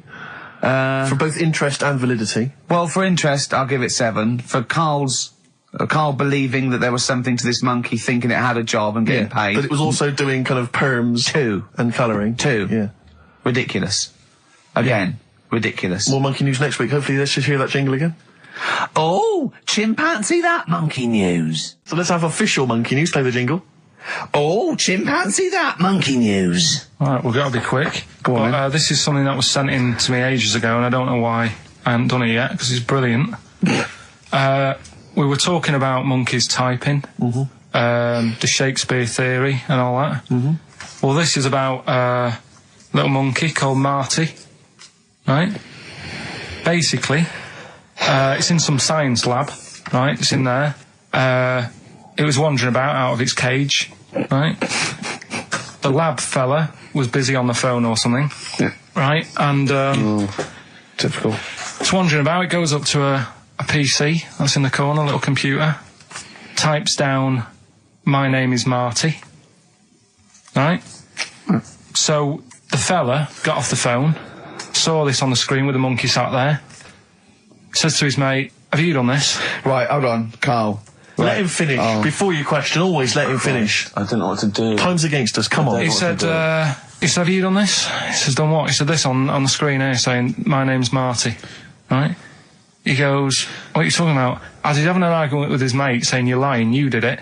Monkey's sat there, typing, this isn't a practical joke, my name is Marty. Right, and that's the end of the story? I'm not coming in next week.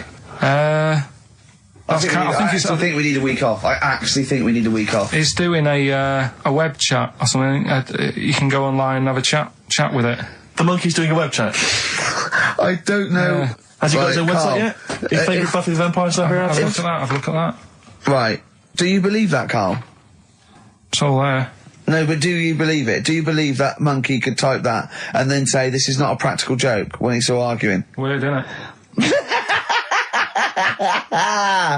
Oh. What do you reckon, Steve? Yeah, well, it's obviously a wind-up. It's a joke. It's not even... You haven't even got some of the facts wrong. It's just a wind-up. Have you noticed the date?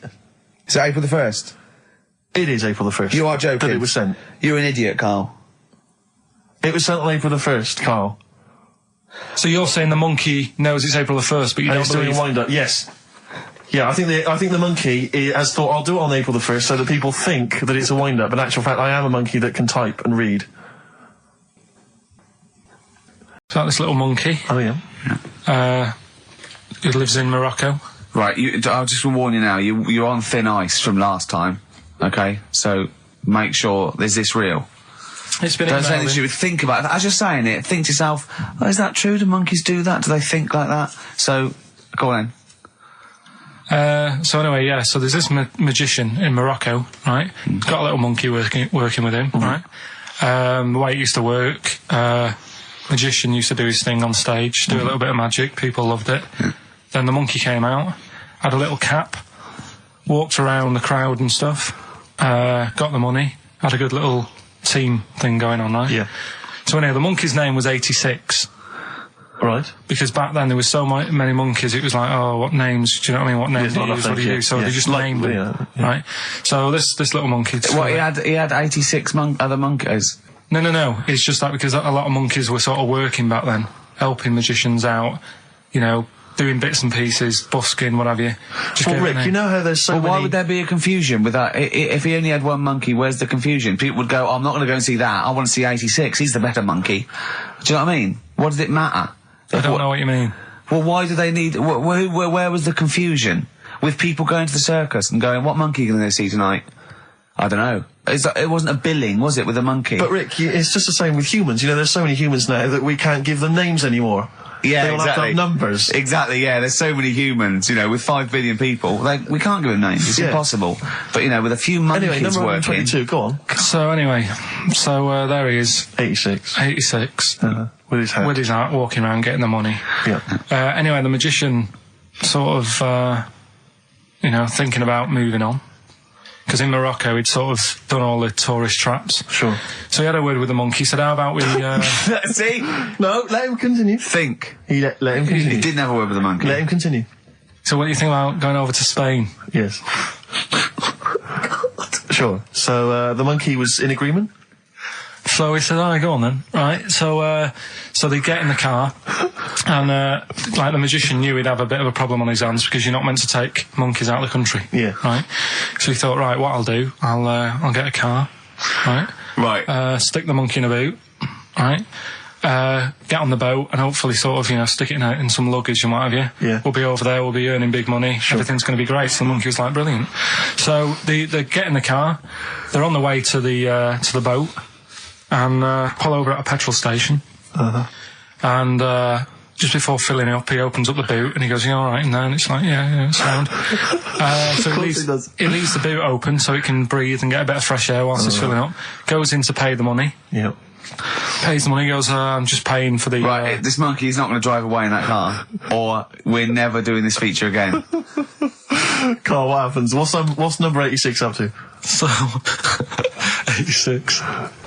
So, That's the ending, isn't it? That's the story. Come on, let Carl finish the story. It better not be. Brilliant. You're gonna love it. Right, so he's in the petrol station, and he's going, right, I'll pay for pump 4. And the fella says, what are you talking about? Pump 4, isn't that a monkey? No. Sometimes I use numbers for monkeys, sometimes I use... No, I mean pump 4. Sure. So he says, what are you talking about? There's no car at pump 4. Right. Keep going. Sticks his head out of the door. Yeah. The monkey's giving it some. Went over to Spain on its own. I don't know what to do. Well, hang on, let's just get a couple of the facts right here. Right, what do you mean, couple of the facts, right? There are no facts. So, It number didn't- 86... it number number 86 86 is a he drove to Spain. You are... honestly, Carl, you must know. It was an automatic. Right. Carl, did he- you must know that is shit. There is no way a monkey... No. That's the thing with He this gets feature, though. stopped at customs. Mental. How did he get through customs, Carl? Has he got a passport? No, he was sneaking about because he didn't have a passport. So he parked and then snuck through. I've got some, but just because he's not that good, something else I found out that I thought I'd share with you. Go on. I was looking in the Guinness Book of Records, right, because I thought they'll have something in there about monkeys or something, right? Mm-hmm. And there's a little monkey, I think it lives in Asia, right? There's loads of them live in Asia. Might just be travelling, but yeah. And something they found out, I don't know if they've got it right, and that's why I want to bring it up. Apparently, it's the mammal, right, that's got sort of the pointiest eyes that pop out of their head. Steve.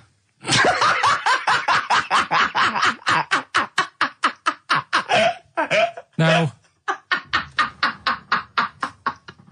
the thing is, right, I thought that's interesting. Yeah. Apparently it's the biggest with the sort of goggle eye type thing. Right, yeah, go on. Apparently they come out of their head 1.6 centimetres. 1.6 centimetres. What, you mean they protrude? Yeah. through from the head at 1.6. Okay. What? How long? Have you got a ruler, Rick? 1.6. He's having a go. I'd say I'd be a little bit annoyed if the monkeys beat me. Well, I don't think it has. That's what I'm hoping. Is there anything we can... I mean, what's 1.6? Oh, can you... It's about... Drop your trousers. It's, about 3/4 of an inch. What do you think?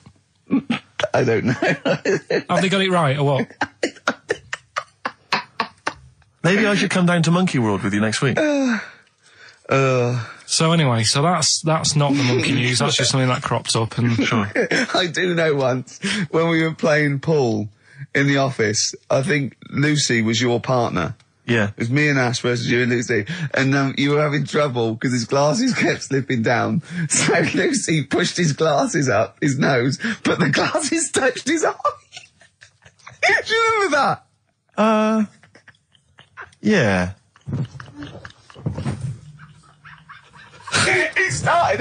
He started it. Well, you're the one who joined in. No, I know, and I feel bad now. Yeah. He makes me nervous when he goes, yeah. It's like, play a record. No, I'm just trying to think about which part of your fat, middle-aged physique I can pick on. The tits are big and Yeah, stuff. yeah. Oh, the belly. Sure. So, 3 stories. Don't rub it too hard, you'll get a rasher. Enough is anus. And we'll have that one then. that one. Yeah. Right, well, do you believe in palm reading and stuff? No. Yes. Sorry, yes. Yep. Yeah, of course. Sorry, I forgot. Yes, of course we do. Right, well, there's a fella who, he used to do palm reading. Oh, yeah. But a lot of people, he found that when he went up to him in the street and said, do you want your palm reading? He was like, a lot of them were like, I'm a bit ashamed of my nails and stuff because they're a labourer or they're a cleaner or something like that. I know a lot of labourers are slightly embarrassed by their nails. Yeah. No, but... Yeah. So he found Look that, at my bloody hands, Reg. well... That's that hod carrying. Did I ever tell you that? Did I ever tell you that I got picked at school to make tea and serve biscuits to old people because I've got good nails? No, go on. Is there any more to the story? Well, that's about it. I mean, we used to do like, I think the head teacher must have been getting something, maybe getting his mum in there for free or something in this old people's home. So he offered the kids of the school, he said, right, all sit at your desk and put your hands on the table. And everyone did. And he walked past me and he said, not bad. And he said, you've got the afternoon off. You can go and serve biscuits and tea to the old people. What did you say? I said, all right then. Was good. that? Yeah. Good afternoon. But anyway, so these... Yeah, what did he do? He just sort of walked around and went, you all right? Do you want bourbons or digest? I bet you get on with old people, wouldn't you? I'd love to see... Maybe Especially the senile ones. Yeah, no, but I'd love to see you on VH1, just in a link. They just go, they've just played Robert Palmer, right? And it comes to you in a little park, and you just sit next to an old lady, go, all right? And you go, yeah, not too bad. You go, what do you think of London? Crap, innit? And she goes, yeah, it's awful, innit? And you just have a talk, and you go, right, well, she doesn't like it, in excess. Yeah. That's what I'd like to see. I still think my idea is better, but... So what are you going for then? Oh, you've picked one, haven't you? Yeah, so this fella... So there's palmists going around the streets. Yeah, he's going round... and randomly trying to give palm readings. They're losing money, hand over fist. Yeah. Right. So they said he's what he's done. He's reading people's bottoms now. Sorry, whoa. You just, I didn't quite follow that. He was a palm reader. That wasn't making money. So now he's going up to people in the street and saying, "Can I see your arse?" Basically, yeah. So from being a palmist to an arsonist. Well, they just that's what he does. He said the same sort of lines and that you get on your hand. You get them on your bottom, and he can read them. Right. Yeah, he's not a pervert or anything, or making up as he goes along. No, that's it. That was that. So, if a man came up to you in the street and said, "Can I have a look at your arse? Can I read your arse?" You'd drop your trousers, would you? No. If he went up to him and he said, "Oh, I'd rather you didn't, because I'm a labourer. I've got bad fingernails." No, that's why I've seen. That's what a lot of labourers, they're showing their cleavage. You think, but actually they're having their arse raised. Absolutely. That's that's what it is. And then, right. So is that the end of the story? Yeah. But then because... That's it. Educating Ricky is there's a bloke who reads arses. No, but You're then, a mentalist. What are you talking about? Educating Ricky, will we carry on? Yeah. Right, you've got left. Don't rub it too hard, you'll get a rasher. And, will it like fellas or will it like women? Well, you said wool before. Yeah, will it. Go on then, I've wool it. Right, now this is similar to the one you were talking about before, right? They found out that, scientists. Oh, yeah. I've found out 17th century? that, like now, 1 in 10 rams are gay. 1 in 10 rams are gay. Yeah. Yeah. So that was like, wool it. That's how I could get that in. They got a load of gay and straight rams. Right. They worked out which were which first. They said, right, that bunch there is a gay bunch. They looked better, they just had more pride in their appearance. And the other ones, the straight ones, and then they gave them to this scientist and said, right, go on, do what you got to do. And they took the brains out of all of them. Just to check. And they did tests on the brain, and it worked out that they've got something smaller in the brain. The gay ones have got something in the brain that makes it smaller. And they said, right, well, that's probably how it's going to work on males, on like males and females and like humans. So you took from this that gays have smaller brains than straight people? No, there's something in the brain. Right, go on. So if someone's saying, oh, I'm a gay, or they're not sure or whatever, they will now be able to find out. So you can go to the doctor and to find out if you're straight or gay. Is there any gay in my brain? Let's have a look. Do. You've got a little bit of a gay in you, yes. A little bit of gay in there. Yes, you've got the, you've got a little bent cell there. Well, that's why they did it, anyway. I don't understand how they could differentiate which was straight and which were gay to begin with, before they then gave it to the scientist. Wasn't that what the scientists figured out? How could they tell? There's one theory that it is genetically determined. There is one. There is a theory that's genetically determined, but I don't think it's as easy as pulling a sheep's brain apart and finding a little pink sort of like blob in there and going, right, we've taken the guy out and now he's going to go and shag some ewes. I don't think it's that straightforward. Although homosexuality does occur at a similar sort of rate in animals, I think. Yeah. Yeah. So you do that, didn't you? So that's that one. I mean, I just like the idea of the farmer figuring out which is straight and gay. Well, that one's wearing quite a camp-looking neckerchief. Yeah, so I'm thinking maybe he's gay. Is that? Yeah. I love the fact they can. That one's a big fan of Sophie Ellis-Bextor. Yeah. They would. They put on ABBA and see which ones dance. Exactly. That's how they. Which one? Yeah. Well, I put on like Barbara Streisand and see which ones sing along.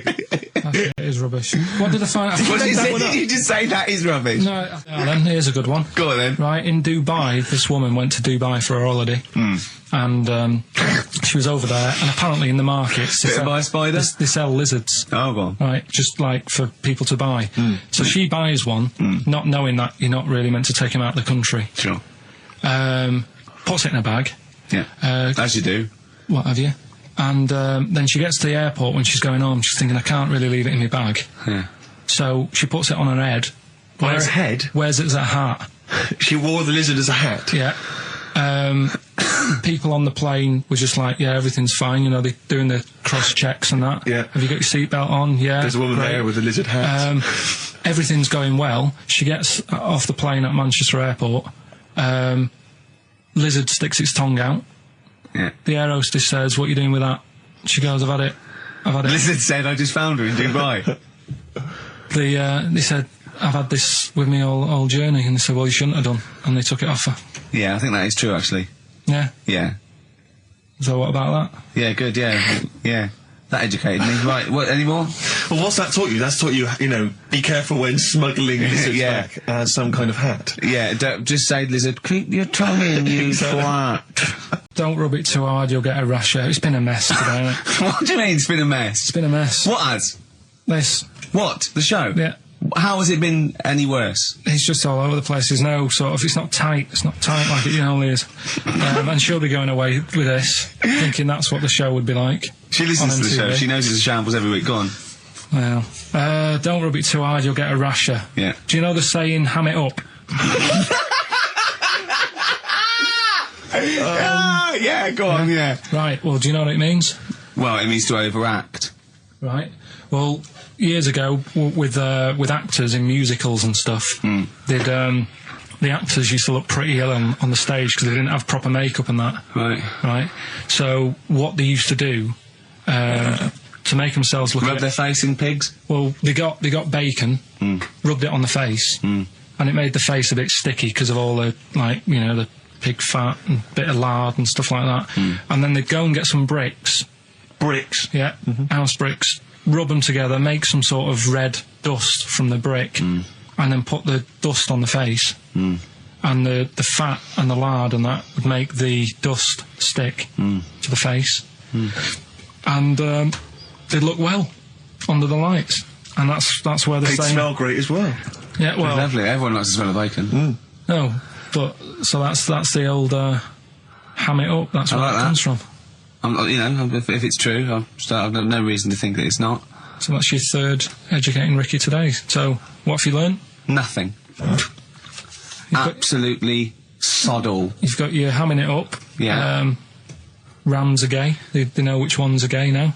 Now! And At last, thank God. the fella who can hand read an arse. If you missed the rest of the show, what are you going to make of that? If you've just tuned in.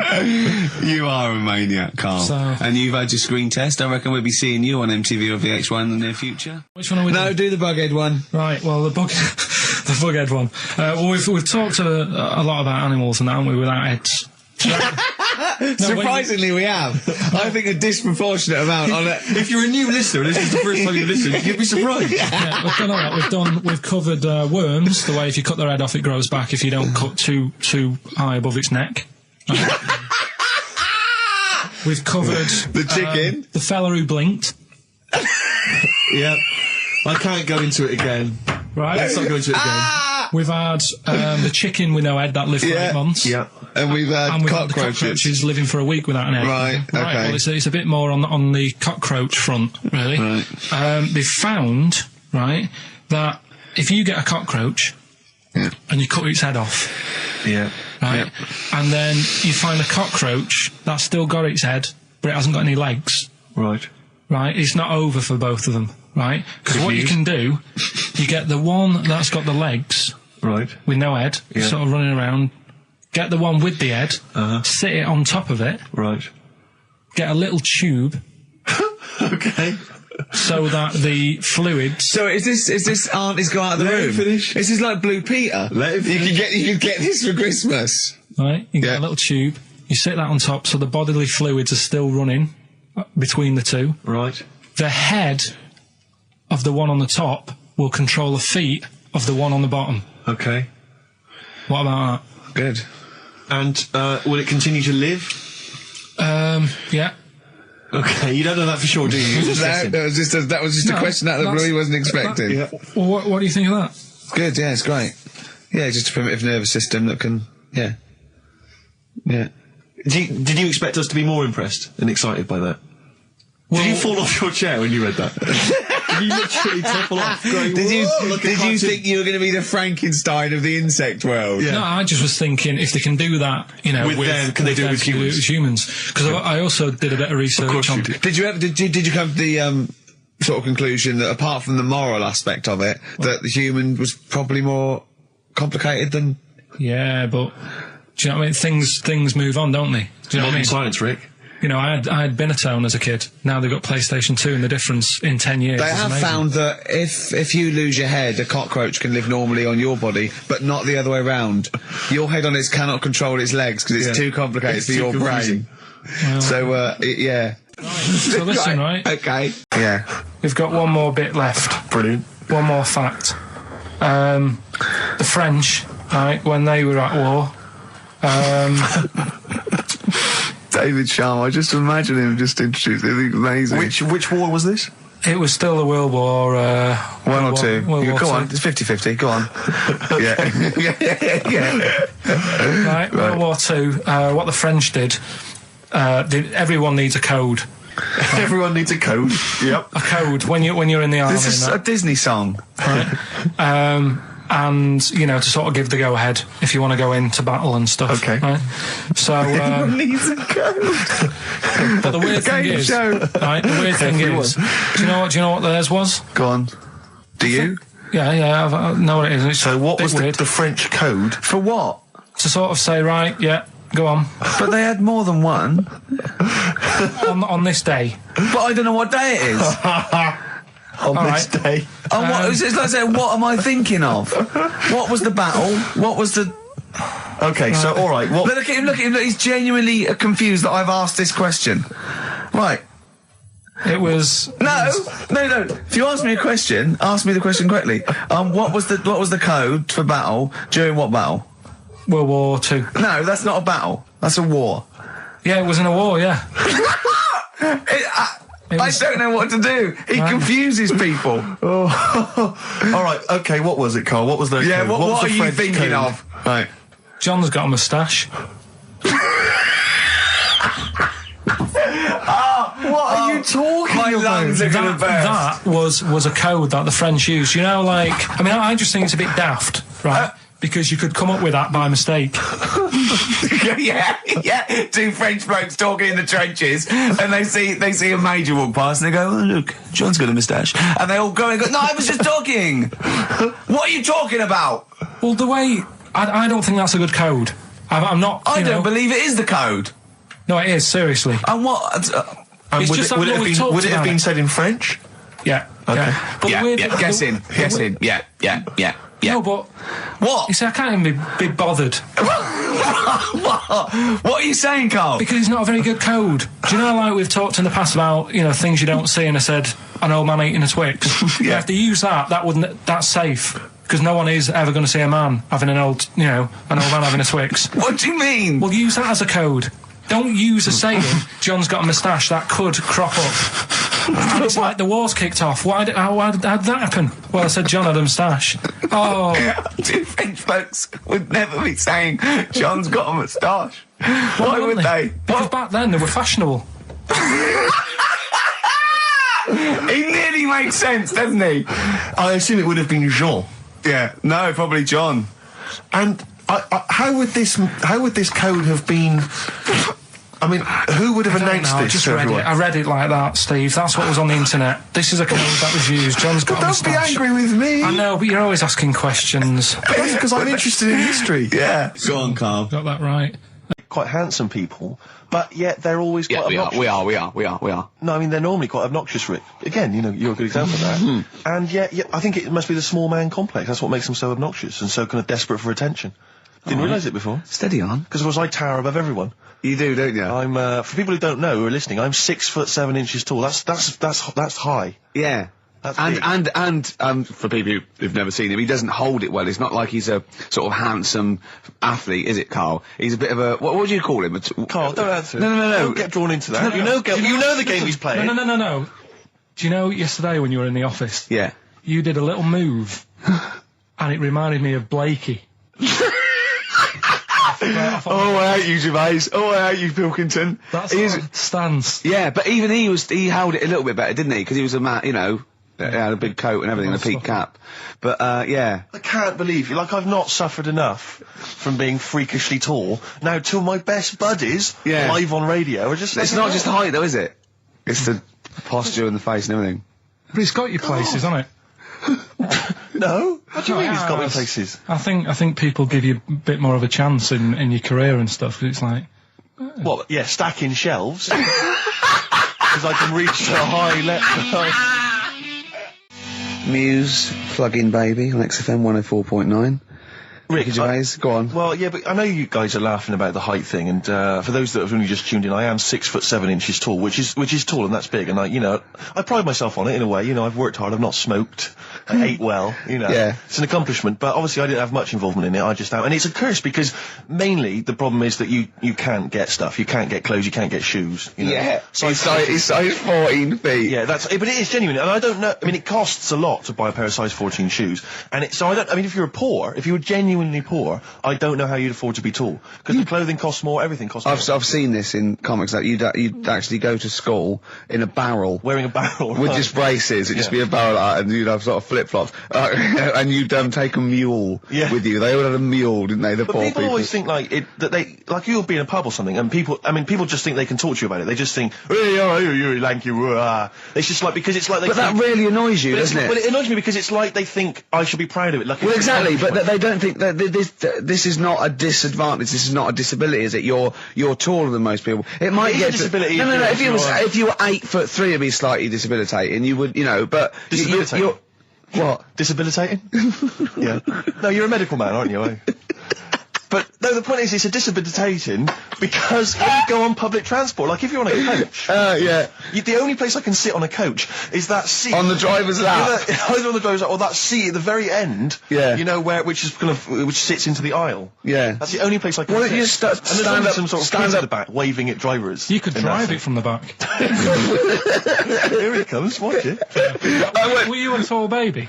Oh, Mr. and Mrs. Merchant, you've given birth to a basketball player. Look at his dribble already. Were you a tall baby? Babies aren't tall. Oh, at what point did you suddenly, Jesus, nothing fits me?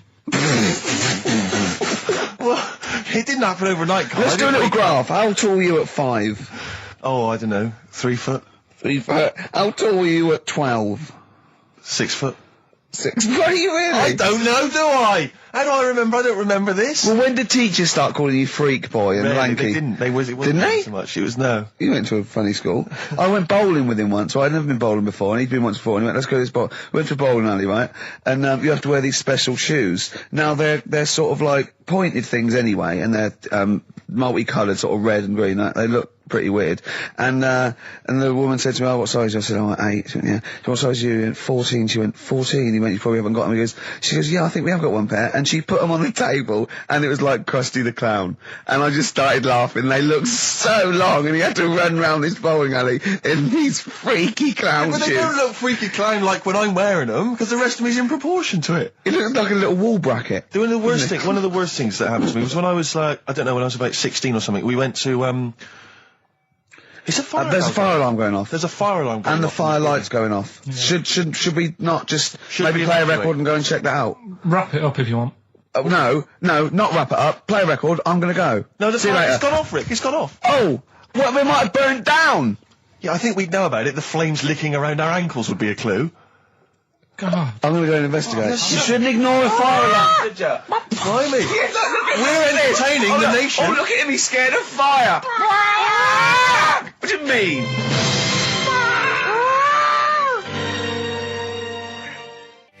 Lars, and there she goes. What a great start to a show.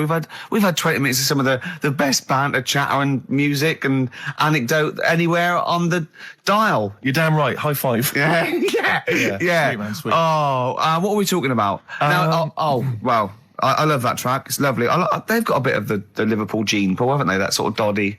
You know what I mean? I like the Scouse sort of look. You know, the Cilla Black and the Stan Boardman. Yeah, it's particularly unique to Liverpool. It's sort of happy in teeth and ears. And, it's happy in teeth and ears. Yeah. Oh, brilliant description. Yeah. Happy in teeth and ears. Yeah, that's just 3 of my friends. Yeah. Now, we've got a great track lined up, haven't we, Carl, that I've bought in?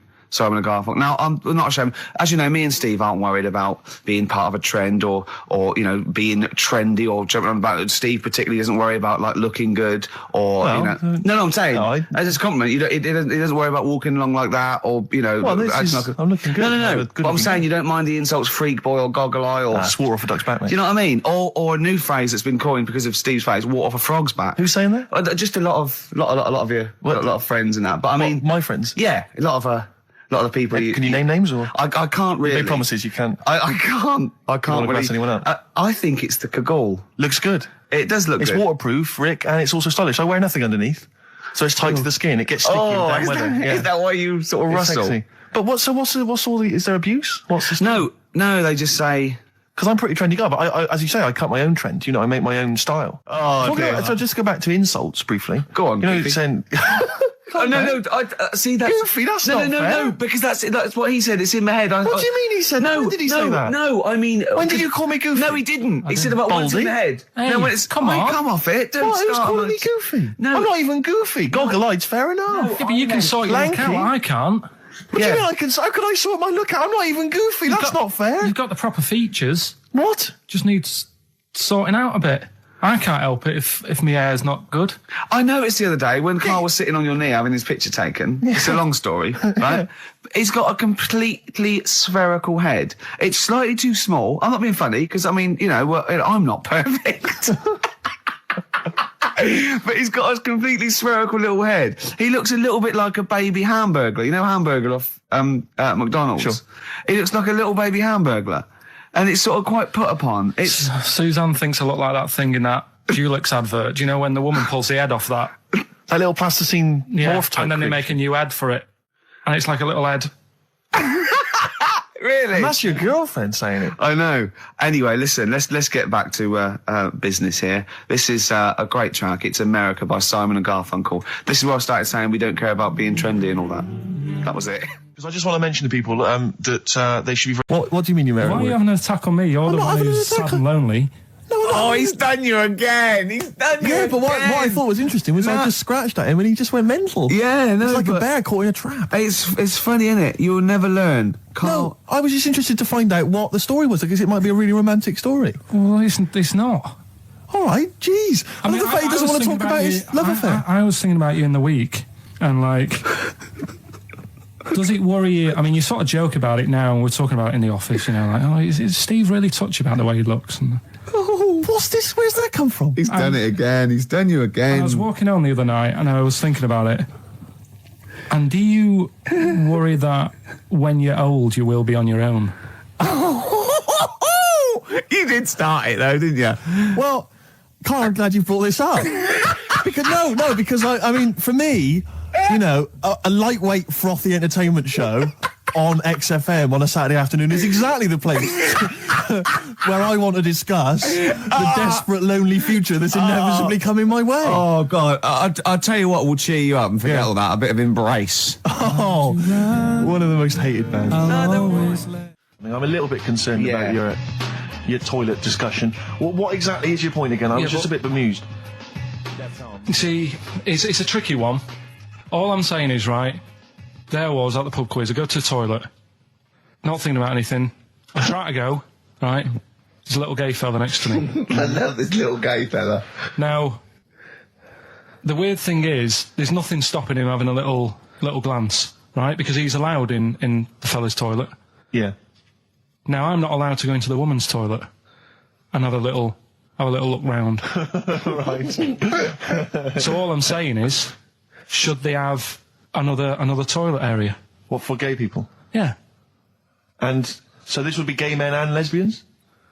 Uh, Is that going to complicate things? I mean, I can only assume. I mean, to what point? I'll ask you a question, right? If you're intimidated, that's a shame. But you know, most gay men aren't looking at your knob. You know that. What do you mean?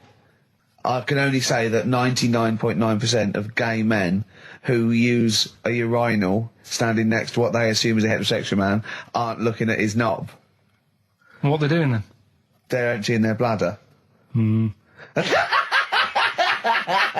No, but the thing is, I can't talk politics for Carl. you're saying like, you know, about would you have one toilet for lesbian women and gay fellas, right?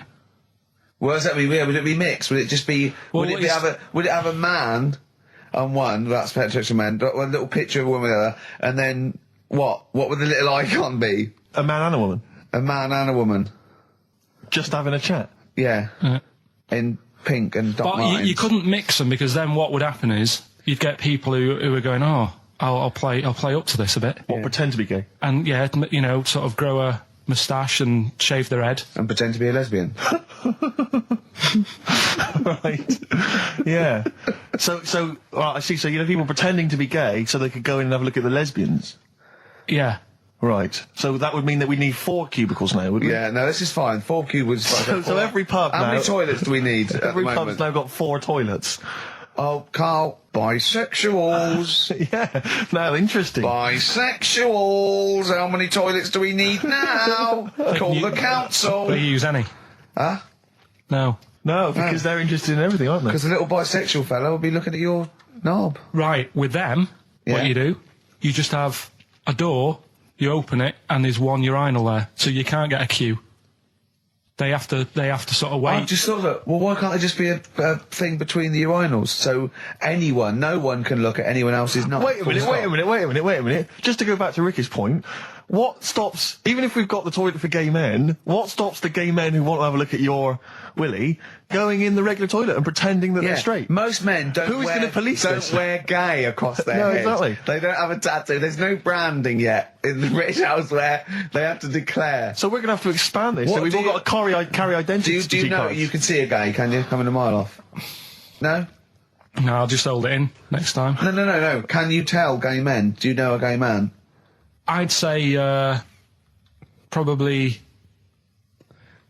if you did if you lined some people up Yeah. and said point them out, I reckon I'd get. But hold on, we're not talking about people dressed in leather with the arse cut out and an handlebar moustache. Yeah. We're talking about, the everyday, No, non-seen... of course, no. well, yeah, but I mean, suppose I put you in a room and there was 10 naked men, right? Yeah.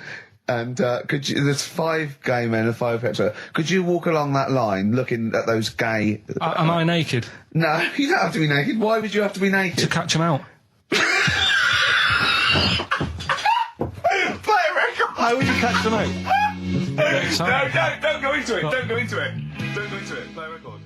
Ooh, those boys can rock there. That's the Guns with All Their Roses and Sweet Child of Mine. Next, we've got White Van Carl. Oh, excellent. Stereophonics, Vegas 2 times, XFM 104.9, into the last hour. Yeah. And then 3 shows to go. That's true enough. Until we're off the air. I'm Ricky Gervais. With him, Steve Merchant. Carl. Oh, yeah. All right? Yeah. Go on, tell you, we cut short last week, weren't we? You had an amazing story about Neil Armstrong, didn't you? Well, we've been doing quotes, haven't we? Like famous quotes. Sure. Yes. I've, gone down in history. Yeah. And I was saying, quotes don't really matter. It's more the situation that you're in than the quote itself. Go on. So, like Neil Armstrong, Yeah. if he'd have said, Tie bacon round your head. I'm as happy as a pig in yeah, dust. that would have still gone down in history as like being the thing that Neil Armstrong said, wouldn't it? Yeah. Yeah. But Space is driven in mental, probably would have been. But he chose to say something profound and meaningful to was- befit the situation.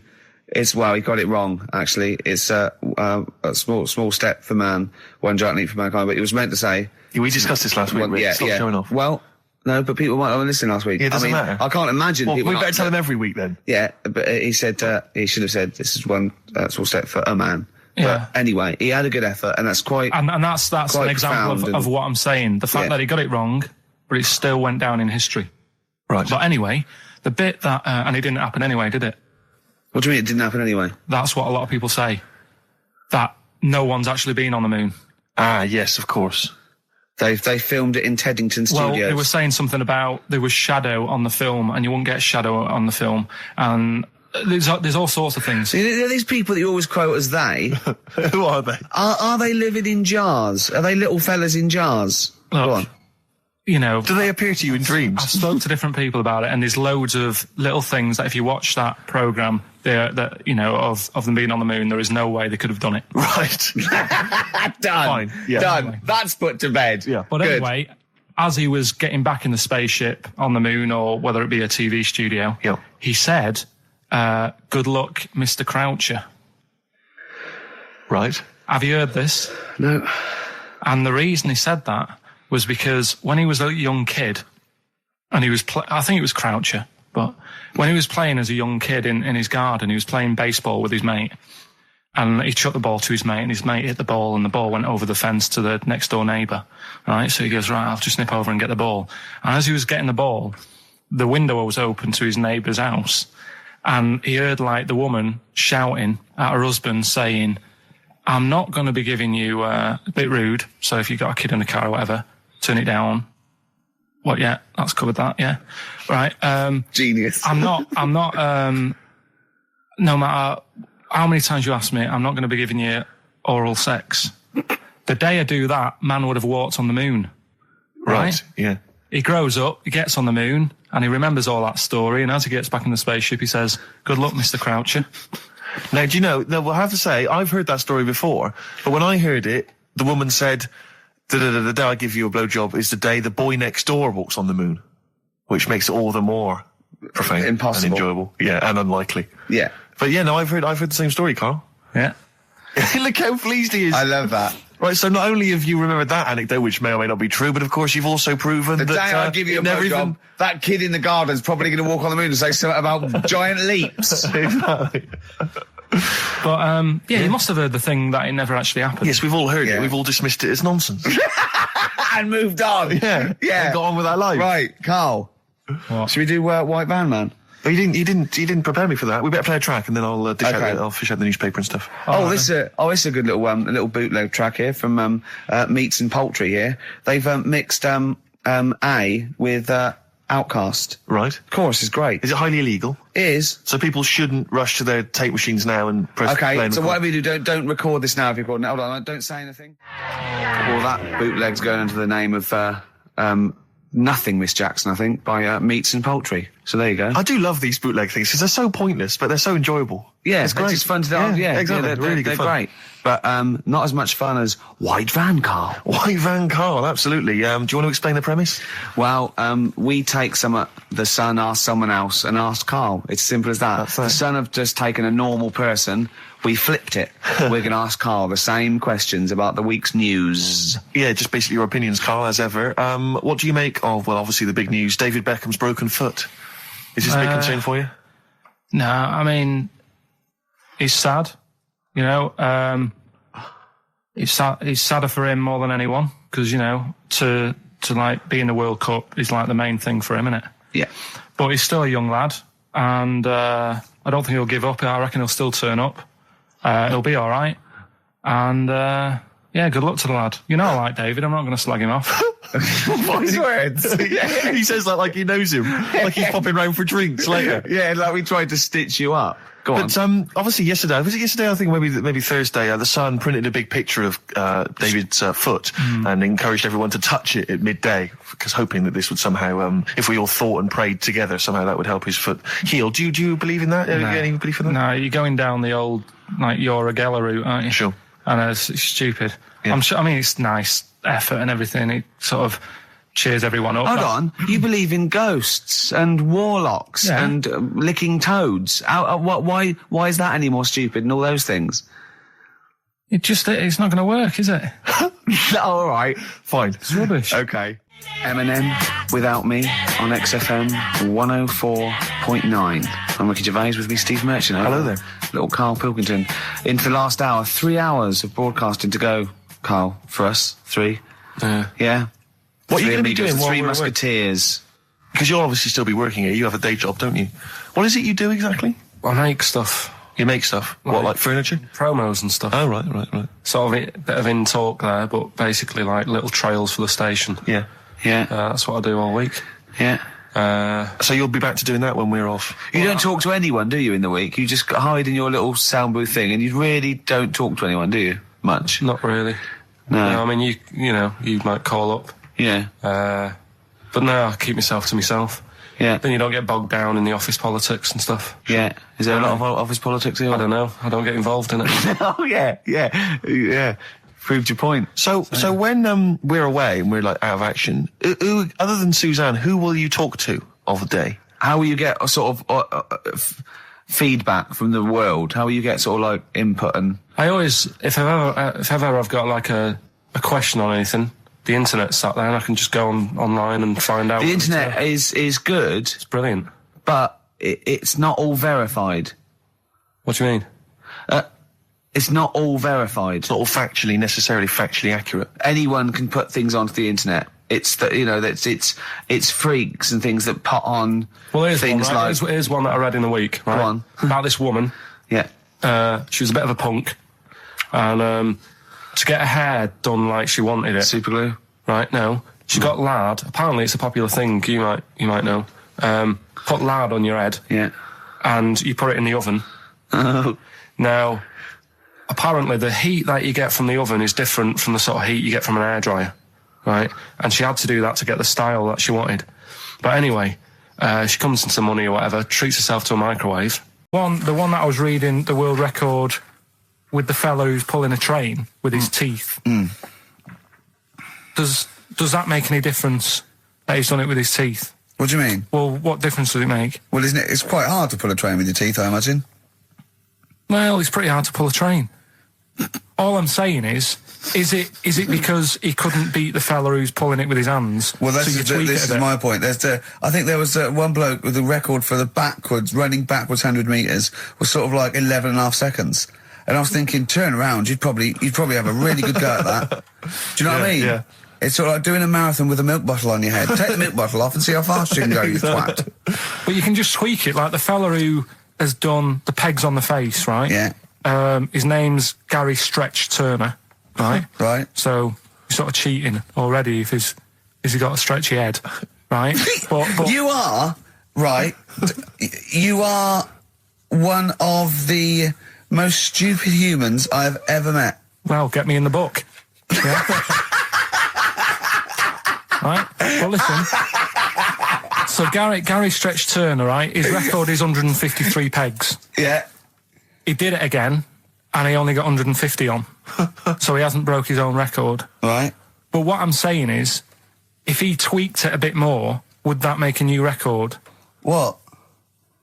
Well, if he said, I've got 150 pegs on, but at the same time as eating a burger. I see what you mean, yeah. He'd be the world record breaker for pegs and eating burgers at the same time. Yeah, just change it a bit. If you know you're not going to make it, just do something else. I'm assuming the rules are set at the beginning, Carl. That's Yeah. it. That's where they say, right, you're just going to do the pegs thing. You're not going to introduce burgers halfway through, are you? Definitely not. And then they have a go. I was on one leg, not interested. How many pegs? 150. Can I just ask very briefly, I was quite interested by the family had to move because they lived on Butthole Road. Yeah, I quite like that Now, one. I don't know if I've told you before, Rick, where I used to live. I'm not going to tell you the name of the street that I used to live on, not on air, because my parents still live there and I don't want, Right. you know. But I'm going to write it for you now. This is the genuine name of the street I used to live on. Just imagine when you're at school. Yeah. And like in class, for instance, in French, you've got to say you've got to answer where you live. Yeah. J'habite, wherever. Yeah. That's the name. This is actually the name of the street we lived on. No, it's I not. swear to God. That is... Absolute right. I could phone my father now and he could confirm that for Well, you. no, I swear because he doesn't want to God. And I'll tell you that. But listen, do you know what worries me? It's the apostrophe S. I know. Because that's blatant. Yes. Amazing, isn't it? That is incredible. Imagine how embarrassing So that if was. I look that up in the You Bristol... will find that in the Bristol A to Z. I swear to That God. is really... Why have you never told me that before? I can't believe I haven't. That's I'm still incredible. embarrassed now. Do you know, whenever I have to phone up, if I have to give that address, I always spell it instantly. Really? Like, somehow that will hide it, that'll disguise the name. But I can't get over that. Anyway, if you perhaps live in Tits Avenue, Yeah. you know, or... Wanklin Drive. Wanklin Drive, just get in touch. Will you be buried or cremated? What? Will you be buried or cremated? I don't know. Cremated, I imagine. Like you, Steve?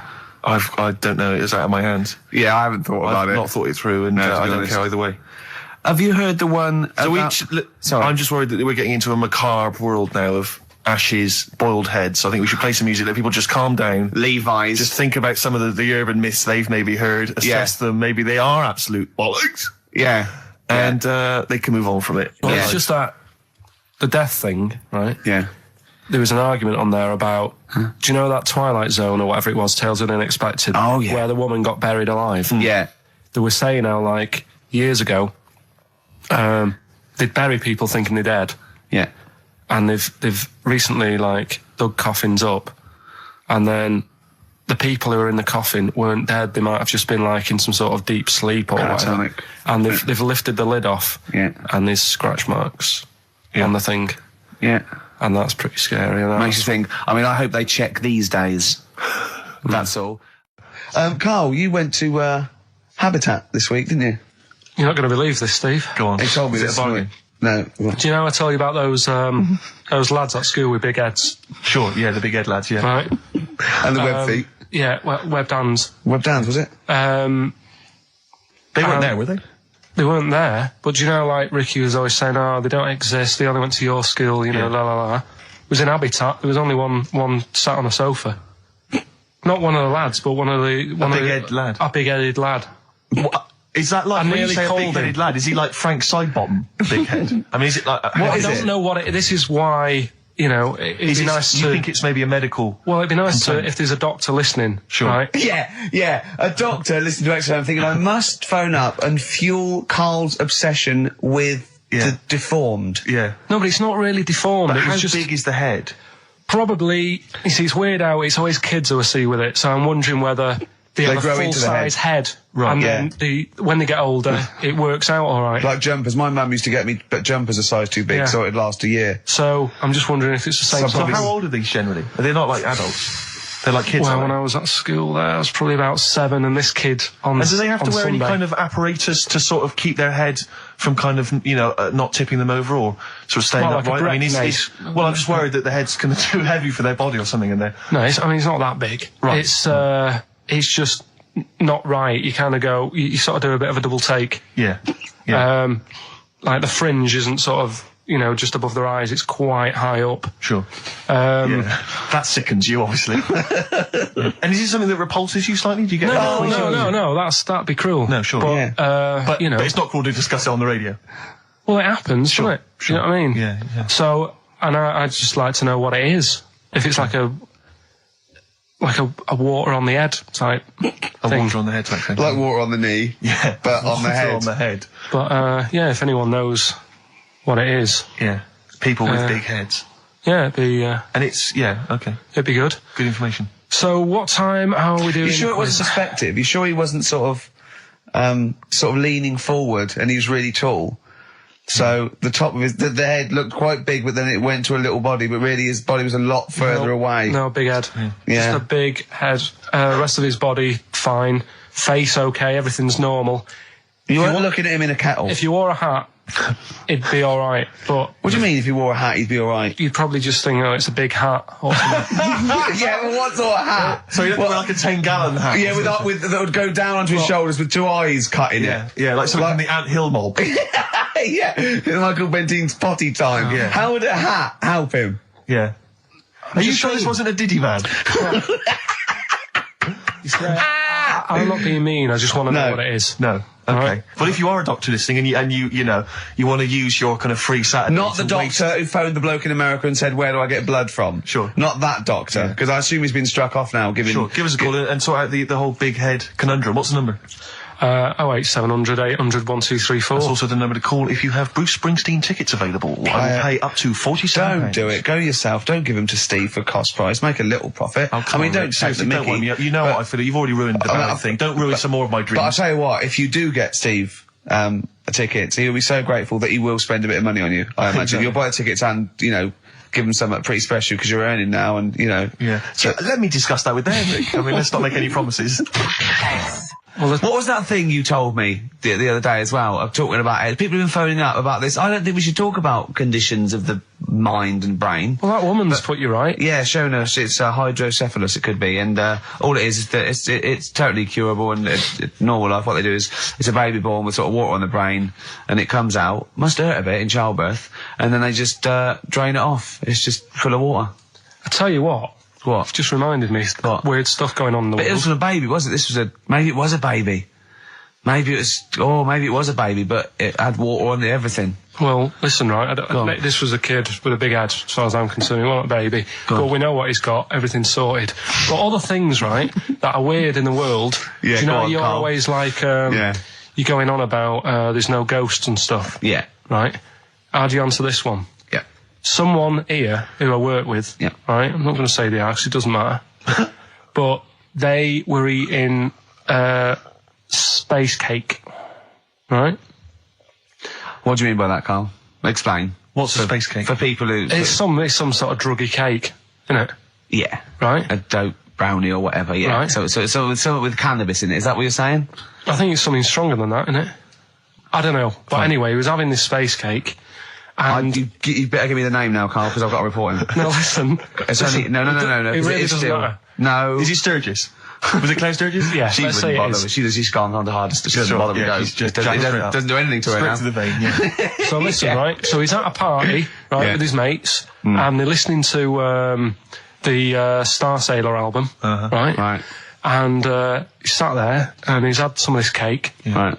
and he's listening to the album, and his mate's sat across the way talking to someone else, right? That's weird.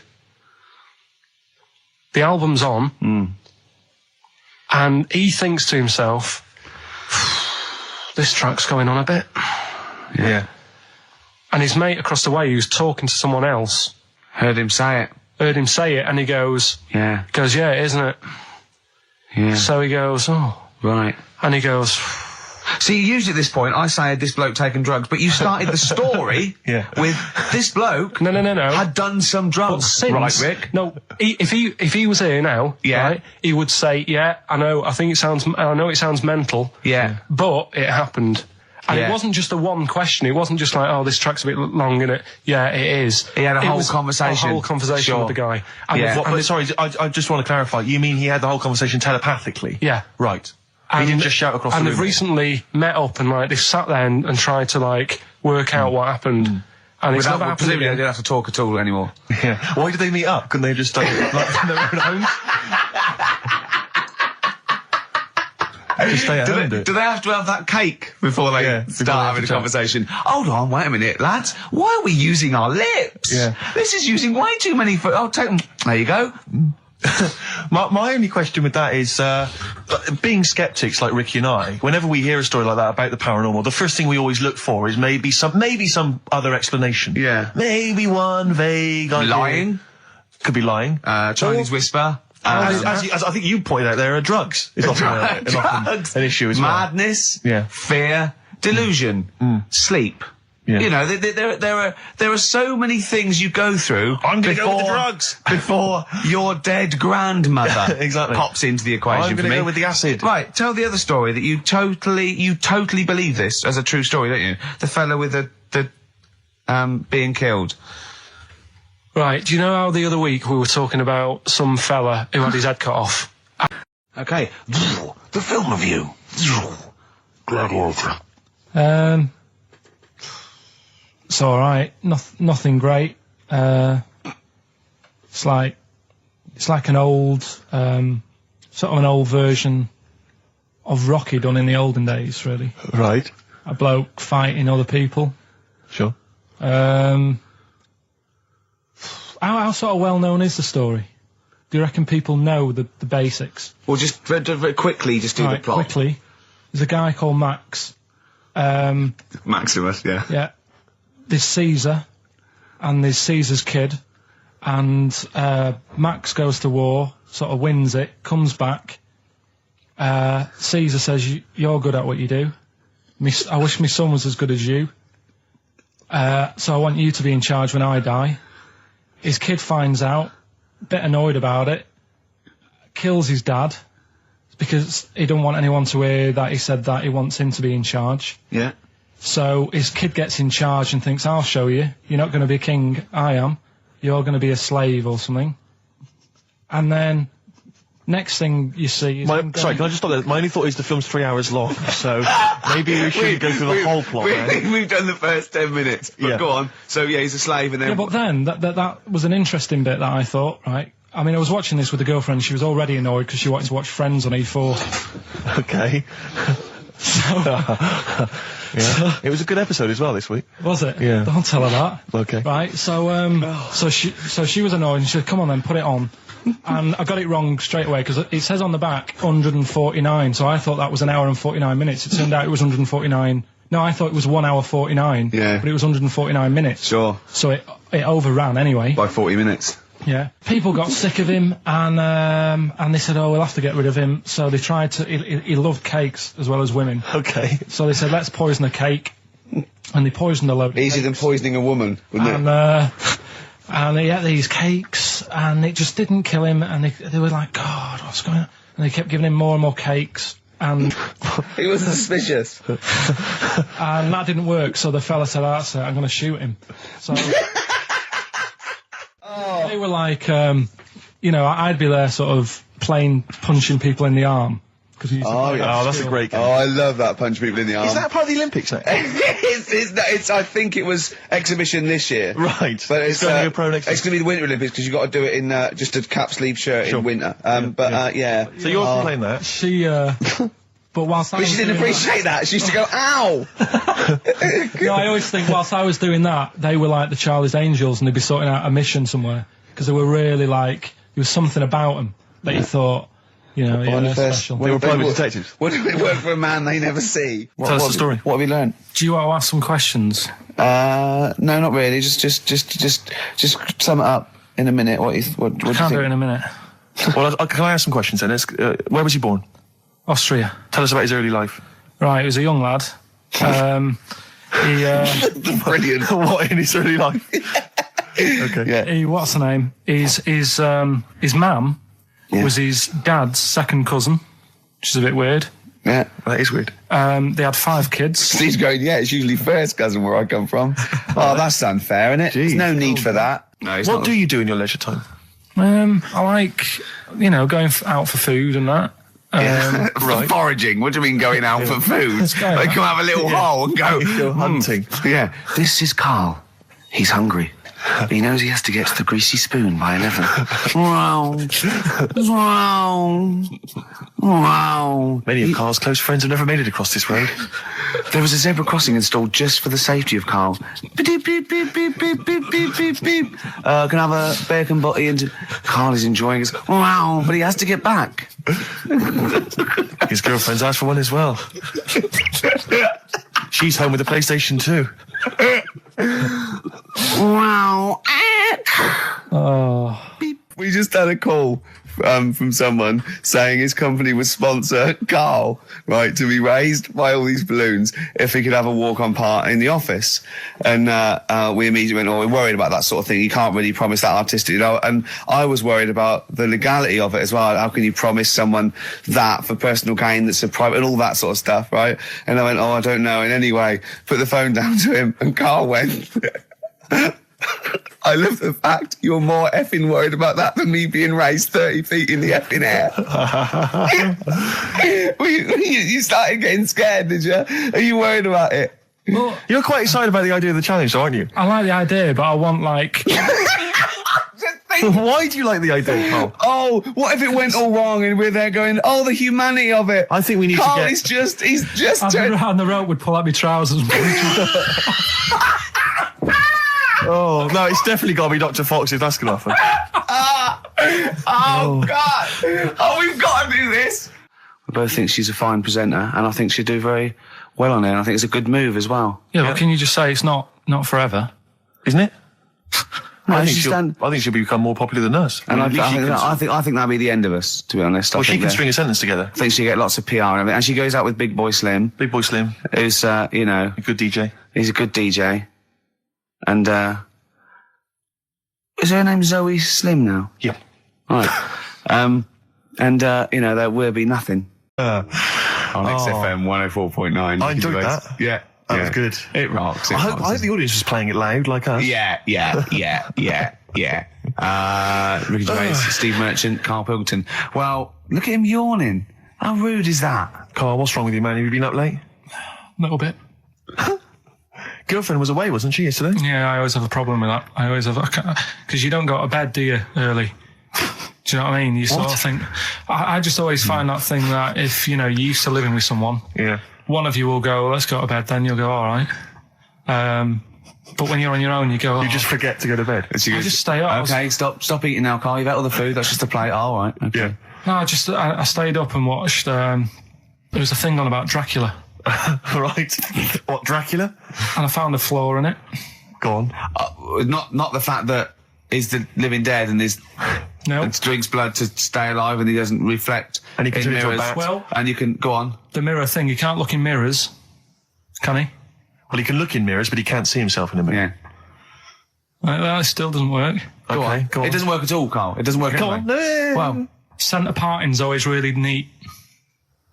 His centre parting's always really How does he do it if he can't look in the mirror? Blood on the floor or something it was called. Rubbish. I love the flaw in the Dracula film is that his centre parting's too neat. How did he do it without a mirror? Oh. Was it a documentary about Dracula? No, Yeah, there was the real it's Dracula. The real called- Dracula. is it? Yeah, the real Dracula, the It's true just a story. film. It had blood on the floor or something. It's called. Yeah. It's rubbish. We had a little lunch yesterday, didn't we? We did indeed. That was a nightmare. Yeah. I hate going out with you two. I was explaining to Carl, right? I like to excite Carl's imagination, right? And if it involves chimps or monkeys, all the better. Brains he likes, parts of the body, deformity. You know, I know where to, you know, what buttons to push. And I told him about this thing. I don't know if any of you out there know about this, but there's an experiment they did in the 50s, a clinical psychology experiment where there's your two hemispheres of the brain, okay? They're joined by a thing called the corpus callosum, right? Which is just a little flap of skin, like a little scarlet lead that joins your two hemispheres. And what they did, they cut that in half, and they thought it was a cure for schizophrenia, but what it turned out to be, or epilepsy, I think, I can't remember, was that your two sides of your brains didn't function together. You couldn't get information. I was telling Carl all this thing, and one of the things I told him was that they did it on a monkey, and it fought itself over a nut. Like its right arm was connected, you know, by its left lobe of the brain, and it was fighting over itself. And Carl went, instead of like thinking this is amazing experiment, he went, would it have been happy if you'd given it two nuts? Yeah, I know. Well, you started off by explaining it, and I remember you mentioned, because I was watching the two of you as you were describing it to me, you said, of course, one side of the brain deals with symbolism, and as you said the word symbolism, I noticed Carl drift away from looking at you, pick up his mobile phone, and start pressing buttons randomly. And I thought it was the word symbolism that got him. And I noticed you took you just a moment longer, and I think the first thing you said was, when did I lose you? Yeah, I knew I'd lost him. It's extraordinary, and he doesn't even try I to think I said disguise it. nomenclature at one point as well. Right, yeah. And I knew I was dicing with death there. Yeah. But, Yeah. but I told you tried to look it up, didn't you, on the web? You didn't find anything about Yeah, it, did you? the spelling of it's what is it again? What's the word? Corpus callosum. Yeah, so I couldn't do it. No, don't bother. Don't bother. Give up. Don't bother. Give up. So if anyone knows any interesting facts about that, I don't expect yours hasn't been cut in half, has it, Carl? That would, again, might explain something. I'll tell you what we will be talking about later. I don't know if you're sort of aware of them, Steve. Go on. Bonobos. Oh, I don't know much about bonobos. I told him about he was looking for stuff. I said put in bonobo. He was having no luck with chimp, and they're a form of chimpanzee, but they're even closer to us, evolutionarily speaking. They've got their social groups are more like ours. They're more intelligent, and he was loving it, weren't you? So Just the look of 'em. is it human bonobo Carl? Is that how it works on the evolutionary no, ladder? chimp, Carl. Yeah. Yeah. Talking about So we're Yeah. talking about bonobos. You're excited about that? Yeah, That's yeah. Coming up in Monkey News? No, I think it's a bit of a monkey bonus. Placebo, Bitter End on XFM 104.9. This is pre-recorded. We recorded this a couple of weeks ago, before Christmas. Hope you had a great Christmas. If you didn't, not our fault, really, is it? Nothing to do with us. Wouldn't have thought we'd have. We're out of time because we've got plenty of cash now, thanks to a lot of you who probably bought the Office DVD. Yeah. Probably got And that if you in haven't stock. yet, and you've maybe got vouchers or money, still available. Still there in the shops. Still available. You can still make it the best-selling DVD of all time. Please. Please do. Yeah. Please do. I'll tell you what you want to hear, though, before you make your mind up. I'll tell you what, if you like this next clip, go and buy the Office DVD. I think you will. It's a brilliant clip. It's the one where we talk about, well, it is self-explanatory. Yeah. We went. Well, it was a great day, wasn't it? Brilliant round of golf, absolutely brilliant. Such a beautiful place in Stoke Poges, like a really posh place. And are you a good golf player? Well, we'll get to that. Oh, okay. Blimey. Wow, he bought the shoes especially for it. Oh, We could brilliant. have- I'd love to have seen him in those little shoes. I know, and they were no good because they were metal spikes. We had to change them. He was annoyed straight away. He spent over £22 on these golf shoes. We hired a buggy that was brilliant fun. I was bombing along, wasn't I? I don't drive, but I just, it was great on that buggy. Well, you've been on a buggy with me and you were a bit Terrifying. scared. Yeah. What? I nearly killed us once. I was just taking banks and things, but you don't see sort of bunkers, and he'd scream and go, stop! And he'd put his foot down the brake, and then I reversed. At one point, he sort of did a handbrake turn next to the lake, and then we had to reverse, right? And you know, you just flick a switch and put your foot down. He did that without looking. I look behind. There's a big oak tree there. He screams, watch the tree, right? So Dukes of Hazzard. and I kept jumping in and leaving him behind because I had to go to my ball. Because anyway, so the first shot, I got on the driver. I honestly did one of the best shots I've ever done. It went straight down. It was great. I thought, phew, got away with that because it's always the first one because it's a clubhouse and you want to look good. Yeah. So. He tees up, and I've been saying, buy some balls. He just got 6 balls. I was going, what if you lose me? I won't lose 6 balls, right? He tees up, right? Whacks it. It goes miles, like right angles, straight into these the woods, right? He turns around, he goes, go and buy some more balls. So I'm laughing because it's like impolite to laugh, but he broke the ice for me, and I was falling around. And then his second shot, I go, you know, you're off for 3 now. If you take another shot, he went, oh, right. So it's his third shot. He puts the ball down. He hits the ground before it and misses the ball altogether. And I was on my back, wasn't I? Unbelievable. Actually rolling about on his back. And we were terrible. I went round 107. He went round in like 119 or something. Sure. It was just rubbish. How long did it take? 5 hours. Of course. And there was no one around, luckily. But it was fantastic. So then we go and have our meal. What annoys me, I said, right, I'll go for a run. He went, I'll have a bath. I said, I'll see you at 7:45. At 7:55, I have to call him. He's not ready, so he's let me down there. I can't stand lateness or laziness. You hate lateness. Yeah, and he's let me down. Do you know his excuse? He fell asleep in the bath because there was no light bulb. There's no light bulb in the bathroom. So instantly he fell asleep, and he was late. No, do you know what I mean though, Steve? If you're sort of like nice and warm and what have you, I was tired anyway. I've been stressed out for 4.5 hours, right? My life flashed in front of me a few times in that buggy. So it's all sort of wears you down a bit. I thought, right, I've got a headache. You're going for your run. I'm going to have a bath. I walk in, put the light on. For some reason it didn't come on, but I thought, it's all right. I'll just, doesn't matter. You can have a bath in the It's summer, so it's light anyway. Well, there's no windows in the bathroom, so... So you were in the darkness? So I'm in the darkness. I nod off because I'm shattered.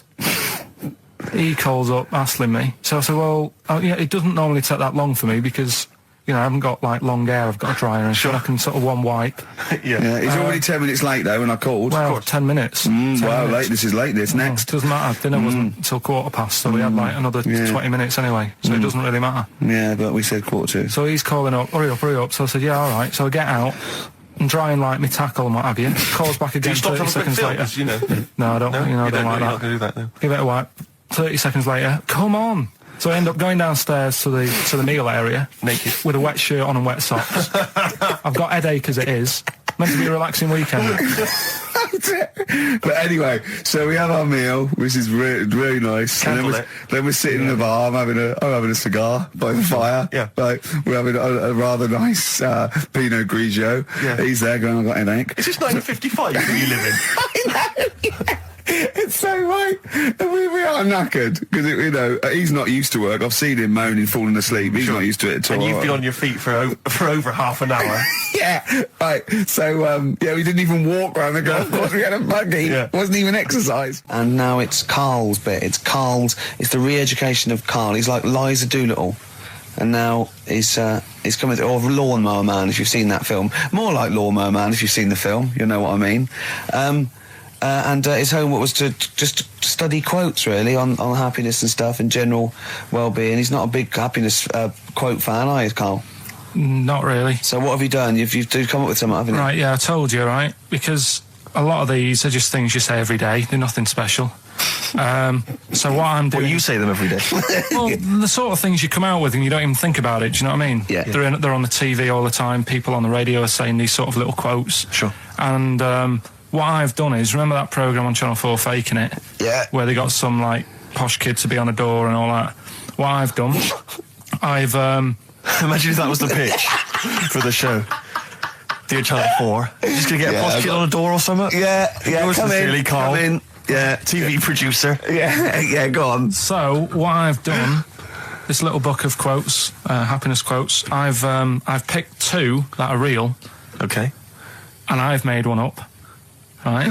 And we've got a guess. And you've got to guess. Okay, then, go on. Well, I'll tell you what, Rick, why don't we, when we've heard them, We won't confer. No. You'll write down yours, Yeah. A, B, or C, and I'll write down mine, and we'll Sure. see how it Okay, works. Carl, off you go. Right, and just because I'm looking at this book, it doesn't mean I'm actually reading. No, I know. Don't worry, I know. we're clever. No, we know. We can't see yet. Like, Yeah. call my bluff. Yeah, go on then. Nothing is worth more than this day. Okay. Yeah. Yeah? All right. Yeah. The way I see it,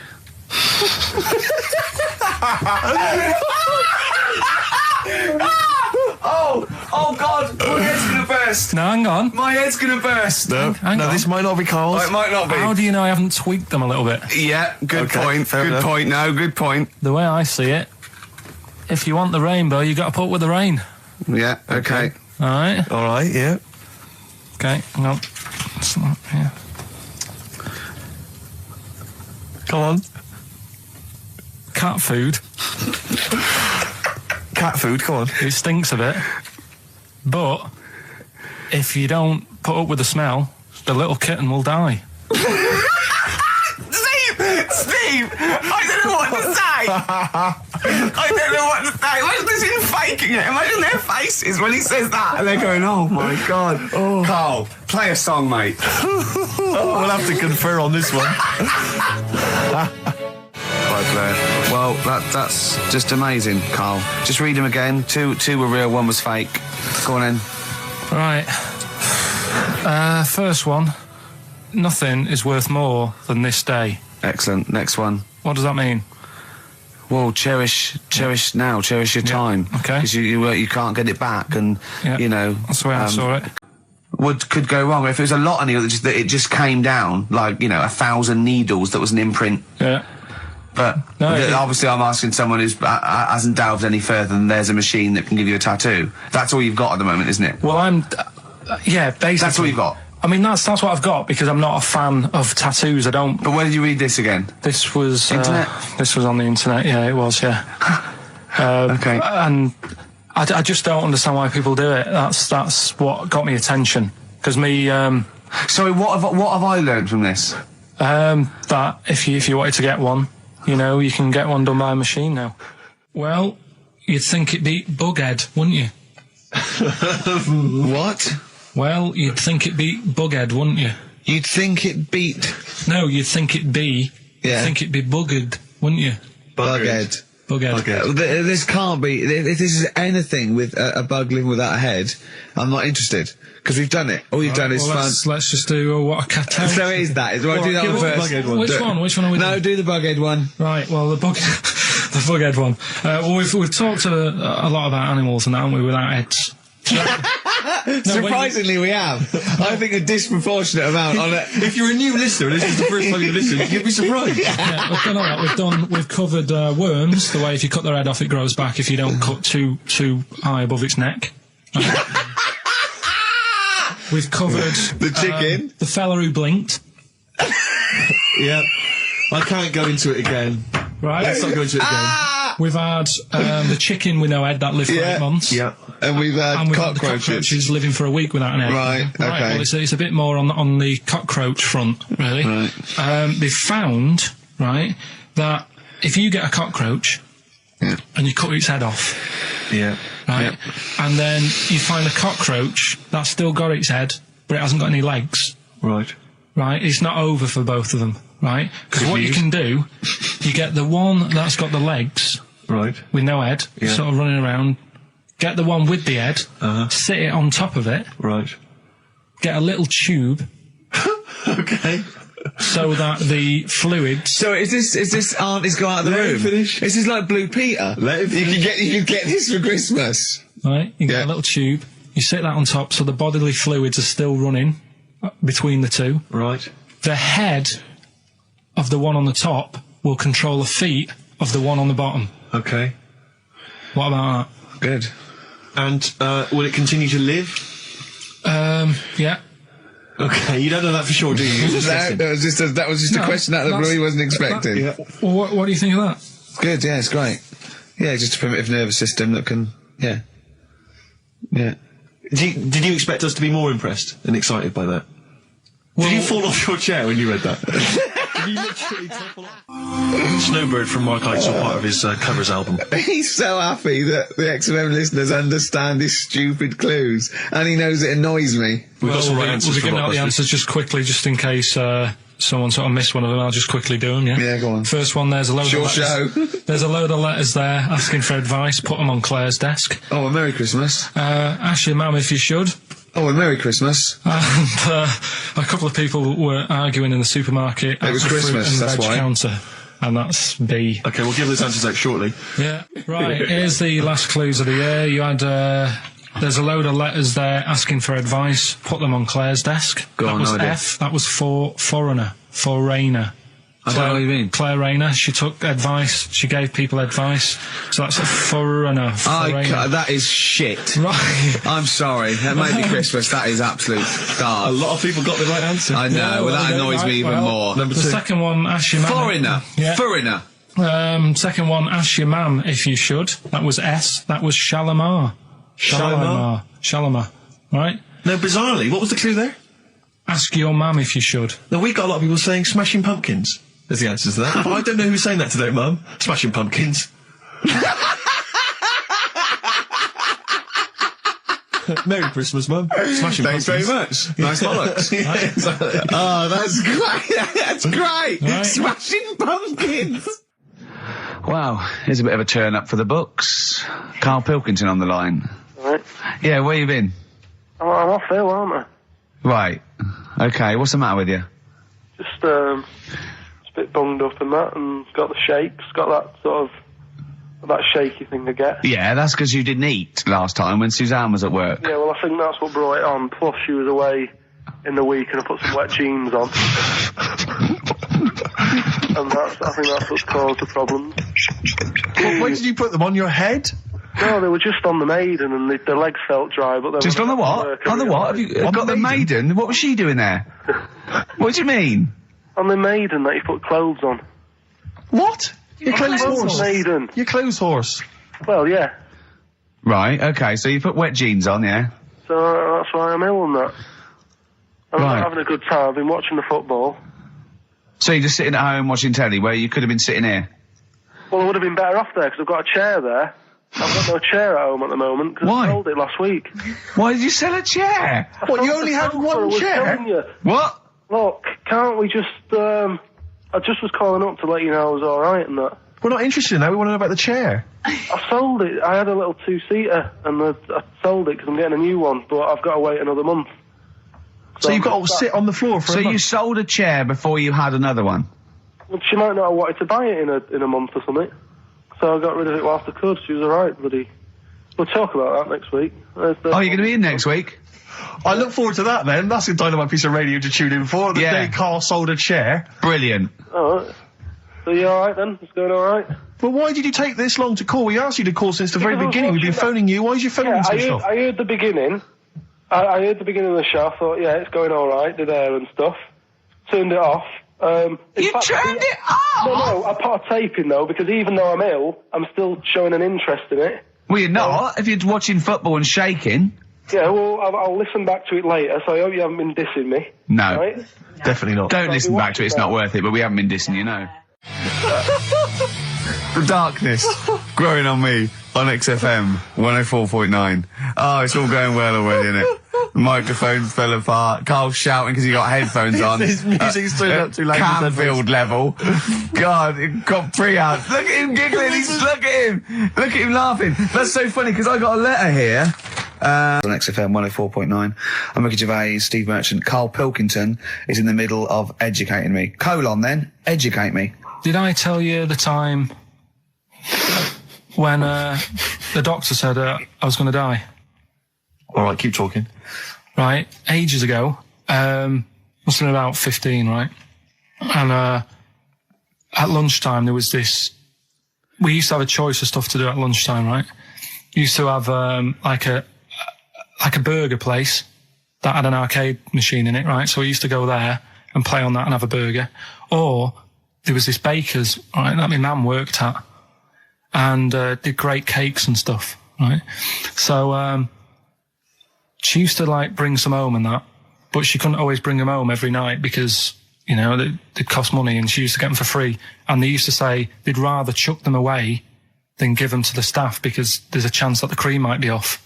Right. Right, so they used to chuck them round the back. So I used to go around the back with my mate and eat a load. Brilliant. Eating out of bins. No, it wasn't out of bins. They were still in trays, but they just stacked them up near the bins, right? So this got out. I mean, it used to be chocker. Once the school found out, everybody used to go there, and it'd be like, well, have a cake. The headmaster fighting the kids off. Right, so I'd have, like, you know, you just eat, I don't know, 6 jam donuts or something, and then you'd spend your dinner money on the arcade machine. Brilliant. Right? So it was a good afternoon, really, right? So you'd do that, and this one day I must have had 6 or 7 jam donuts, a few Congress tarts. What's a Congress tart? I love them. I can't get them in London, right? So I'd have some of them. If anyone can get a Congress tart for Karl in London, please let him know. So anyway, this day, that was just a normal day. Do you know what I mean? You'd once, twice a week, you'd have a load of cake. In your life, yeah. So normal day in your life. Were the frog boys there with the webbed hands and the big heads? So, and the horse in the settee? Yeah. But the day after one of these days, I had really bad cramp in my belly. Right? Okay. I was like in agony, could hardly walk. So I said to my mum, you could hardly stagger to the free cakes. So, I was in absolute agony. I said, I don't like doctors, but you'll have to get a doctor in because I don't know what it is. I can't walk. She gets the doctor round. I won't say his name, but he said, well, doesn't look like he's got long left. Blimey. So I was a bit like, hang on a minute, I've only had a few cream donuts. Yeah. My mum was panicking. Sure. He went. My dad came in from work. She said, something's really bad with Karl. I think it's serious. You know, the doctor said he ain't got long left. So he said, what? He said that and just left. So she said, yeah. He said, I'll have to call him then. So he called him up, said, what's all this about? You know, Karl hasn't got long left. How long's he got? So he goes, I was only messing. He's just had some bad cream. Can you believe that? Well, the thing is, I like the fact your mum didn't ask any questions. I know. She didn't go into detail. Can you explain more, doctor? No, I got to show off. But she doesn't. I don't want to diss you or your family, but I imagine if I was there, I'd have known the doctor was joking. Yeah. That's all I'm saying. I mean, I sound very arrogant there, but I imagine he went, what's he been doing? Yeah, I had about 6 cream cones. Oh, right. Oh, wow. He hasn't got long to live then. I'll see you later. Yeah. That's what I think the doctor did. Yeah. I just like the idea your mum just let him go. Yeah. Terrified, thinking, well, I'm not going to probe him. He's that's it then. Dad comes in. Hi, honey, I'm home. Anything happened? The doctor said Karl's going to die and then left. Did he? I'll call him. But anyway, that's why these sort of things fascinate me. So we'll move on to this next one, right, which is brilliant. Dead short story. So, right, old woman, about 70 years old. Yeah. She's normally fit and healthy and stuff. Nothing wrong with her. She's having a good life. And one day, she goes for a check to the doctors, just to check herself out, 'cause she's getting on a bit. Yeah. He says, take your clothes off and that. So she does, and checks her out, says, yeah, you're looking good, you're looking good. Turn round. He said, oh, God. He says, you got a tumour on your buttock. Right? So she goes, oh, well, can you do anything to sort it out? So they go, yeah, we could book you in for an operation. It's best if we remove this. Books are in for an operation. Operation day comes, strip her down and that. They're all stood round, the doctors. Start to operate. It only turns out it's a pork chop that she sat on 5 years earlier and it had stuck to her buttock. Right, Karl. I can forward you. Serious. Right, okay, Karl, I'm telling you now, I'm leaving. I'm never doing this show again. No, I'm serious. Honestly. You're talking, I've never had such, what do you mean? You couldn't believe it? No, when I read it, I said, I've got to tell Ricky that. This woman had a pork chop stuck to her arse for 5 years, you mental case. Of course she didn't. That is a blinding record. They've been looking on eBay for Victoria Plum. You're joking? Come here and see the photograph. Oh, God, that's fantastic. Have a look. That's it. Oh, God, he got that for his mum. It's the worst piece of tat I've ever seen. Karl! Karl. Imagine how... Oh, gutted. Karl. Imagine how... Look, think of him now, right? There it is. That's the worst thing I've ever seen. I tell you, it looks like a Diddy man gone wrong. It looks like a Diddy man prostitute. That is... Is that the one, Karl? Well, it was a different colour. It had a yellow at. mine. No, but look, how do they get? Tell them they Okay, so, go into eBay. So you need to log on to ebay.co.uk. I'm sure you've used it before. It's the online marketplace, ebay.co.uk.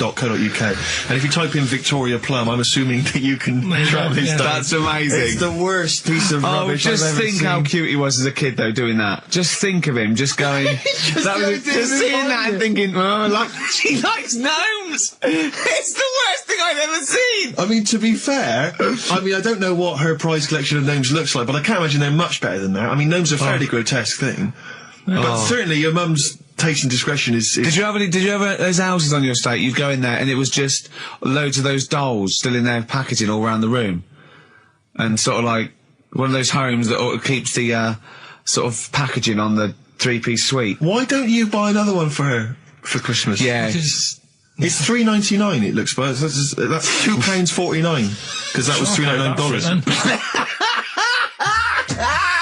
Well, Oh, buy it, Carl. because I've sorted out her passport this year anyway. I'll get her that next year. Right, so listen, right? Okay. John Lennon. Happy Christmas, war's over and all that. Indeed, yeah. Brilliant tune. Great tune. And Well, I've had a great time. Merry Christmas, everybody. I hope we haven't offended you by some of Carl's rantings. Just think of what he's gone through in his life.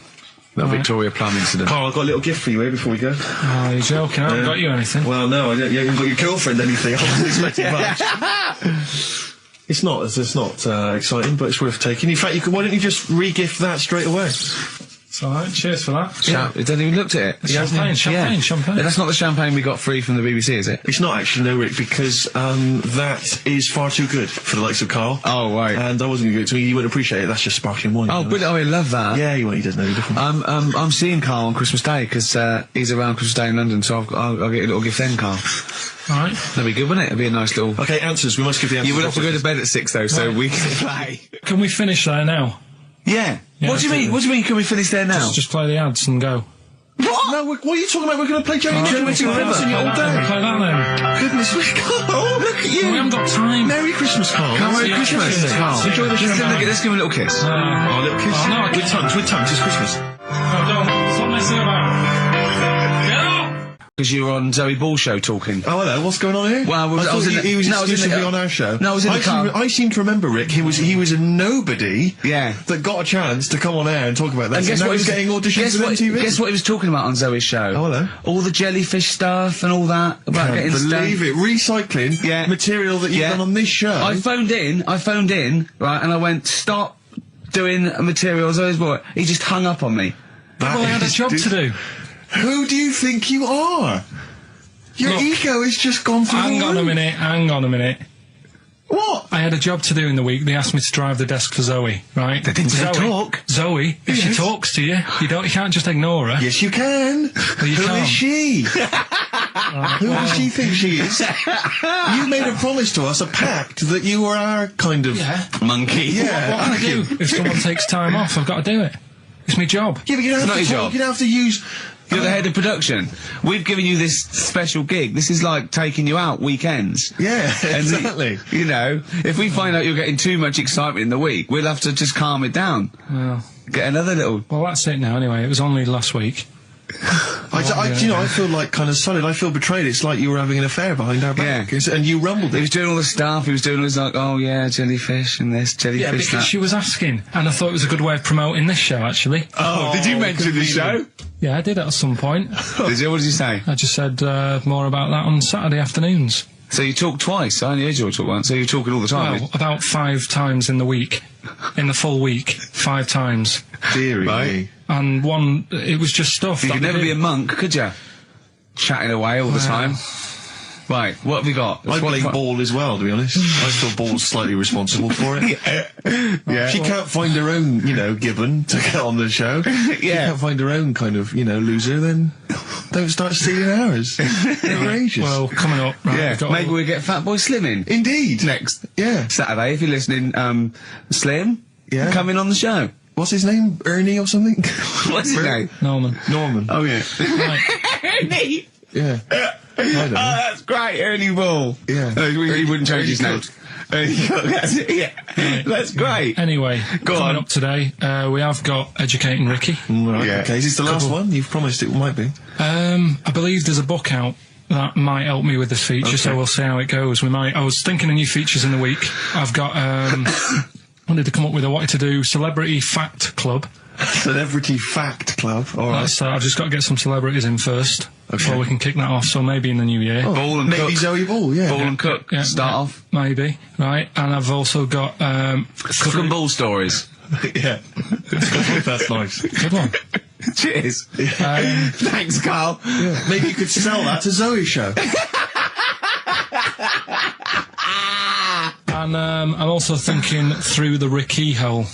Through the Ricky hole, okay. What's that? That's, I'm quite... No, you just got the title again, haven't you? Yeah. Okay, play record. So, Rockbuster's coming up as well. Yeah. Right? Yeah.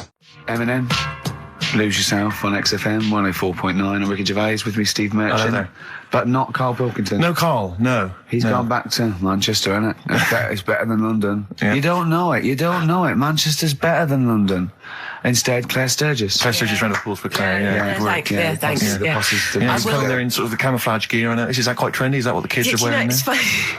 Someone actually mentioned Or that are this you on morning. manoeuvres? Yeah, I am exactly. actually, taking time out this morning from what I normally do. Sure. I missed the second half, talking like that, of Celebrity Boot Camp. I don't know what that Coolio. is it? The fella from Milli Vanilli. What, the one that's not dead? Eh? No, the one that killed himself, Steve. Okay. No, I just want to clarify for people. A lot of people don't realise that one of them is dead. Right. I thought it was important to mention it. Actually, yeah, I didn't know. I'll be honest with you, I hadn't thought it through. No. It was a piece of interesting Milli Vanilli trivia that I had, and I wanted to slip it in. It wasn't really trivia because it was a question. You went, what? The one Rick, who's not what dead. I'm saying, Rick, is I could have found a more tactful way of bringing up the death of one of Milli Vanilli, because I think there's a lot of people out there now upset. Maybe Claire Actually, didn't yeah, realise. people who didn't know. That's quite a shock. I didn't see. I mean, I should have sat people down. Who died? Vanilli or Millie? I think it was Millie. No, Ah, it's Vanilli. What? I don't know. No, but I didn't know. I'm that guessing. is- Actually, I'm guessing. Wait, I'm about not that? confusing Milli Vanilli and Scritti Politti, because I mean that is a danger. Oh, no, you're thinking of the fellow out of Grumple Palumple. He was amazing. He was amazing. It's a great shame that he topped Grumple himself. Palumple, they're not around this. Anyway, cool, we've got some great tunes lined up. We're going to play today our favourite singles It's of a the year. favourite tune, some of which Tune- didn't yeah. quite make it as singles maybe, but tunes of the year, because obviously Christmas very soon and we'll be away for a short time. And, I think next week we'll be doing our favourite Christmas songs of all time. yeah, I'm worried we're not going to fill 2 hours with that. I mean, how many times can you play Shakin' Stevens before... Fairy Tale of New York. yeah, exactly. I mean, that's the only one, isn't it, really? That's the best one. That's the best Christmas That one's song good, ever. but obviously there's Joni Mitchell's The River. That starts with a kind of Christmassy Beautiful, feel. beautiful. I don't think if there's anything else. Not a great deal. The so waitresses, Christmas wrapping. is that one? Is that Favourite brilliant? mine. Is that good? Yeah. So this is Christmas. John Lennon. Paul McCartney came out with Simply Having a Wonderful Christmas Time. Christmas time, yeah, exactly. Yeah, but yeah. John's was Happy Christmas War is over. Yeah. Yeah. Of course it wasn't, but Hey, obviously. but I mean, at least he wanted no, to be. he was dreaming of it. He was dreaming of it. Yeah. That's, I mean, and and, bless him. and to show how much I he don't. hated John war. Lennon's dead as well. I don't know if anyone's. Yeah, no, they do. aware know of that. That's just another bit of I rock and roll like trivia. John's protest against war. He stayed in bed for a week. Yeah. I've been doing I've done that. I've been protesting against war for ages. Yeah, I'm yeah. eating hamburgers. Yeah, absolutely. Against war. Absolutely. I just go into Burger King on the way here. I went into the counter. But of course, that's not. I mean, not product placement there. And there's a number of other burger joints that people may wish to go to if I they often go to choose. McDonald's. Yeah, I often go to exactly, McDonald's. But I went into Burger King because it's close. And I went in there. It's convenient, but then often McDonald's will be convenient. I mean, Convenient. McDonald's is just convenient. Depends where you are. Just as convenient depending where you are. And I said, could I have a cheeseburger and small fries? Take away, please. And he recognised me. He went, oh, I've seen you on telly enough, one, yeah? He went, there's your meal. So I went, thanks. He winked and went, I'll put large fries in. Brilliant. So that's So, the sort but I of- love it. So it's paying off. At last, true genius is being rewarded But I'm by just the intrigued to burger know, joints. because I mean, there's been a couple of times where I've been with you, and we've gone to a restaurant and someone's given you a free meal or whatever. I It's the know. way that it's like you don't ask for it; it's No. just kind of offered. But I don't know what they're expecting in return. Nothing. I mean, do they Nothing. think that you'll go away and you'll always think fondly of Chad I who think, works I in think Burger they King? I just think they think, oh, I don't know, they make I'm like going to the- give him a little treat. Yeah, I know. I don't like it, but then I'm always grateful, and I never. Yeah. But the thing is, I'm slightly embarrassed. Did but- anyone around you hear what had happened? No. Because I imagine the resentment, just the whole room No, turning they on didn't. you. I had to go around telling him. Yeah, I went, I said, excuse me, did you hear that? He goes, no. I go, he just gave me the free thing because I'm on the telly. And I went, I don't recognise. I went, you don't recognise me? I'm terrified now that that someone could be listening at Burger King HQ. You know, I'm assuming this is an unorthodox procedure. And you that know. little fella's got Well, fired. they know it's Leicester Square now because I just mentioned it, so they know which Burger King it is. Oh, my God. I don't know. What was his name? Ralph Littleton. He had a name badge. Yeah. Number 342. Well, I just hope Littleton doesn't get in trouble. So, what are we going to play That could be a first? sad Christmas for him. He's probably keeping his whole family afloat. Bit of Springsteen. Well, tunes of the year. I mean, I know people dismiss Springsteen, but as I say, the gig I went to see earlier in the year, I made it. Sturgis in the end. couldn't It was believe we were quite going to play Springsteen. brilliant. She was- I just think, you know, leave aside what you think is cool and trendy and the fact that he's older now or Really? whatever else. Really? Just leave all that behind Yeah. and just listen to the tunes because, you know, he remains a great musician. Lonesome Day? Lonesome Day is the current single and it's the first track on the album. And, Free chips. absolutely. Well, there's the best band in Britain, in my opinion. Big words. The Darkness, Growing on Me, on XFM 104.9. I'm Ricky Gervais with me, Steve Merchant, and Karl Pilkington. Have you got the album? And already, they've had an argument. Yes. Well, I mean, I don't know whether we need to cheapen the show by discussing it, but I asked for a particular track. Karl is the producer, and he failed to get it for me. He's failed to get it for me. He's failed to bring it up from the record library. Completely failed in his mission. He needed to get 2 records, and he failed to get one of them. A 50% error rate there. Yeah, but like I said, I looked in the system. It told me what album it's on. I brought that album up. I'm busy. But, okay, so fine. Fine, you're absolutely fine then. That's no problem. You know, once again, that's a great excuse, Karl. Brilliant. The show has been ruined. It's been partially ruined, but you've got a bit of an excuse. All right. I didn't make a big deal out of it when you said, oh, and whilst you're down there, get us a new 50 Cent single. I never said, why you don't get this new 50 Cent single. I asked you if 50 Cent single was lying around. Yeah. If it hadn't been here, I wouldn't have worried. So I get it, yeah. I did that for you. Right. And then I come up, you say, has it got swearing in it? Well, I don't know. It's 5 to 1, Steve. I haven't got time. I've been whizzing You're the around. producer. It's the brand new single. I'd have thought it had been lying around in the XFM office anyway. But I don't have time to sit around listening to music. Sure. Well, yeah. Right? I know that you have. Now you've got an iPod that can hold 7,500 songs. I don't know when you're going to get round to loading all them on, but I haven't got the time. Sure. Busy. Yeah. Fine, okay. No, that's a perfect excuse, Karl. Well done, mate. Right. I just hope that I never have to depend on you in a real emergency. I had a bit of bad luck as well. I wanted to play REM, and maybe the listener can help me here. Can you email in ricky.gervais@xfm.co.uk if you know what song I'm thinking of? It's an REM song. I think it's on the album of the last one before. And he says Mulholland Drive and I'm Steve McQueen. That's all I know. I'm sorry, I can't think of the title, so I need the title to look it up, if you know what I mean. I can't put in like that. I can't put in Mulholland Drive. The system goes, what are you talking about? So I need the actual title of the song to look it up to find it down in the library. Oh, well, I'd go down yourself if you're going to go down to the library and get that. I wouldn't send Karl, because... Ricky.gervais@xfm.co.uk. But if he wanted to, he did have time because he came in at 12 rather than 5 to 1. Yeah. No, I told you about that record that I wanted it yesterday, didn't I? So you've had 24 hours notice. So that's not really an excuse, is it? But I did find one of my favourite songs of all time, which is Bones off the Benz album, and it's Radiohead on XFM 104.9. And here it is because you gave me lots of time Yeah. to find it. So Sure. Yeah. Could have brought it in himself. no swearing in it. Bones. Radiohead. The Bends on XFM 104.9. And thanks to Paul, who's Actually, emailed there's in. a whole bunch of other people. Oh, There's lots Nick, of people. we've got Davey, Wow. Steve, Ashley. It's Electrolyte. You know, it all comes flooding back now. We've got that. I've got it out of the library. We're going to play that. That's done. It's interactive. I've used the listener. I've shown the listener, right? I've helped them to help themselves. Sure. I've said, if you want to hear it, tell me what it is. They tell me what it is. They're going to hear it. Yeah. Do you know what I mean? Perfect. Saves going down the library and, well, we don't... Yeah, well, we know mistakes can happen if that, you know, if you have to go down the line. Yeah, and I mean, I checked it though to make sure it was the right one, you see. It's just a little bit of... Well, it's a good rule that generally if you pick something up, a CD, That's you know, right, we want yeah. to play on a radio Sort show, a it live out radio show, yourself. you normally check at the back. Oh, no, yeah, that's right, yeah, if you want a job done, do it yourself. You're absolutely right, Karl. so... But anyway, look, let's all make friends, let's kiss and make up. Yeah, touch and make up. Yeah. Let's just... Well, I'm up on Karl at the moment because it was my birthday in the week, and not only has he bought me a little vibrating thing to put on the chair, because I've got a bad back, so that vibrates, that. Actually, we can hear it. Yeah. Yeah, I'm gonna do it between records, though. Right. What's that doing to you as you It's do just, this? it sort of like sends a little pulse into your sort of muscles, relaxes, doesn't it? I've got to relax on air. If I'm relaxed, the listeners relax, we're all happy. Sure. He's also got me this little electronic bongos, and I thought we could do like... Oh! Chimpanzee that, monkey news, so it's like a jungle sort of thing. Sure, yeah. Brilliant. Well, that's supposed to be one of the great jingles that even has So there. I've got the vibrating... Oh, chimpanzee that! Monkey news! Dr. Fox, if you're listening, I think you'll know that's a clear improvement in this show. So thank you for those. It's all right. Seriously. What did you get him? What did I get him? I couldn't get anything. I was too busy buying myself an iPod. You're joking? Well, that's a little bit gay, isn't it, giving gifts to blokes? Yeah, it is. But for someone who's like major, Yeah. Play a record. Someone who's major? What do you mean, someone who's major? Well, because he's a major celebrity? No, made you. Oh, made you? Yeah. Right. Yeah. Crazy beat.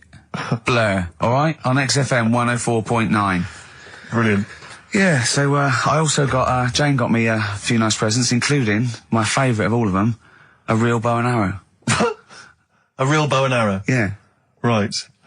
And what, you know, you're going to rob from the rich, and give to the poor? Yeah. when my head goes into the basket, I'm going to blink a lot. See how many times I can blink. But if you remember, when Carl first told me that, it was, I think it was Simon or Nick that pointed out. He goes, no, that's not quite right, Carl. Carl told me that he had his head cut off, and when his head was in the basket, it looked up and said, count how many times I blinked. Yeah, But sure. he believed that as well. So he was happy. He was happy with that. Sure. Do you know what I mean? So yeah, a couple of weeks ago, there was a guy, he had his head cut off, and before he had it off, he'd said, I'm going to blink to show that there's life after death. And he he did 32 blinks, Yeah, right? sure. So you two were sort of pointing that down the other Yeah, week. we were sceptical of that. So I looked again On the internet? at some other website. Yeah. And there's a guy... Sorry, it's the website, just to clarify, the website is the place where you bought that property on the moon, didn't you? Because it was a bargain. Right. So, this guy... Been gazumped. Look, we'll see who's been gazumped when this world ends. I've got somewhere to go, Yeah. all right? And I know you'll be calling me up, saying, oh, can I come with you? Haven't I you go, got no, like 'cause it 2 doesn't square exist, does foot? it? No, I've got acres. You're going to have to I've got about- stand deadly still on the moon in your 2 square foot. I've got about 20 There's no place acres. for Suzanne, it'll just be you. 12 It's- off, love. It's all those people with big heads and web feet that've been buying it all these years. Well, listen, right? Go on. Anyway, Play a record, tell us the story after it. We've been chatting for Sorry, far too long Carl. No, there's no here. Play a record. tune, we'll come back with What this. do you wanna What's play? this, another ghost story? Let's play one of my favourite songs of all time, because I'm going on holiday and getting into a lovely serene mood. Sorrento is probably from that. It's Neil Young, After the Gold Rush. Beautiful. Still to come, that competition as well. I look forward to that. Carl's quiz.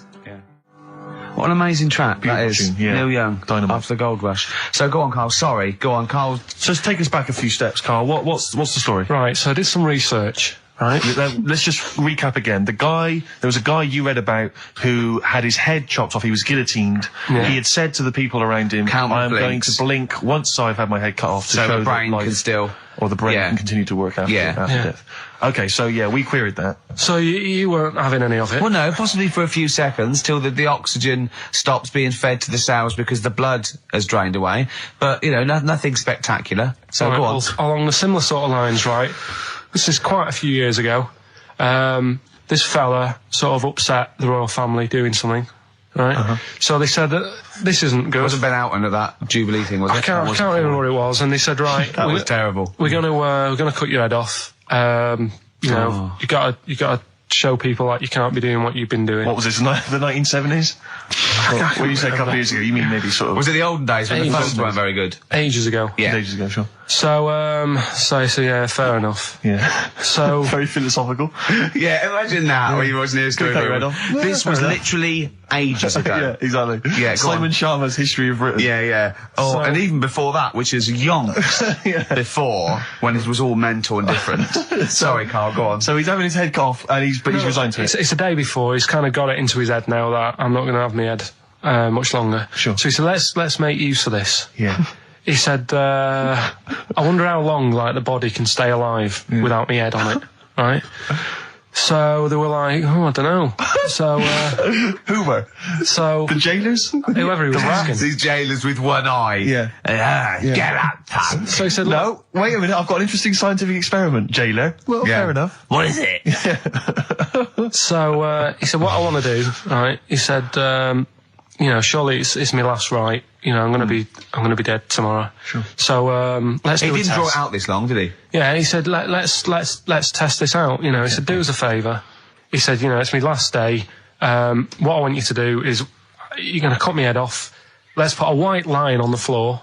Right. And see if, you know, because there's no point asking how far he can sort of walk without an head if there isn't a line, because you don't know what to count. Do you know what I mean? If he loses his head and he's running around all over the place, you can't really count That's that. not impressive enough, yeah. So they said, let's make a white line. Sure. Yeah. Who said And- this? He did or they did? I think they started to join in with him and saying, well, let's make this a... you know. You guess it. Go on. So, They got Norris McWhirter down. The Guinness people. Oh. Yeah. so they said, let's get this white line. Yeah. And, Dedication's all you need. we'll do this tomorrow. And he said, all right, then I'll see you in the morning. So we go- I'll see you in the morning. Night, night. Sleep tight. Bye, bye. I love the fact that Carl knows exactly what was said. Oh, that's beautiful. Yeah, he doesn't know the story Yeah. or what order it is in Yeah, or when but it he was. knows exactly what or was who said. said what, but he knows the intricacies. All right then, see you in the morning. Bye. Oh, kissy, kissy, kissy. Oh, I'm not like that. Oh, you joker. Don't let the bed bugs bite. Yeah. Anyway, So he gets up. do you want a paper tomorrow? No, I'm all right. Go on. He gets up and they say, right, you know, today's the day and that. And he said, well, you know, I've got used to the idea. So here's a white line for you. I'm used to the idea. Go on. So they go, right, you ready then? And he said, I go on. And they cut his head off. And the body walked 32 steps without a head. Wow. 32 steps. Incredible. And that's the lesson, really. Did it get as far as it walked along the white line, did it? Yeah, it stayed along the white line, did 32 steps, and then started to stumble a bit, and it just fell over. Yeah. But, It you know, would it was a test that your body can still keep alive for a little bit Yeah. when you've lost your head. Absolute twaddle. Absolute twaddle. What do you reckon you can do then without an head? How many steps? There'd be muscular spasm, right? Yeah. It would twitch a bit. It would, yeah. You could not distinctly take 32 steps. The body... Well, don't... Yeah. Is the doctor still on the line? Yeah. The fella that bought 6 parrots. Yeah. And, you know, you could have Incredible. got 32 steps. Right, so you The don't headed believe man that. doing a bit of line dancing. Right, you don't believe that, but something that you do believe is that a cockroach can live a week without an head. It can. Slightly different kettle of fish there. Why? Wow, insect to human is what I'm thinking. Yeah, that well, difference. There's not that much difference in Well, of some course there insects. is. Do you know that a snake has a heart and lungs and kidneys and stuff? Go on. No, well, I'm just saying. So? You're making out as if like they're a totally different like being. Species. I am making out. I mean, call me old-fashioned. Do you know what you're talking about? I don't want you embarrassing yourself, Rick. Yeah, I am suggesting they're totally different beings. Yeah, that is. Yeah. Now, Carl, the cockroach is a very different thing. The interesting there is that it lives without its head, because a lot of it's on. There's some of them are phototropic, chemotropic. Some of them just literally have irritation and muscle memory. I mean, they do have a central nervous system, but it's very different. So if you lose the head, it bypasses a lot of that anyway. All this is running around. The reason it dies is because it can't take on water. But it's very different to a man, right, having consciousness and then losing that, and the body's still going, no, I think I remember what I was going to do here. Yeah, so I'm going to walking carefully along the walk white line. 32 steps along this white line. Imagine you just looking down going, oh, missed a bit. Yeah. Maybe the head was in the corner going, left, Yeah. left, left. Oh, he's now, Well, let's just put it out. I mean, if anyone listening has maybe had a relative beheaded, maybe in a horrendous car accident, but they got up, maybe they went for a walk, they had a little chat before Oh, they passed dear, on. Carl. Get in touch. Oh, Carl, you are my favourite being. You are my favourite species. Now, you, Carl, may not be particularly different genetically from a cockroach. You are, Why can generally cockroaches speaking. do that? Why whoever made them went? Let's play a record. Do you know what, when I told him this fact, I send him little facts on text messages just to inflame his, interest. I just sent him a cockroach can live 9 days without its head. He texted back, what's the point of that? Yeah. What's the point of They're that? not doing experiments, these cockroaches. It's a boring last week to have. And he went, and on top of all that, you're thirsty. So it's the worst week of your life, isn't it? That week without your head. Play a record. Play a record, Carl. Competition time next. Oh. We should call, look at his little face. Look at his little You've not heard face. Carl's competition. Oh, we could do without an Ed. Right, okay, educating Ricky. What have we got? Airy Chinese kid, go on. Right, yeah. This is the. I didn't want to do this. Do you want to do it? Well, I wanted to give you 3, and I gave you one. It was like the alien man gets a beard or whatever. Yeah, And- which was total rubbish, so this one should be better, maybe. From, who was it from? Mike Heel, who sent me a little picture of a little Japanese fella from a film who said looks like me, and he does a little bit. But he says, please can you make Carl laugh? I've never heard him utter as much as a snigger, and I'm worried he may have a genetic disorder. Well, I mean, he has got a genetic disorder, obviously, but he was giggling then. I hope people heard you then. Look at his little face. It was a joy. Oh, I love the things that make him happy. But I love the fact just before the microphone came up and just before the record finished, he had his headphones on, the music was too loud and he was just shouting, Bauhaus, it's not working! Bauhaus, it's not working!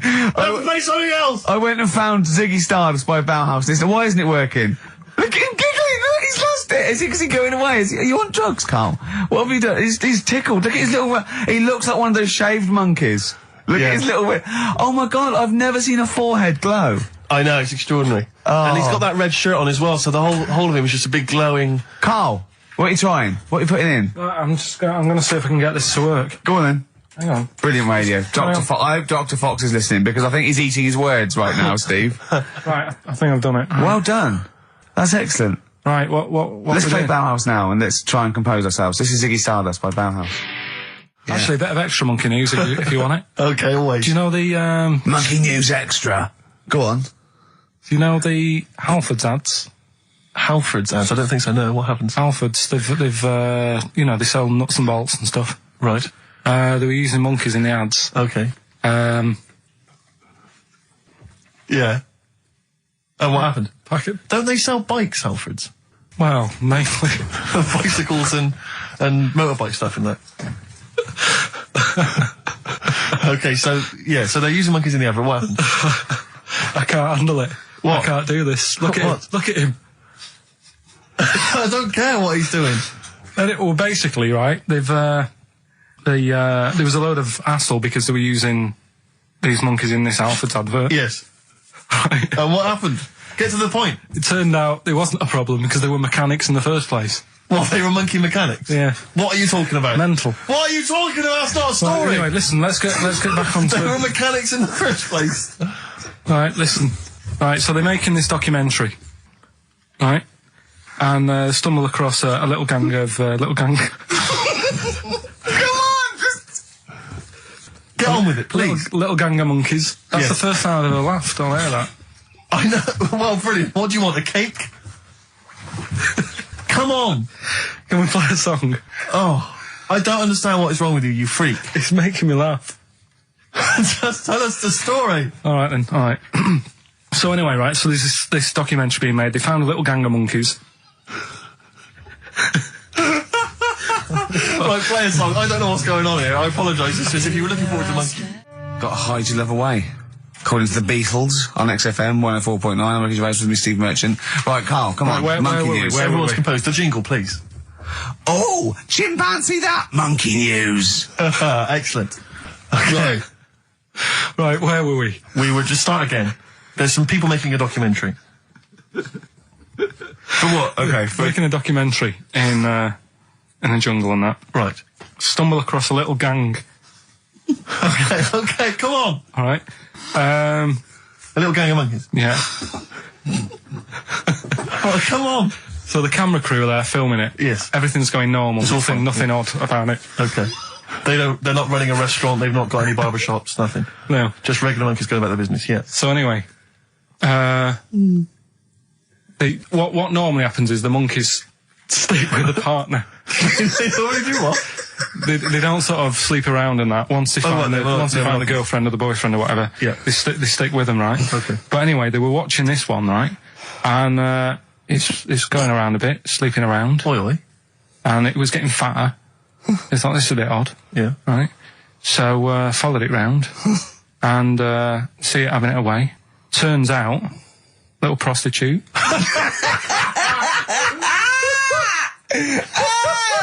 Oh, God! It's a little monkey prostitute. And it was getting fatter because it was charging them bananas. What a load of old rubbish. Charging them bananas! What was it, a boy or... It was a... Woman. Little woman monkey. That's the most extraordinary monkey news I've ever heard. Oh! That is genius! Has this documentary been televised? I don't think it's been on yet. No. And that's all the information you've got? Yeah. And is that's one banana for everything? The half a banana is for... Just oral. A poor job. Right. If you want full-blown monkey sex, it is 2.5 bananas. Sure. So, Let's just play a song. let's just play... All right, well, this is our penultimate show, so we're back next week. We're going to make it a barnstormer, I'm sure, lads. I want 100% behind it, 110% next week. All right, none of this giggling, none of this infantile giggling, like two schoolboys. Right. All right, we're going to come back, we're going to have some quality monkey news next week. We're going to have all kinds of treats, I would have thought. Okay. Some great prizes. All right, are we okay? Yeah, We all best show. behind that? Let's make next week the best show ever. Good luck. If you miss it, then you miss out. We're ending with a track from a couple of years back. I think it was 92, 93. Dinosaur Jr. Start Chopping. Play that. Start playing. Forget start chopping. Start playing. All right. All right. See you next week. Yeah.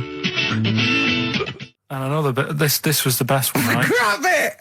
Right. There's this fella, and he was on his bike, right, Yeah. cycling to work or whatever, and he sort of sees this thing in the corner of his eye. Right? Literally in the corner of his eye. Or you mean he saw He just said he saw in his something. peripheral He vision? saw Okay, something yeah. and thought, what's that? Yeah. So he thought, oh, doesn't matter, whatever. And he stops off at a cafe, right? Yeah. Get a little scone, a tea or whatever. And he goes in there and he's sat down, and the waiter comes over. He says, yeah, what do you want? He says, I'll have a scone and a tea. He goes, all right then. So he goes to get it, comes back. As he puts the tea and the scone down, his face is like, what is that? Right? Like a look of frightenedness on his face. Right? Drops the tea and legs it. So the fella's going, what? So he legs it after the bloke and goes, what? And he says, oh, something came out of your nose. That was massive. Sorry, something came out Listen, of the this guy's is all survey. true because people would have watched it, so don't start saying it Sorry, didn't but hang on, happen. I just need to clarify. The guy I on the bike... I don't believe he ran away. Wait a I minute. don't believe he legged it. I don't believe he had a look of frightenedness on his face, and I don't believe he said something massive came out your nose. Wait a minute. And I don't even believe he had a cup of tea and a scone. These are the things that I think are embellished. But who had something coming out of his nose? Was it the guy serving the scone? The one who was on the bike who ordered the scone. Yeah, but what was came out it? of his nose. Yeah, what was it? Came out of his nose. Right. So he goes home and he thinks, I've got to sort this out because it's not good and that. So he But sat. what? No, it was out of his nose. So you mean it poked out of his nose? It didn't come out. It just said hello and then it... It was like the maggot in the head. Yeah, he just yeah, popped, it just- popped his head out, had a look around and went back in. Why did the bloke drop the tea and run? Well, it's weird, isn't it? All right, so he goes home. He goes home and he goes, oh, God, you know. So he sits in front of the mirror and he's sat there waiting. This thing comes out. Again, sort of looks round, goes back in again. So he goes, oh, No scones. right. No, he's... So he goes, I've got to sort this out. He goes to the doctors, says to the doctor, I've got something up my nose. It just keeps coming out and having a look round, going back in. Didn't say that. The doctor's like, oh, I haven't heard of that before. Right? Didn't say that. So sat there. He does it again. The doctor looks, frightened again. Runs away. Yeah. He didn't run away. Well, he's got a look of frightenedness on his face. He had a look of medical frightenedness. Yeah. He dropped his stethoscope and legged it. No, he said, I know what it was. So what? So you got a leech up your nose. He had a leech about that long. What's radio? Well, how long's that? 4 inches. 4 inches coming out of his nose. Next time it stuck its head out, he grabbed it, pulled it out. That's horrible, though, isn't it? Isn't it? Can I just remind people, just let people know, when Karl was saying it was about that long and Ricky said 4 inches, he was using his fingers. Oh yeah, he didn't have his There's nothing else the there. fella out. No. So he had a leech up his nose. How did he get a leech up his nose? Don't know, again, I'm not that bothered about that bit. Buy it if you want, not bothered, think about it. Come back, right? Come back if you want. Start again, Carl. I lost halfway through. Right, start that second one again. Right, well, you can buy... It's different. Well, the first one was bite if one. Now this one was well, write it down. Bite. Right, do it. If it's a cryptic clue, all the letters count. Do it. Buy it if you want. I'm not that bothered. You know, think about it. Come back. Check some other places out first before you know. That was a crossword clue in the Times. So we've got no time for other clues. Right. So that's SC. Right. Do that clue again. Buy it if you want. I'm not fussed. You know what I mean? Think about it. Fust is making an appearance. Fust wasn't there before. Do the clue again. Do the clue again. Initials SC for that one. Do the clue again. No, I don't want to do it again. You haven't finished it yet? I have, that's it. No, do the clue again. I can't do it again. Do the clue again. Buy it if you want, I'm not fussed, right? Shop around. Come back. It's up to you. I'm not pushing you into anything. It's up to you, wasn't there? SC for that one, right? And the final one, that's good. I can play 10-pin bowling again. Okay, and what's the clue? That's O for that one. O. All right, so they're the Okay, three now I things. assume that I'm not going to bother to look, but I assume there's a jiffy bag of taps which people can win. All right, well, great, good luck. Ricky.gervais at xfm.co.uk is the email Play a address. record. Thorns. No, buy it if you want. I'm not fussing. Come back, have a look round. I'm open Wednesdays, by the way. Shut up, for. See you later. I sort of feel like, you know, one thing we've never done, Rick, is we've never pandered to people, but as it's the last show, we've got to give the audience what they want. Right, what's this? Well, yeah, and I was going to say things they don't want as well. And, you know, and well, just basically to keep a smile on Carl's face. Yeah. I say a smile, a sort of not quite a scowl. Yeah, he never really smiles. So, yeah, it's just really as a chance for him to have a go. It's like, you know, you indulge an annoying child. The only time Carl laughs is for no apparent reason. Yeah. What do you think? Like, What do you mean? well, it's just, Do you know what I mean? Keep it. It should go to the winner. yeah, exactly. That is a very good point. So, Be warned. Don't open things that weren't addressed to you. Yeah. I did that Pandora's time, though, didn't I? box. There's some sort of lesson there. Yeah. What happened? All the evils of the world, wasn't it? Pretty much. What? Yeah. Oh, don't try and Oh, explain brilliant. it to Carl. No, Pandora's box. Go on. Well, told not to open it, opened it, released all the evils that are in the world now. But did the person say if you open it, loads of evil will come It's out? not true. It's not true. It didn't really happen. It's not like evolution. It's not the truth. But you remember that? Yeah, you won't listen to some of my stuff, like goldfish and stuff. No, it's not that we don't listen to it. It's that you would pass off how all the evils in the world got here. Because on Ananova it would be, Pandora opens box. Outcast. Hey Ya on XFM 104.9. I'm Ricky Gervais. With me, Steve Merchant. And over there, Karl Pilkington. Now we've got a new feature. Well, I don't know if it should become a feature every week, Rick. I'm not sure it's got legs for that. But maybe in the absence of Rockbusters. Basically, I was looking through the pigeonhole, and we got a lot of stuff sent to us, a lot of junk, you know, stuff we don't really want. Yeah. And a lot of people, for some reason, they send Begging letters, a lot of that. We get sent a lot of CDs by people, bands, artists who have not yet been signed. Maybe they've knocked something together in their bedroom. They got a band. And they just, for some reason, they want our feedback. They want us to sort of give them some thoughts on what they think, where they're going wrong, stuff like that. And I just thought, I was having a clear out, and I thought, why not just give them a little chance, you know? Yeah. Just throw them a bone, Rick. Honest critique. Honest critique of some of the artists that sent us stuff. Okay, go these on are then. bands that have not been, they've not got a record contract. This is exciting. Okay, name the 3 bands Well, I'll first. tell you, no, we'll go through them individually, and I'll hear a little snatch, and then I'll get your opinions, both from you, Rick. I know you've been in the music business, you've got good general knowledge of music, you've got good taste. big time, and big also time. Karl Pilkington's views as well. Yeah. We know what to think of them. So this Go on. first band is called Kellerton Road. I'm sure they're very excited. As I said their name then, they probably can't believe it. They're phoning each other now, they're getting so excited. All friends are phoning them now. Yeah, Turn your exactly. phone off. They They can't people in believe this they're band. You don't want to. Yeah. Well, okay then. Kellerton Road. Kellerton Road, play a track from them.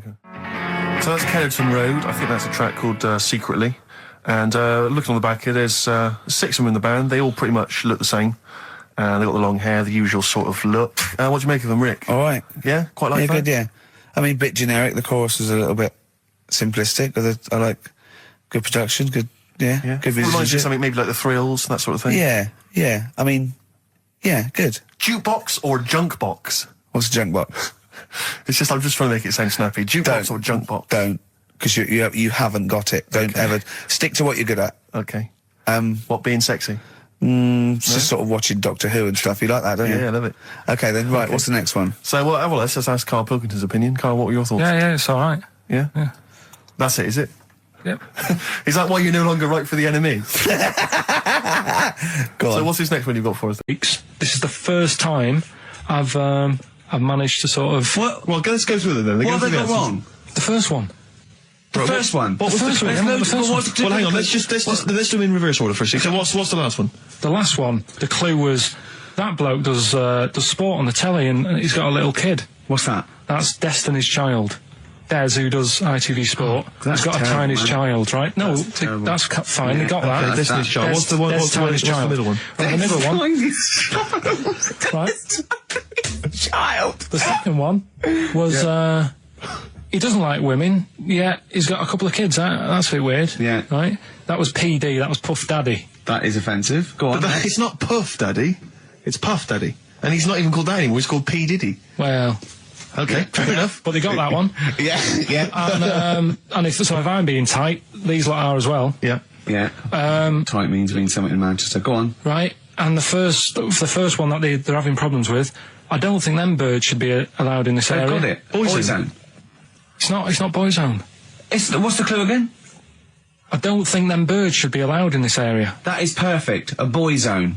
No birds. No women. No women, yeah, birds, right? A boy zone. Sorry, Carl. If that isn't the answer, their clue is better than yours. That is brilliant. What was yours? Boy zone, it works perfectly. What's your answer then? Bangles. I have no idea what that means. Like seagulls. So you don't want them in this area, so you're banning them. Bangles.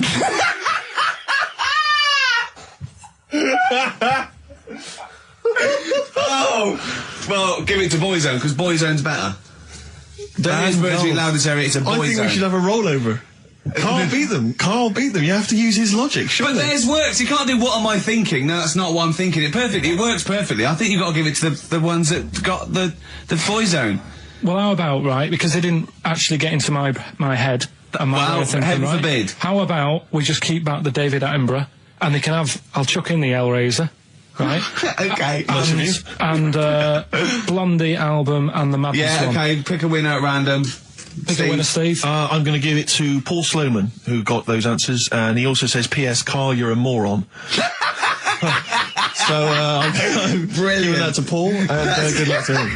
Right, well, He's got a crazy night tonight. If we can rush these over to him, he's got a cracking Saturday night. well, if I'm a moron, I might get your address wrong when I send them to you. Oh, Coming right back at you, Paul. Yes. Right, well, do you know what happened to me on the way in? Go on. A homeless person called me a dickhead. How did he know? Do you know him?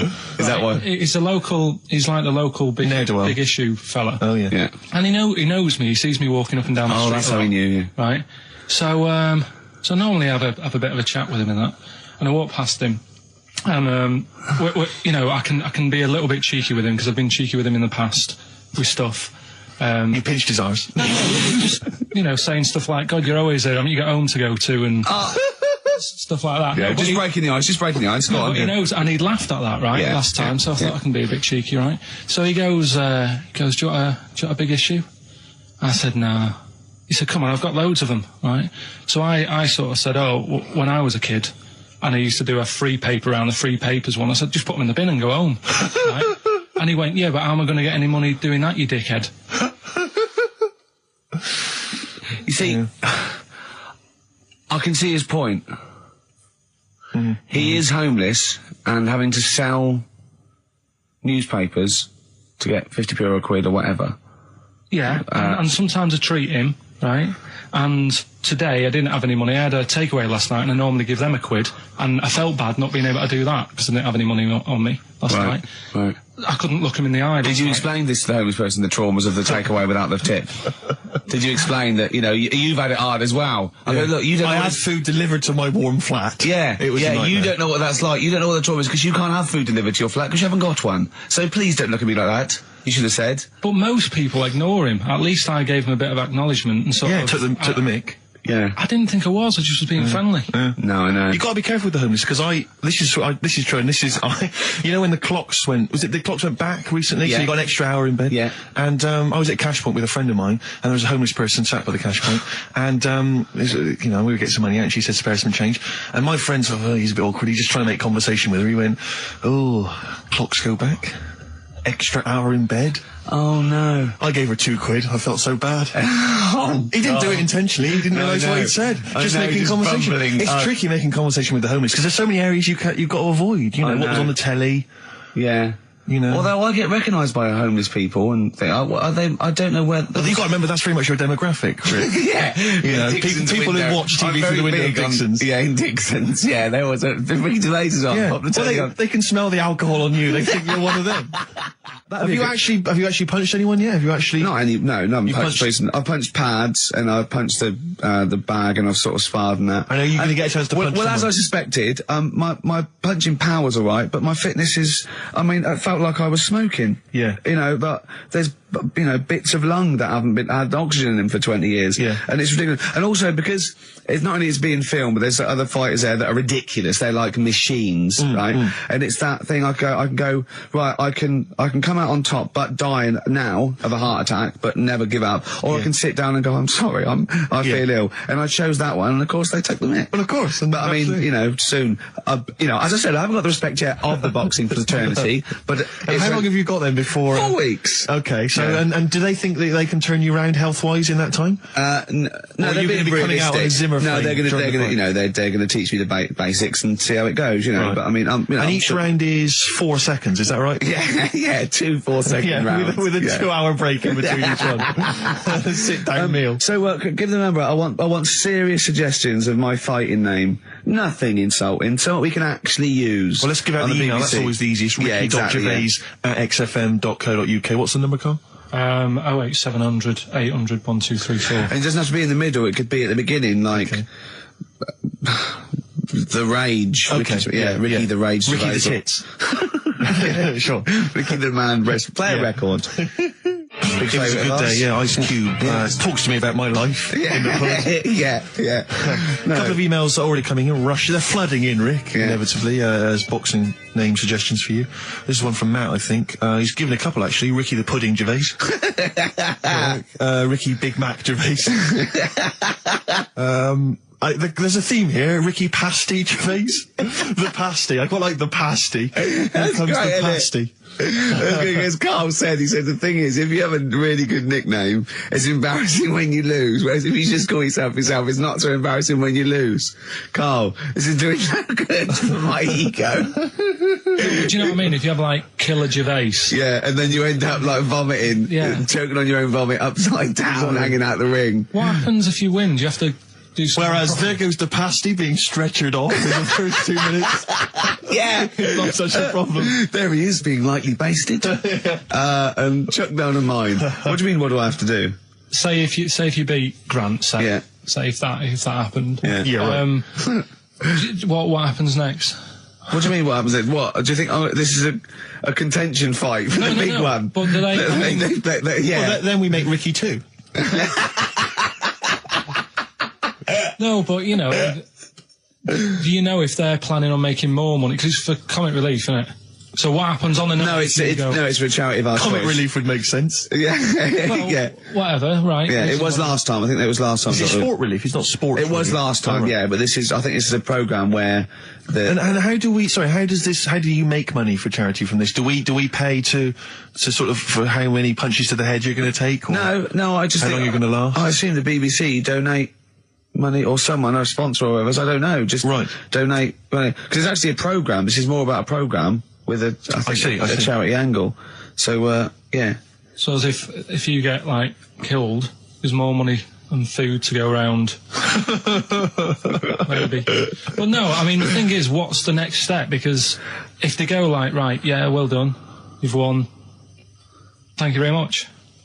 Well, Carl, what do you expect? That it's winner stays on?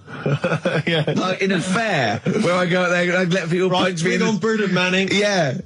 And then my twin gets up. Yeah. It's just It's a program. He's It's not like- gonna turn it's- pro. It's like faking it. Yeah, but what's the point if it's not going to go anywhere? Well, look, A boxer. Sorry, him fighting Grant Bovey in a ring is not entertainment enough. yeah, what's the matter with you, The man's Carl? going to get his face pummeled in. That's Right, you ready then? So, just in case you haven't heard it before, I'll give you some initials of a band or an artist. We're not doing Rockbusters now, are we? Yeah, I thought, well, we've just... Oh, no, we can keep that going. Then we got. I love educating Ricky. That's my favourite thing now. Well, what do you want to do, Steve? I mean, let's do the clues. it's just like he's sort of bigged up the prizes. And so People this will is only by email. Give the email address out now for people to write it down now, Carl. Right, it's ricky.gervais@xfm.co.uk. Ricky.gervais@xfm.co.uk. Only entries on email. Yeah. You're going to get 3 clues. You've got to get them all right. And you win all the You stuff. win all those prizes you said. Okay, Carl, go on then. Right, and just a quick example, one of the first ones we did, it was like AK, and the clue was exploding pet, Yeah. and it was atomic kitten, right? yeah. So you understand how it works now. These are your clues. The first one, that army has got some well nice trenches. That army has got some well nice trenches. Excellent. And the initials there are DW. Do you write some of the questions for 15 to 1? Go on. So that army has got some Got a similar well-nice phrasing. trenches, okay. Okay. The second one, What were the initials there, Carl, on that person? DW. DW. Yeah. Right, the second one, the top of them curtains are all wrecked. All the materials all worn. He acts it out though. We've got to get him on telly. We have got to get him on telly because his little face and his gestures. And That's the second one. The initials being HV. Okay, the top of those curtains are wrecked. All the materials all worn out. Right, HV. And the final one is the final clue. I was in Texas the other week. Right, I tripped and landed on my knees in a puddle. What's the Initials WH for that one. So I was in Texas, I tripped up, landed on my knees in a puddle. So that's WH. Incredible. You've got it. Is it great? It's fantastic. It's desperate. Okay, tell me during the record. Do you remember you're playing for these compilation albums? We got the Fatboy Slim DVD, Linda Green on VHS, and of course Executive Decision, starring Kurt Russell as well. Oh God. Okay, what's the next one? What's the educating Ricky? I just got to make the little outfit. You and your merry men. She's got me like 2 yards of green felt. Sure, yeah, And yeah. I've just got to find And a tailor. tree house. Someone who can make me a lovely little natty outfit. Yeah. Why is she what you're about? You live in central London, so where are you going to be using We've got a this? garden. I did it yesterday. I've broken my Right. finger though because I'm a protector, so it's just it goes so fast, isn't it? Sorry, I didn't understand that sentence. I'm here in the studio. I getting saw you excited. point to your finger, so I'm guessing from that maybe you injured your finger. Yeah, but yeah. For the listener, again, what exactly were you talking about then? No, because when you pull it back, it's Okay. so. And do you have a target? What do you use as a I've target? got a big cardboard box flat on it, down a tree. Right. I go, oh, it's brilliant. Sure. I'm getting a bit excited thinking about Yeah, it. no, indeed. Because when I make that outfit, I'm going to be running round. Yeah. Yeah. Yeah. So, and do you have a picture, like a face maybe on the target, like Osama bin Laden, something like that? Yeah. Sure. No, it just says this way up, fragile. Right, okay. I forget what came in it. But, you know, it's good fun, isn't it, Carl? Bow and arrow, isn't it? Brilliant. Yeah? Would you like a little bow and arrow? Yeah, it's alright. Yeah. I forced out a rifle as a kid. Did you? Yeah, that's- A real one? yeah, just shooting cans and stuff. Yeah. It's alright. So, Well, a wonderful anecdote. Well, I went out with a drink with Carl in the week, and we went to a restaurant, didn't we, Carl? it's a good night. And we sat there, and next to me, when Carl came, next to me was what's his name? Ross Kemp. And he was sitting there, and I saw Carl, and I tapped him on the shoulder, Ross Kemp on the shoulder, and I pointed to Carl and him, and I said, "It's nice to see you two back together again." Nice. And Carl was horrified. But Carl didn't know that I'd already spoken to him before Carl arrived. Yeah, so yeah, it was- yeah, I thought it was okay. I thought I could break the ice because I'd met him before. Sure. So he just thought I was insulting him. And when in the week we were talking about his little head, weren't we, Carl? And Carl suddenly stopped the conversation and said, "If I had hair, what would we be talking about now?" I think he'd had enough of everyone talking about it. And he looked good though. It's a special little do. He had it sort of, cropped a little bit more. I like it when he's just freshly had it done. Mm. Do you like? Yeah. Has that ever happened to you, Steve? If you're somewhere, say if you sat somewhere, does someone sort of, is he anyone else who you look like, or would you say you're a bit of a one-off? I love these two. But to be fair, so what? to be fair, he seems to be having a go at me an awful lot more than I do at him now. I mean, he just starts it. You know, he starts it out of nowhere. I think his is sort of a get back for the way you treat him as a producer, not, you know. But he's not a producer. If he produced the show, I wouldn't have a reason to criticise. But I think this is it. But seriously, I mean, it really winds me up now because, you know, it started as a joke, but now it's abuse. Yeah. He got annoyed at Heat because it said Karl, producer, well, not so much a producer as just a bald mank. And he went, can they say that? Yeah. Can they say that? See, that's a magazine, an independent publication that's identified what exactly it is you do. Yeah. Oh, here we go then. Go on, bring it on, because here we go. He's looking at me. I know he's thinking. I can hear the cogs I'm not thinking anything. It's fiction. No, that is true. Never a true word. Play a record. Now then, I heard this on VH1 in the week, and I have not been able to get it out of my head, and I really kind of want to, I want to get it in everyone else's mind now so they understand the pain I've been going through. Miss You by the Rolling Stones. Yeah. I hope that's now embedded in your brain and you can ruin a week by having to sing that constantly, irritating people in shops and everywhere you go. Miss You by the Rolling Stones. Good track. Good track.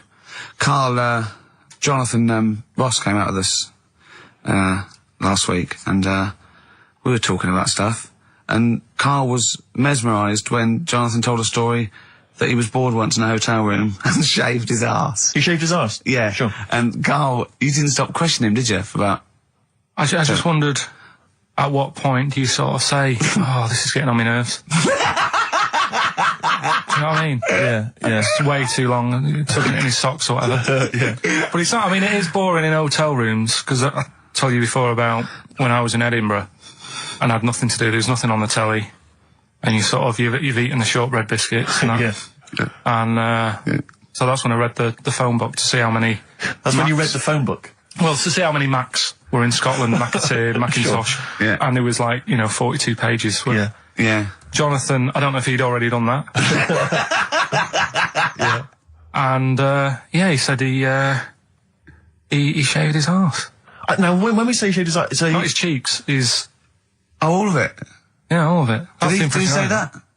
Well, I think that's... But other than the cheeks, But then, there's not much left. Then we got to the fact that me and Jonathan, if we pulled our wealth, we could have shaved Karl's arse for £1,000. Right. And he said, yeah, for £1,000 you can shave my arse. Suzanne said, can I say this bit? Your girlfriend said what, Karl? She was annoyed. She says, well, I'm not allowed to go there. Why is anyone else? And of course, the whole table stopped and leant in and said, what? She went, he doesn't like me touching him there. I went, what do you mean? This is too much information. It was too much information. I like the fact that you've had this conversation with her. I like the idea that she touched your arse once and you went, woo, hands off. Yeah. I love you, but keep your hands away from the arse. Do you know why he said he's talking about the most intimate part of the arse, the middle arse he's talking about, and I said, why? He went, it's a bit gay, innit? I said, how can a girl touching it be a bit gay? If you stood behind it, it could be anyone, doesn't it?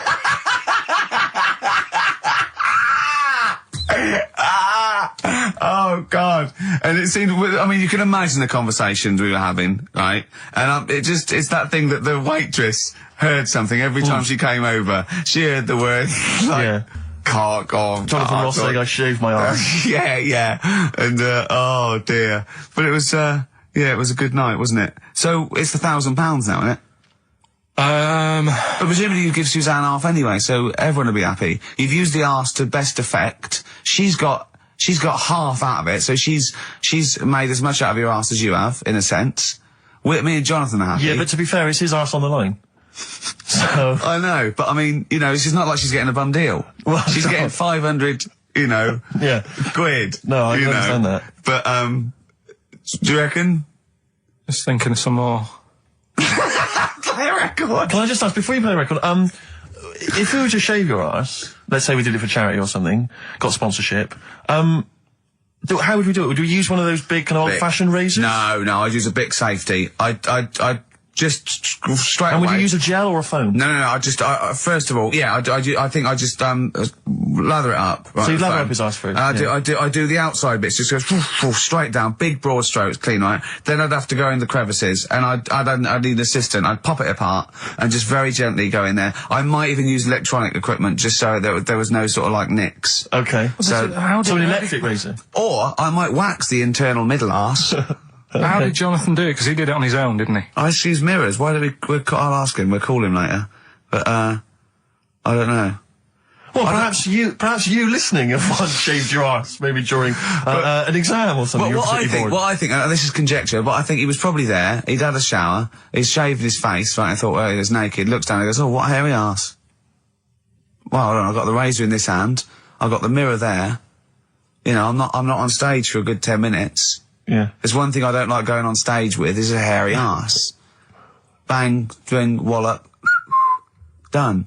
On stage, thanks, see you later. See you next week. Yeah? What are you thinking, Carl? No, it's just how hairy was it? Do you know what I mean? How hairy was it? Because I mean, you're saying mirrors and stuff. But he's how old is he now? He's 42. And they say your testicles drop quite a bit once you start getting old, don't they? Yeah. So he's got to make sure they're out of the way. Tuck Yeah, them to one but side. I don't think I mean, I can speak for myself, you know, as a similar age to Jonathan, that, I mean, you know, there's millimetres in it. It's not like we tuck them in our socks in the morning. They're still in the same place. You really wouldn't know the difference. It wouldn't, if we filmed it in, you know, time-lapse camera, it wouldn't be like a bungee jump. Do you know what I mean? They wouldn't be moving a lot. Yeah. Alright? Do you think I told him he's a good-looking fella, Steve. Would you agree with that? I told Jonathan that he said that he just went for it as well. Yeah. So you spent a lot of time picturing Jonathan's Arse. naked arse. You'd let him give you money for arse touchery. Yeah, whereas your girlfriend's got No access chance. to that. And you're saying he's a good-looking man. Do you want to play a record and think about what you've done? Interesting. 50 Cent, 21 Questions, new single from him. Well, me and Carl got a joint favourite lyric now. I love you like a fat kid loves cake. Yeah. That's great, isn't it? But, I mean, I like it because it's funny and humorous and cheeky. You like it because it means something, don't you? You think that's the absolute truth. If someone was to say that to you, that would be the most romantic thing they could say, innit? Because it's... No, I'm just thinking you know what it means. It's like the Elephant Man, right? The Elephant Man, that's what he's called. Again, you know what you're going to get. The fat kid loves cake. You've said it all, you don't have to say any more. I can't believe it. I'll tell you what made his day the other day. I love it. Jonathan Ross said The Elephant Man is one of the best films ever made. Yeah. Endorsed by a celebrity. I know. Well, by a film buff, really. It is good though, isn't it? It is a very good film, yeah. We have got Cheeky Freak of the Week coming up. Right. There's It's been on a the subject of lot of freaks. stuff going on this week. In the freak world. Yeah. Is it really? Yeah, there's loads. I mean, stuff that we can... The one that hasn't made it.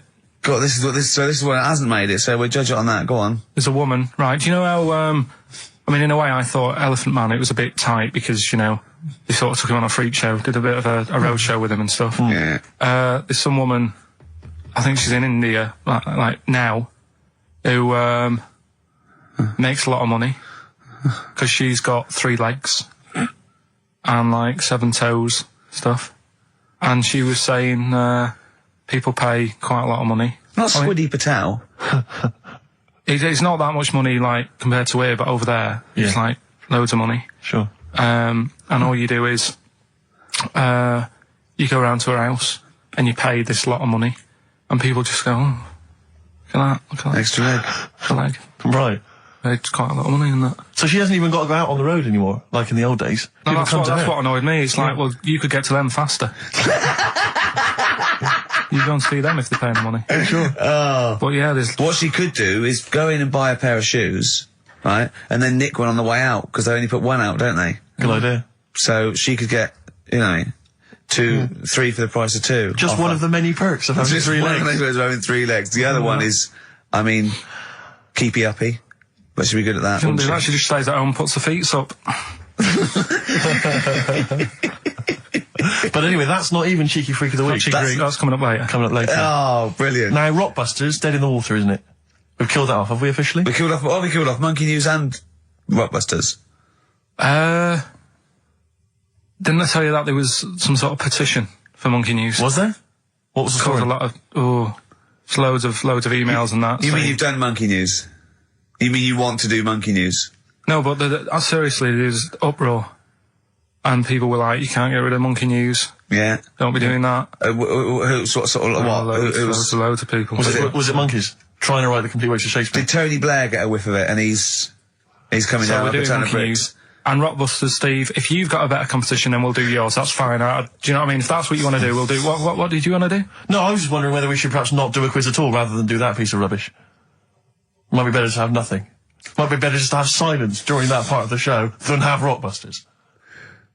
I don't know. If I give you the clues and that, and if you think they sound rubbish, we're not doing it. He's not well long. Let's lose that. Let's get rid of that. Let's make it into a girl. Okay. I'm with you so far. Go on then. So, anyway, gets away with it a little bit in the early years. right. Starts going to school, gets away with it a little bit. Sure. Right. But then, do you know when you get to that age and your head goes all funny? Like when you're a teenager and you sort of, I don't know, your skull goes... Mine never did. What are you talking about? No. That's what you mean your head goes all funny? Teenage years when you look a bit odd. Do you know what I mean? You go from being quite a good-looking person, and then your body starts growing at a different rate. So you never know. You never know till 21 whether you're going to be a looker or not, or whether it's just. Yeah. I know. Right. Go on. Yeah, I'm still waiting. So your head grew outwards at exactly the same rate, didn't it? That's why it's your head grew faster than your hair. He's got a lovely head of hair, but just below the skull. Yeah. He's got a little afro in there, but it just couldn't get through the follicles. It couldn't catch up the skull. Expanding. Oh, bless him. Oh, come on, Baldy. But the thing is, right, so you see these pictures of the lad/woman who's trying to be a woman at the age of 14, 15. Sure. Yeah. She's got one of them big heads. Right. Like a lad. She starts having a hard time. She doesn't want to play with the mates, with the dolls and all that. She's more into go-karting and that sort of thing. Gets to an older age. Yep. Decides to go back. Is now sort of with a woman and having a life of a fella. But did the doctor keep it for him in case he needed it? No, he's had one put on though. Has he? Where'd he get that from? Don't know, maybe that bondage shop. What do they do when they do that? Do they put on what do they do? Maybe someone could call in and tell us. If you're a woman and you have a... Do you want to speak to someone who's got that information? Yeah, I do want to know. What do they If you've got that information, I don't want to talk to them. Do they construct one? Do they construct it? From plasticine? Or do they whack on a dead one? What? What? Whack on a dead one? Yeah. What? What? That's not, it's not, what do you mean? No. When a woman has a knob put on... Yeah. To have a sex change, where do they get it from? Is it constructed? Do they find, like, I don't know... From a donor. A donut? From a donor. Oh, well, yeah. A donor? A donor, yeah. Yeah, but presumably it's like... Maybe there's someone who wants after they're dead, I mean. No, I thought very few people... It's not like giving someone a kidney and then sort of like celebrating with them. Maybe if you're a guy and you want to become a woman, you've got one to spare. That's true. Yeah. Well, a swap. Yeah, just do a little swap, probably on the internet or something. Or Noel Edmonds. What do you mean? On Swap Shop. He's not a man. No, but he could go, we got a fella here who, got a lovely, nearly new, unused penis. Keith Chegwin out in kind of Bognor Regis. Wants a couple of tits and a fanny for that, so, call in. It reminds me of the, do you remember the John Wayne Bobbitt story? Which it's always seemed odd to me. I never really kind of got all the information. Do you remember that one, Carl, where the woman cut off her husband's penis because when he was sleeping? I think he was sleeping, and she drove off. I think he woke up quite quickly. That's so much better than the alarm clock. Yeah. And she threw it out of the car into the woods, and he went and found it. Yeah. But imagine if he'd got to the hospital and they'd sewn it back on, and he'd gone, that's bigger than I remember. I'm not sure this is mine. How many of you got us where we dump all the knobs? We dump all the knobs out there. Yeah. That was an extraordinary story. And then, bizarrely, he became a porn star. Yeah. Yeah. Very strange life that man's had. Well, it is a bit of a shock to the system, isn't it? Oh, cutting your knob off. I know. Do you remember that French bloke, the performance artist of about 1910? Do you remember him? No. He, as a performance art, in a theatre, he cut his knob off to a crowd of people. Now, what? That's only a one-night trick, though, isn't it? Exactly. Yeah. But what if there's been a bang outside? They went encore. He went, what? Yeah. Or they looked outside because a car backfired. He went, did you see that? I go, what? I go, just cut the... Did you? Yeah. Think of that. Sacre bleu. I know. French are funny, aren't they? Great, you're not off for your art. Weird, isn't it? Longview. Further on XFM 104.9. As we're having so much fun with penises, Yeah. I thought perhaps I should just mention... That's a slogan. We should just mention this story briefly. It's in the paper today. A Russian is selling what he claims is Hitler's mummified penis for £12,000. Yeah. Ivan Zadurprov says his ex-Red Army soldier dad hacked it off as a souvenir after storming the tyrant's Berlin bunker after his suicide in 1945. Yeah. Not. You Why convinced? did he wait till now? Yeah. He's found out that. That might get a bit of £12,000. £12,000. Which doesn't seem a great deal. Doesn't seem a great deal of money, really. Well, it's useless, isn't it? True. You're not going to be able to use it. It's not going to be able to. It's not going to be a donor. Imagine that if you walked round.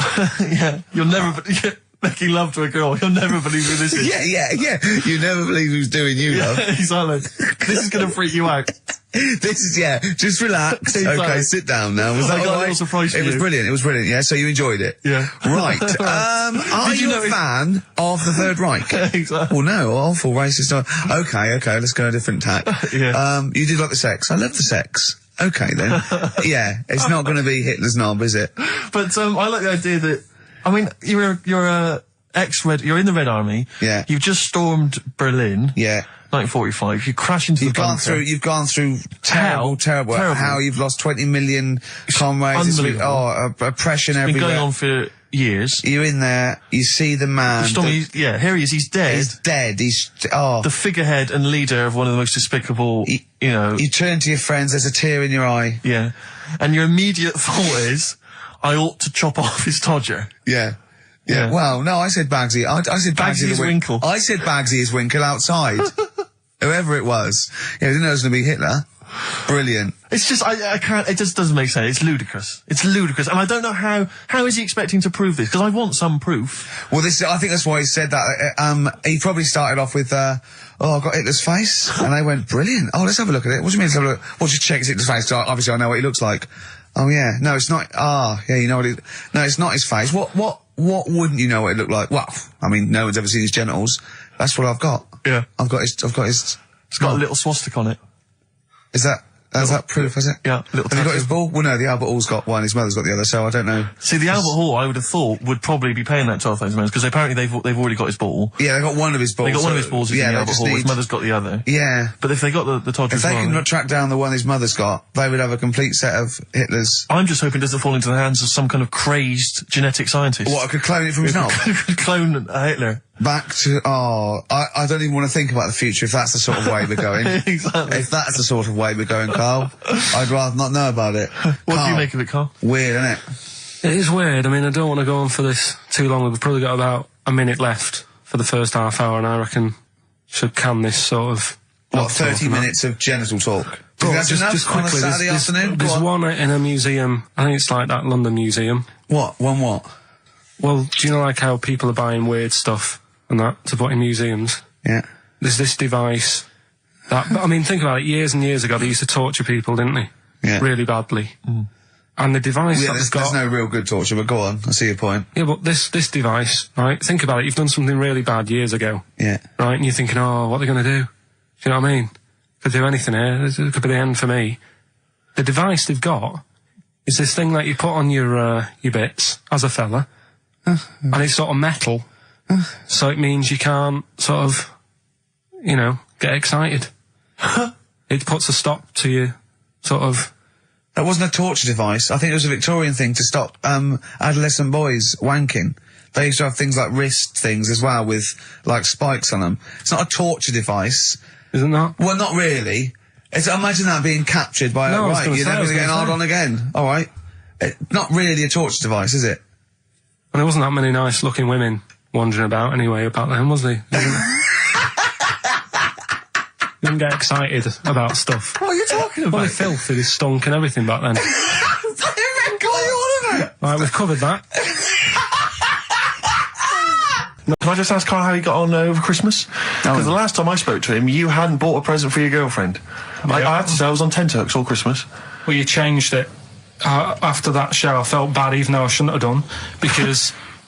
Because you hadn't bought your girlfriend a Christmas Yeah, but present. I said to you, I booked a table, at a hotel in Covent Garden. Had Christmas dinner there, which was nice, right? It's good food and everything. Didn't feel like enough to me. Well, then I went out and treated some stuff, and then No. A couple of days before Christmas, he went. I took Suzanne to that hotel we're going to go to for Christmas dinner. We had tea and cakes. And I went, oh, you treated her? He went, no, she paid for it, but I was just showing her what it was going to be like. That was her extra treat. She paid for it. I love that. Brilliant. Yeah. Well, it was it was like 150 quid for a meal for two, which is pretty dear. So I'm not going to buy her cakes as well. I love that. All right, love, have anything you want. You pay for your own pudding. I'm not mental. Yeah. So you treated her to some other stuff? Some bits and bobs. What, so she chose them and you paid for them? What, the presents? Yeah. No, you chose them and she paid for them, but, you know, it's the thought that counts. I got them on the way home that Saturday. Well done. And what did you buy? Shops. Well, just some bits. It might be personal, Steve. Well, I don't care. Just some bits. Yeah, but bits and pieces. leave out the personal bits. What bits? Just little things. And then yesterday, right? A monkey wrench and a new washer for the shower. Yeah. Some recordable CDs that you need for your job. Oh, dear. Now, when you gave those presents to her, did her face light up? Right. I don't want to tell you what they were, right? But she wasn't that impressed.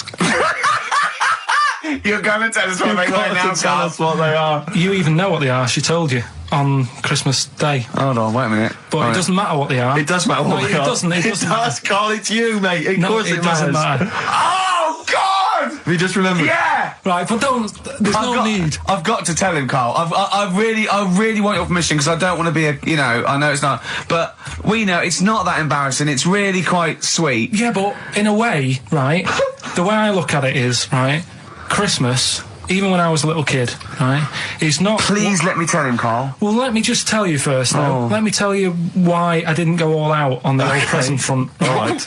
Justify yourself. Right. First of all, I've covered it up since then anyway, right, with that present, because I bought her some shoes yesterday, and she did say, I'll give you the money for them, but when I get home, I said, it's all right. I said, you can have them, right? So not only did I buy her some food on Christmas Day, I got her shoes. She's probably had a total... And they feel like a horse. Yeah. It's sort of like, yeah, there you go, there's your shoes, there's your food, right. Bed down, see you later. Yeah, but what I'm saying is she's done... fed and clothed. Yeah, did you comb her hair? She's done well this year, right? So... The thing She's done well this year. It's like you're a single parent living on a council estate with a smack problem, and you still managed to buy them some Lego. When I was a kid, right, it wasn't about what you got. I remember one year when I was about 8, right? Oh, it's going to make me cry, isn't it, this? No, it's not. I'm just saying the way it is, right? I woke up at about 4 in the morning. And I was like, oh, what I forgot? And I couldn't sleep. I was that on edge. It's the excitement of Christmas, isn't it? It's like, oh, what's wrapped up? I need to know. Sure. Yeah. And it's the fact that people are saying, no, you won't know until tomorrow. Yes. Sure. That annoys you and winds you up. Okay. So I got up at 4 in the morning, opened my presents, and then went, right, I know now, went back to bed, had a great sleep. Yes. Right? So it's nothing to do with the excitement of what you get. It's the excitement of not knowing what you've got. And then what happened when you got up to go down with the presents? What you're saying to me is that you could wrap up a brick because the thrill of Christmas is in hoping and being excited about what it is, not the actual gift itself. Yeah. Is that what you did? Did she get a brick? No, let me tell you now what he got. He got her a present, right? And she said, she came, I said, yeah, he got me. It was an industrial-sized packet of condoms. It was a joke gift. No, it wasn't a joke. It wasn't even a joke. I went home that Saturday after here, past Boots, thought, might have something in here. They were on, like, some value. Right, you passed the Were makeup. they used? Right, but anyway. The makeup, you passed all the other... Past the makeup, stuff. past the lovely vanity cases. Yeah. The foot spas. Exactly. Yeah. Oh, hold on. How much are these, love, for 100? Yeah. $4.99. Yeah. Do I get them reduced if I buy in bulk? So how many did you buy? What was it? I don't know, probably about 100. Right, okay. And is she allowed to use those with anyone? Did you wrap them? Can she just go out and have a wild Well, you don't need to wrap, they're already wrapped, aren't they? Oh. And then what did she say when she opened them? No, wait, Carl, what did she say? Right, play a record and we'll come back to this. Oh, you're worse than my father, that's genius. Made famous, of course, by Jimi Hendrix. Yeah. That's All Along the Watchtower, as originally done by Mr. Bob Dylan. on XFM 104.9. So, Carl, just take us through the moment where you gave this gift. Firstly, So you went into Boots, right? You thought, all right, 100 condoms, brilliant. Okay, did you wrap it I up? don't know if it was 100, probably 80. Right, okay, yeah. Right. You don't want to go mad, do you? Wrap them up. I'm just resting easy knowing that he's not trying to breed. Right. No. Yeah. So I got her them. I got her Grease on DVD because she's Okay. always watching that. Yeah. Right. Yeah. So just think of when her mum said, what did Carl get you? Some condoms and grease. I was going to say, I'm glad he said on DVD. And, she was surprised anyway, right? Because Yeah, I bet she was. no, when she got she was thinking like jewellery. no, So right? that showed her. That surprised you, hasn't it? All right. So hang on, wait a You minute. thought it was a holiday, didn't you? Yeah, look at your face. You don't know me at all. So hang on. So did you give these on Christmas Day? Right, what happened is she got in from work that Saturday, right? And I said, look under the tree. Knackered. Oh, at least it's Christmas. Yeah. At least I'm going to get a little bit. Yeah, go on. I said, look, you got some stuff under the tree, right?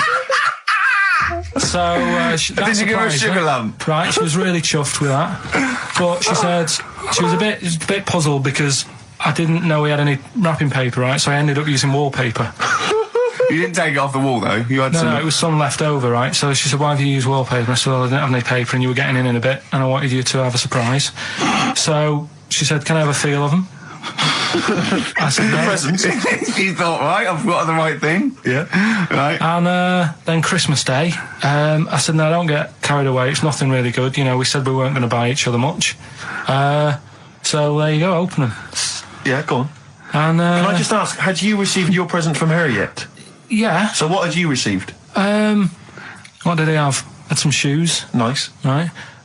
Getaway game for PlayStation. Nice. Which is all right. I'm just totting up Just the talk value the of value this. of those, Go on, yeah. And just also think about how much fun and pleasure you get from them. Yeah. Although, of course, condoms, I can see the Well, do it. see the appeal. Well, okay, yeah. So yeah, I think but I can. also add to that bit 150 quid for a meal. If you're going to start Mindless. totting up, 150 quid for a meal. I bought some shoes, 72 quid. Yeah, that was after the event, though. Doesn't matter.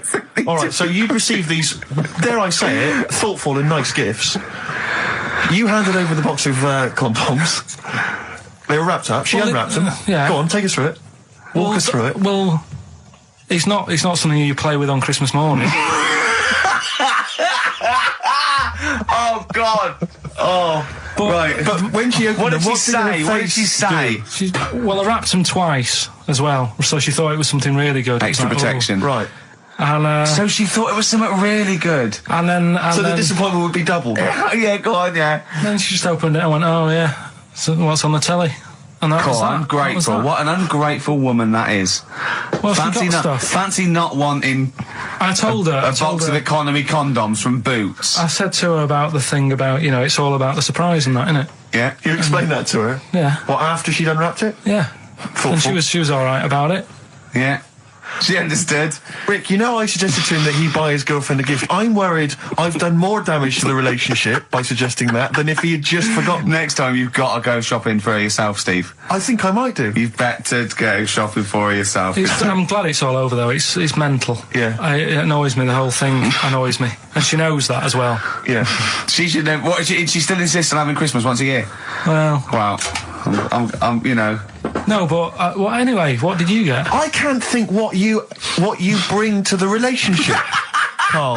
I don't know what it is she's getting from you in this relationship. It's like she's I doing think all we the know. work. 80 times. Oh God, God! I love it. You're brilliant. I know what she's getting. He's the. What though? He's not thoughtful. No, but he's thoughtful. He's the best he can do with the brain he's got. Do you know what I mean? Right. He's doing his best. He's absolutely doing his best. There's no. He's working at the limits of his powers. Do you know what I mean? Though he's done as well as he can with what he was given. Sure. Yeah, I and understand. that's admirable. Yeah. It's like, I think he's done better than you'd expect. I bet his teachers didn't even think he'd get this far. Do you know what I mean? What? Find a girl. No, well, yeah, a job, a girl. Yeah. Do you know what I mean? Clothing himself. He's done really well. What do you think, Carl? You think you've done well? I think I've done all right compared to some of my mates. What are they doing now? Probably not that much. Do you know what I mean? The Mrs. Matthews said I wouldn't be an high flyer. I think I'm doing all right. Yeah. Do you know what I mean? I have a holiday every year. Got somewhere to live and that. Yeah. Got a new flat, haven't you? Yeah, so where are they then, the condoms? Did she show them to her family and friends? No, Take no. them into work? Look what I'm Carl's got surprised she told Ricky, actually. I was a bit disappointed in that. Yeah. Because I didn't go shouting around. Well, she was so what I got. excited, Carl, clearly. She was just so pleased and proud. Yeah. All right, play a record, we'll come back to it. No, that's it now. Streets, Don't Mug Yourself, XFM 104.9, Ricky Gervais, Steve Merchant, Karl Pilkington, a regular Santa Claus. I'll leave it now, I'll leave it. Oh dear. Right, listen, right. Yeah, New Year and all that.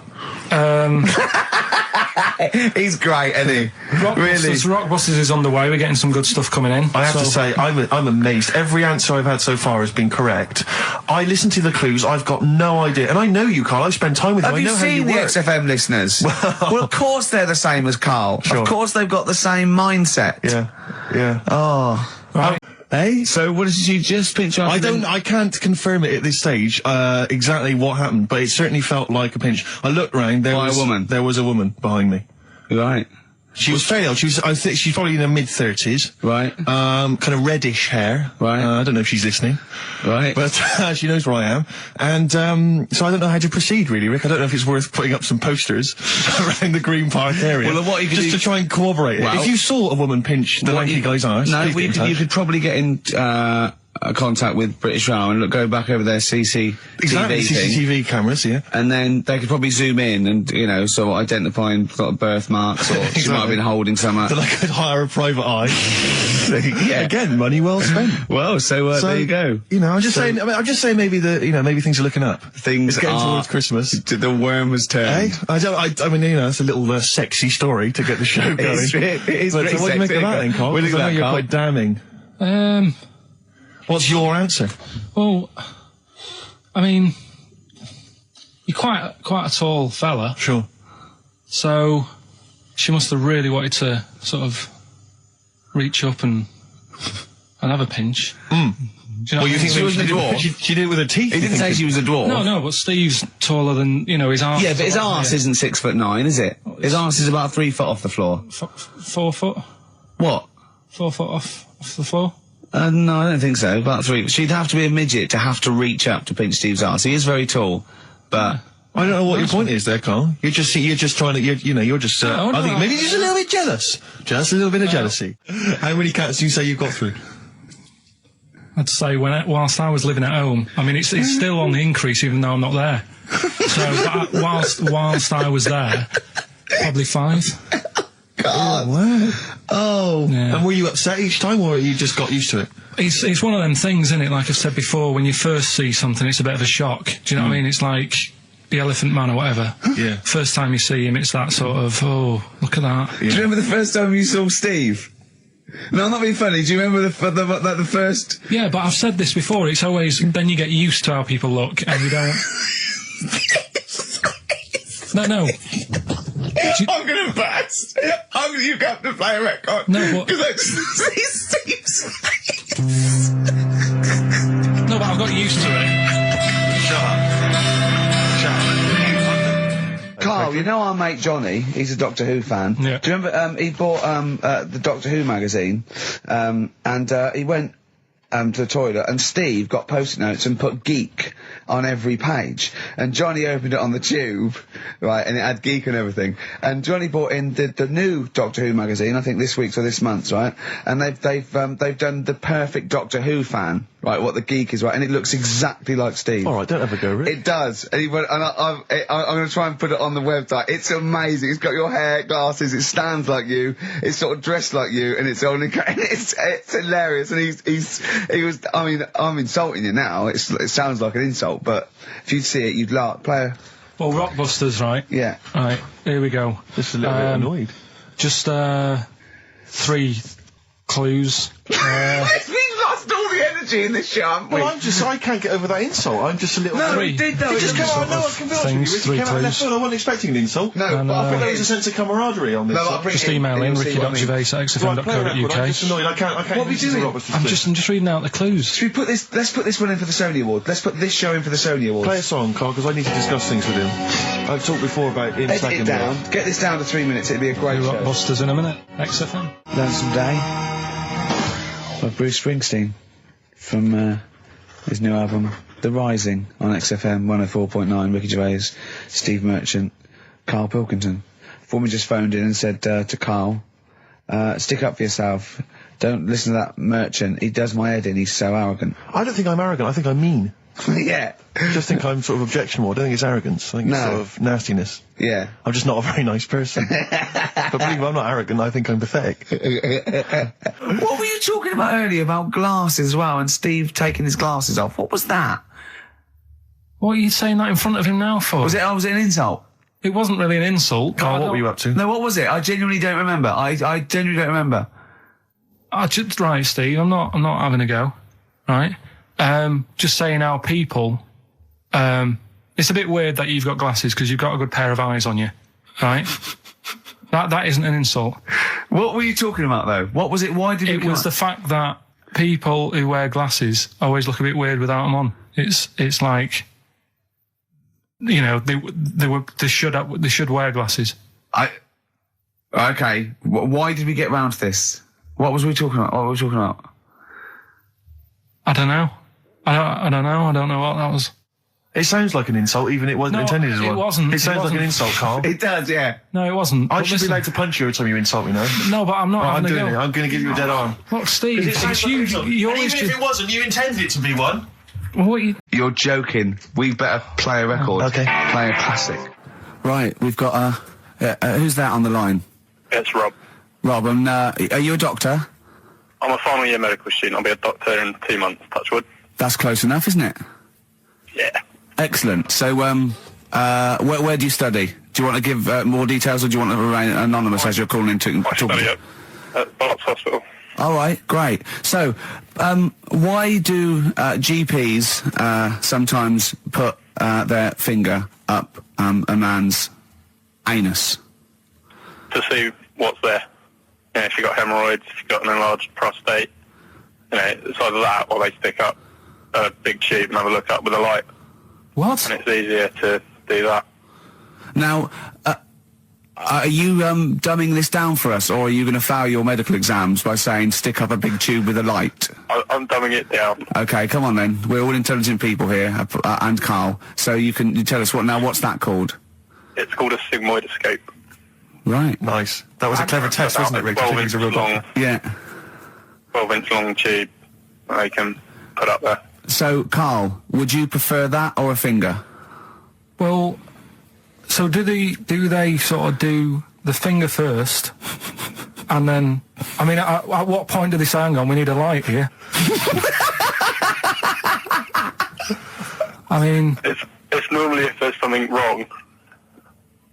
but so if I go then, say if I go to this Wellman clinic, right, and they go, yeah, the art's good and that, yeah, finger, there you go, and then they go, hang on, I'm going to go and get me light and tube.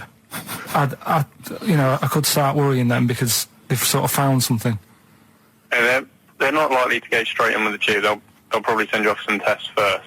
But Carl, there's To the nothing. hospital. But you go to these places to put your mind at rest and to know where you are with your health. I mean, it's not that you go along. That's what most people worry about. They think that because I'll go along and they'll find something. Well, one, that's illogical. It doesn't heighten the fact they find something because you go along. And two, if they do find something, it's a good job you went along. I mean, I'm a hypocrite because I don't go to the doctor, but I've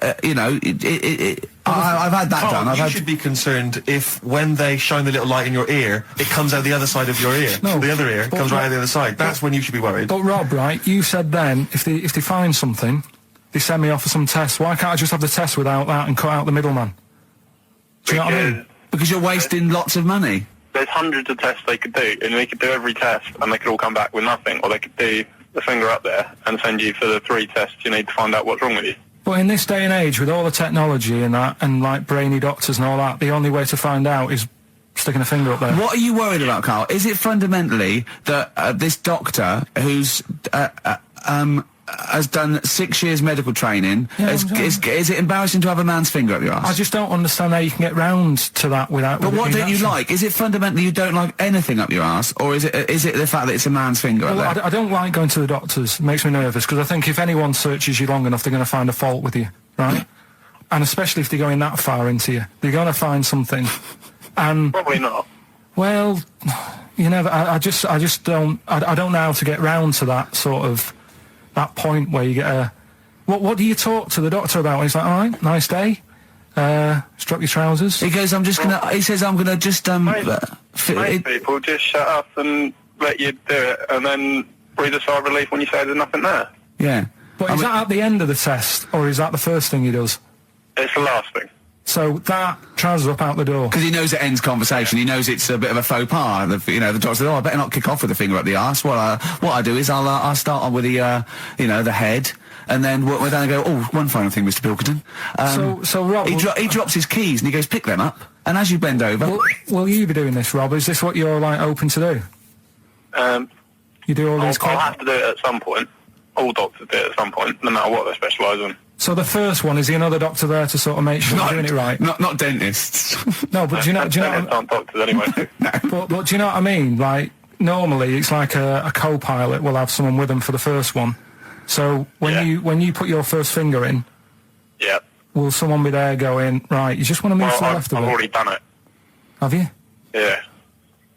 So that's the thing with a student. You're learning. So you get people teaching you. And you learn on... these things. Can I just point out, Rob, I think I'm right in assuming that you have a glove on. Yep. And there's lubrication. Yep. And it doesn't hurt. No. There you go. What are you worried about, Carl? Who's this person who everyone's testing on in your class? It's not one person. One person. There's like, when a patient comes in and they've got a problem, your boss, the consultant, he does his finger up, and if he finds something, he goes to the patient, is it alright if the student has a feel as well? Then the student puts on a glove, puts the sleeve on the glove, and sticks his finger up and sees what he comes out with. Rob, I wish you could see Carl's face. I mean, his face when you said, then he says, can this fella have a go as well? He looked horrified that he thought it was a free-for-all, like there's a queue of people trying on gloves and going, let's have a go. That looks good up there. What have you found?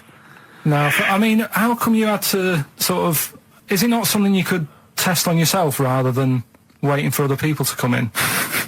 Because then, you know... It's an awkward position to get to, really, isn't it? Well, but you can have a good rummage then without feeling too awkward, but to sort of have a go on your first patient when you don't really know what you're looking for anyway. Do you know what I mean? Never really thought about it. Because you don't... If you've never done it before... You pop your finger in there, and you've got to sort of look. You've got to have an expression on your face, like you know what you're finding. Well, they can't see what you look. They can't see your face. There. You got the big boss consultant man going. Now move your finger there, and you'll probably feel this. But he's just done it. He knows what's there. Well, what? Oh, so he's already had a go. He's had a feel, and he's going right. If you feel to the right, that's the conglomerate or whatever. The congomblery, yeah. Its congomblery is in perfect working order. I'm still... Thank you, Rob. I'm sorry you had to go through this. Carl is probably the worst patient you'll ever encounter in your medical career. Good luck with your finals, and thanks very much. And do you know any female doctors who do this? Or? Thank you. XFM 104.9. Thank you. All right. This is Carl, the producer of Ricky Gervais and Stephen Merchant on XFM 104.9. We're playing out some of the best bits. Hope you're enjoying it. Here's another one. Can't concentrate now. Oh, well, he's all stressed because the lady from MTV is here. She's going to film his little face. So the things he said in the week, he was so worried. He's got worried about the spot on his head. That won't come out. Just you got your best side. It's on that side. That's all right. All right. Yeah. The camera's out. Look, he's getting nervous now. Okay, Carl. Ignore the camera. Okay, just ignore the camera. Okay. Now, me and Steve have done our research for you, and we've got two amazing things to tell you. What should I tell him first, about the baby or the Well, they're both equally fascinating, so you choose. I'll tell you the crab thing first, right? Steve actually saw this thing in The Guardian of the Week about our research thing, and then we looked it up, we looked into it on Friday, and it is incredible. Right, listen to this. There's a thing in a bay in New England, right, where it's like the biggest, they make silicon chips and stuff for computers, right?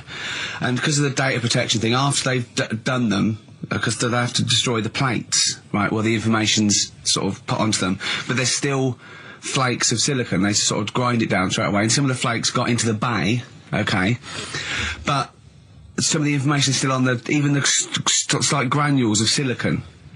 Anyway, gets in the water, and silicon is rather like a carbon derivative. I reckon if there'd been life on another planet that wasn't carbon-based, it'd be silicon-based, because like simple sugars and it's just COH and that, and it can work with silicon, right? Anyway, the crabs have been taken up, it's still in the water, and they looked out on the beach, and over years the crabs have started sort of putting themselves in formations, like geometric format, and they couldn't work out why they were doing this. And when they put them in the experiment, they sort of like chopped them up, and they found they'd taken on silicon, and it had sort of got into their brain, and they were downloading information.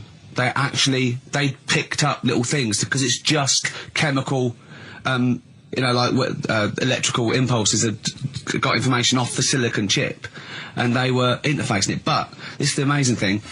One bloke sort of thought of this, and he thought, well, if it's a simple computer, the brain, if it's just a simple sort of electrical thing, then maybe there's sort of, you know, we could get it down. So what they did is they made a thing called a biointerface, and they put it into the crab's brain, just a really simple brain, so it's measured avant-garde, right? And it got impulses from it, and they were getting like computer, actually just flashes of like symbols and geometric things right on this screen to read the crab's brain, and it was stuff like, you know, fragments of a. What made them do this in the first place? Because they saw the crabs behaving differently. They were behaving differently to each other. They were just like, they were, you know, intelligent, and they were sort of solving problems and all this sort of stuff. Anyway, when they downloaded the thing, it was like there was they found one of the secretary's names where it had been on the silicon chip, where it was just like a flash of a computer screen. But the most amazing thing is, they downloaded a memory, right? It was like a snapshot where it had been burnt onto the retina of the crab, just a snapshot of something, and it was like a picture of the beach, like a couple of years ago, right? And they also did, incredible, it was like just a digital black and white sort of thing, so they could see what the crab had seen. Amazing. Jeez. Amazing. So intelligent crabs. What are they doing with them now? Super brain. Well, they think this is the upshot. They think they could use it as spy crabs, because they could get these crabs. Also, the other thing is, as generations went on, right? So they'd put a crab in the sea or something, right? Lots of crabs in, and then as generations went on, a newborn crab, they downloaded the memory, and it had the memories of its great all together. It had every memory that any crab had been related to it beforehand, because it passed it on. It just passed it on. So not even ones that had been eating the silicon stuff. Yeah, no, these are just like ones that have had kids. Yeah, and they've got like, and they know so you'd know everything. Your everything right the way back. So would that work if we ate silicon? Well, I suppose so. So what are they going to?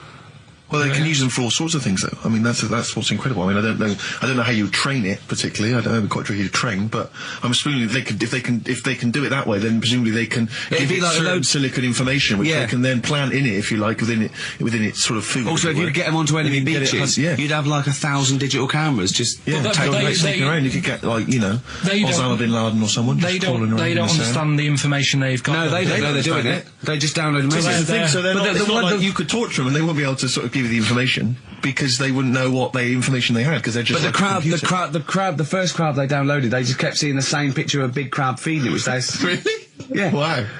That's what, like its mother crab or something? Yeah. Just memories of it as a child. But they're not in colour, presumably. Because no, it's all in black and white. It's just a digital camera, because it's just they don't see in black and white, so it's just like a I don't know. I think it's burnt onto the retina or something. And the only one that they kept were the ones they saw a lot of the time. Wow. I mean, in a way. So what did you do for New Year, incidentally? Well, I cocked it up a bit. Right? You're joking. Go on. You're joking. You're joking, mate. Go on. I went and booked a You table. got the wrong day. No, right? Booked a table at a restaurant that was shut. Right? What? I booked a table at a restaurant, and the one that I called, it wasn't the one. The call had been diverted. So Suzanne said, call them up and see what they're serving, right? Because I forgot to do that when I booked the table, right? That's right, anyway. Because the thing is, right, it's a restaurant in Covent Garden, but they've got one in Victoria. But when they answered and they said, no, Victoria, I thought that was the person who was answering the phone. Do you know how some people say the name? Right. Right? So then when I called them up and said, what You thought he sounded a bit funny. right? So... I'm confused, Carl, but probably not more. Well, it was no a more than you would have been on the it was on the a day. branch of a. He doesn't want to give the restaurant away, so he phoned it up. There's one in Covent Garden. They answered the So phone. the restaurant's not called No. No.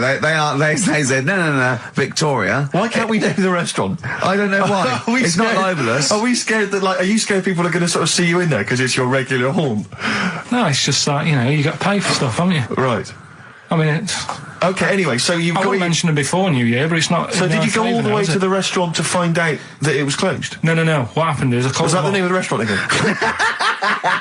Right, the restaurant's called Christopher's. They've got one in Covent Garden, they've got one in Victoria. He phoned up, he went to book, it's a lovely restaurant, I've been there often, I recommend it to him. He phones up, said, can I have a table for he said, no problem, sir. Right? And then, Suzanne said, oh, you better call up, see if they've got any haddock on the, menu. And he went, hello, and they went, hello, Christopher's. Victoria went, Victoria? They went, yeah, he went, oh no. That's it, innit? So then I just said, no, forget it. I'm not going all the way over there. So I cancelled it, right? So then I called up Suzanne and said, look, I've made an error. The place we were going to is shut. Was she surprised again, or? So we're not going. So she said, oh, try some other places. And I did. They were all booked up, right? I was fed up anyway. I hate New Year. It's always like this, isn't it? So I said, look. You know the common factor in all these stories? You hate Christmas, you hate birthdays, you hate New Year. It is you. Right. Yeah. So I said, I'll sort something out. Yeah. So I went to Tesco. Leave it with me. Went to Tesco's, boots went were to shut. Got a lovely plate of condoms. Did you just stay in and play with her Christmas gift? blowing them up? I've done some balloons. Well, it was. We did stay in. And I watched that thing that, 100 Greatest Moments, which was annoying me. Did you see, there was a nudist on it? You know how I feel about them? Yeah. Right? Did you see him? Man with two knobs. There was a man with two knobs on it, and a nudist who just like wanders about the house. But it said, and when he visits people, I was thinking, who lets him visit? I go, Exactly, yeah. But you must go there with trousers on and go, hello, lovely to see you. Go, just pop all these off. Well, not really, no. And I tell you what annoyed me the most, they had a white sofa. If you were a nudist, you'd get a darker one. Right? So anyway, right, so we ended up watching that. That annoyed me. And then I was tired by about 11, and I said, oh, let's go to bed. And she said, you can't. And that annoys me, the fact that because it's New Year, you got to stay up. And it's like, well, why? Can't we just... They should bring it forward, so in case you want to... Quarter to 10. Well, you stay up, and it's like my eyes were dead heavy, and I was like, oh, I want to go to sleep. So just stay up, and then it's midnight, and you go Happy New Year, then you go to bed. Yeah. Well, not everyone, Carl. Some people have a little party. So it's over with anyway. Yeah. Sorry, are you 86 years old? It just gets on my nerves. Do you ever enjoy it? You never seem to have any fun, Carl. This is what disappoints, this is what worries me. I feel like you're going to die. You're here, Carl, with us two. We've got three, as I was just saying to Steve, three of the greatest comedy minds ever in one room, and Steve pointed out, since the goodies. True. Do you know what I mean? Well, I mean, it should be party central. Yeah. So anyway, right, so this is when I spent time thinking of new ideas. Right. We've got Rockbusters, that's rolling. There's people coming in, they're getting them right. I don't understand it myself. As ever, Rick, you'll be amazed and confounded. So I don't know the answer, and I haven't looked at the answers. I just like that moment. It's like when you go down Christmas and you're excited about a present, and it's like some condoms. You know what I mean? Well, I love that. That moment. Yeah. I don't know how he's going to top that next year. I don't know how he's going to top that. All I can think of is some corn plasters. Right. It's all right, love. The batteries are included. Got you a pumice stone. Right, now, and then we went on to a whole thing about homeless. He wants to do a game show with celebrities being homeless for a week. What do you think? Actually, I've got to say, that's not bad at all. It's not bad, is it? No. Right, do you know how, like, Lenny Henry went to the jungle? Yeah. Right? And you've got, You've got who else did it? John Lovely made slippers out of a bra, right? So I'm thinking, like, get a celebrity and say to him, no, just because. I'll tell you why, right? I'll tell you why all this came about. When I was walking back from that Christmas meal that I bought my girlfriend for 150 quid, right? Lest we forget. Right? I was walking down Mortimer Street and there was a homeless fella there, and it was like, oh, you know, it's really, really bad. But the weird thing is, it was about, I don't know, probably about 8 o'clock. Yeah. No, about 9, right? And he was asleep. And I just thought,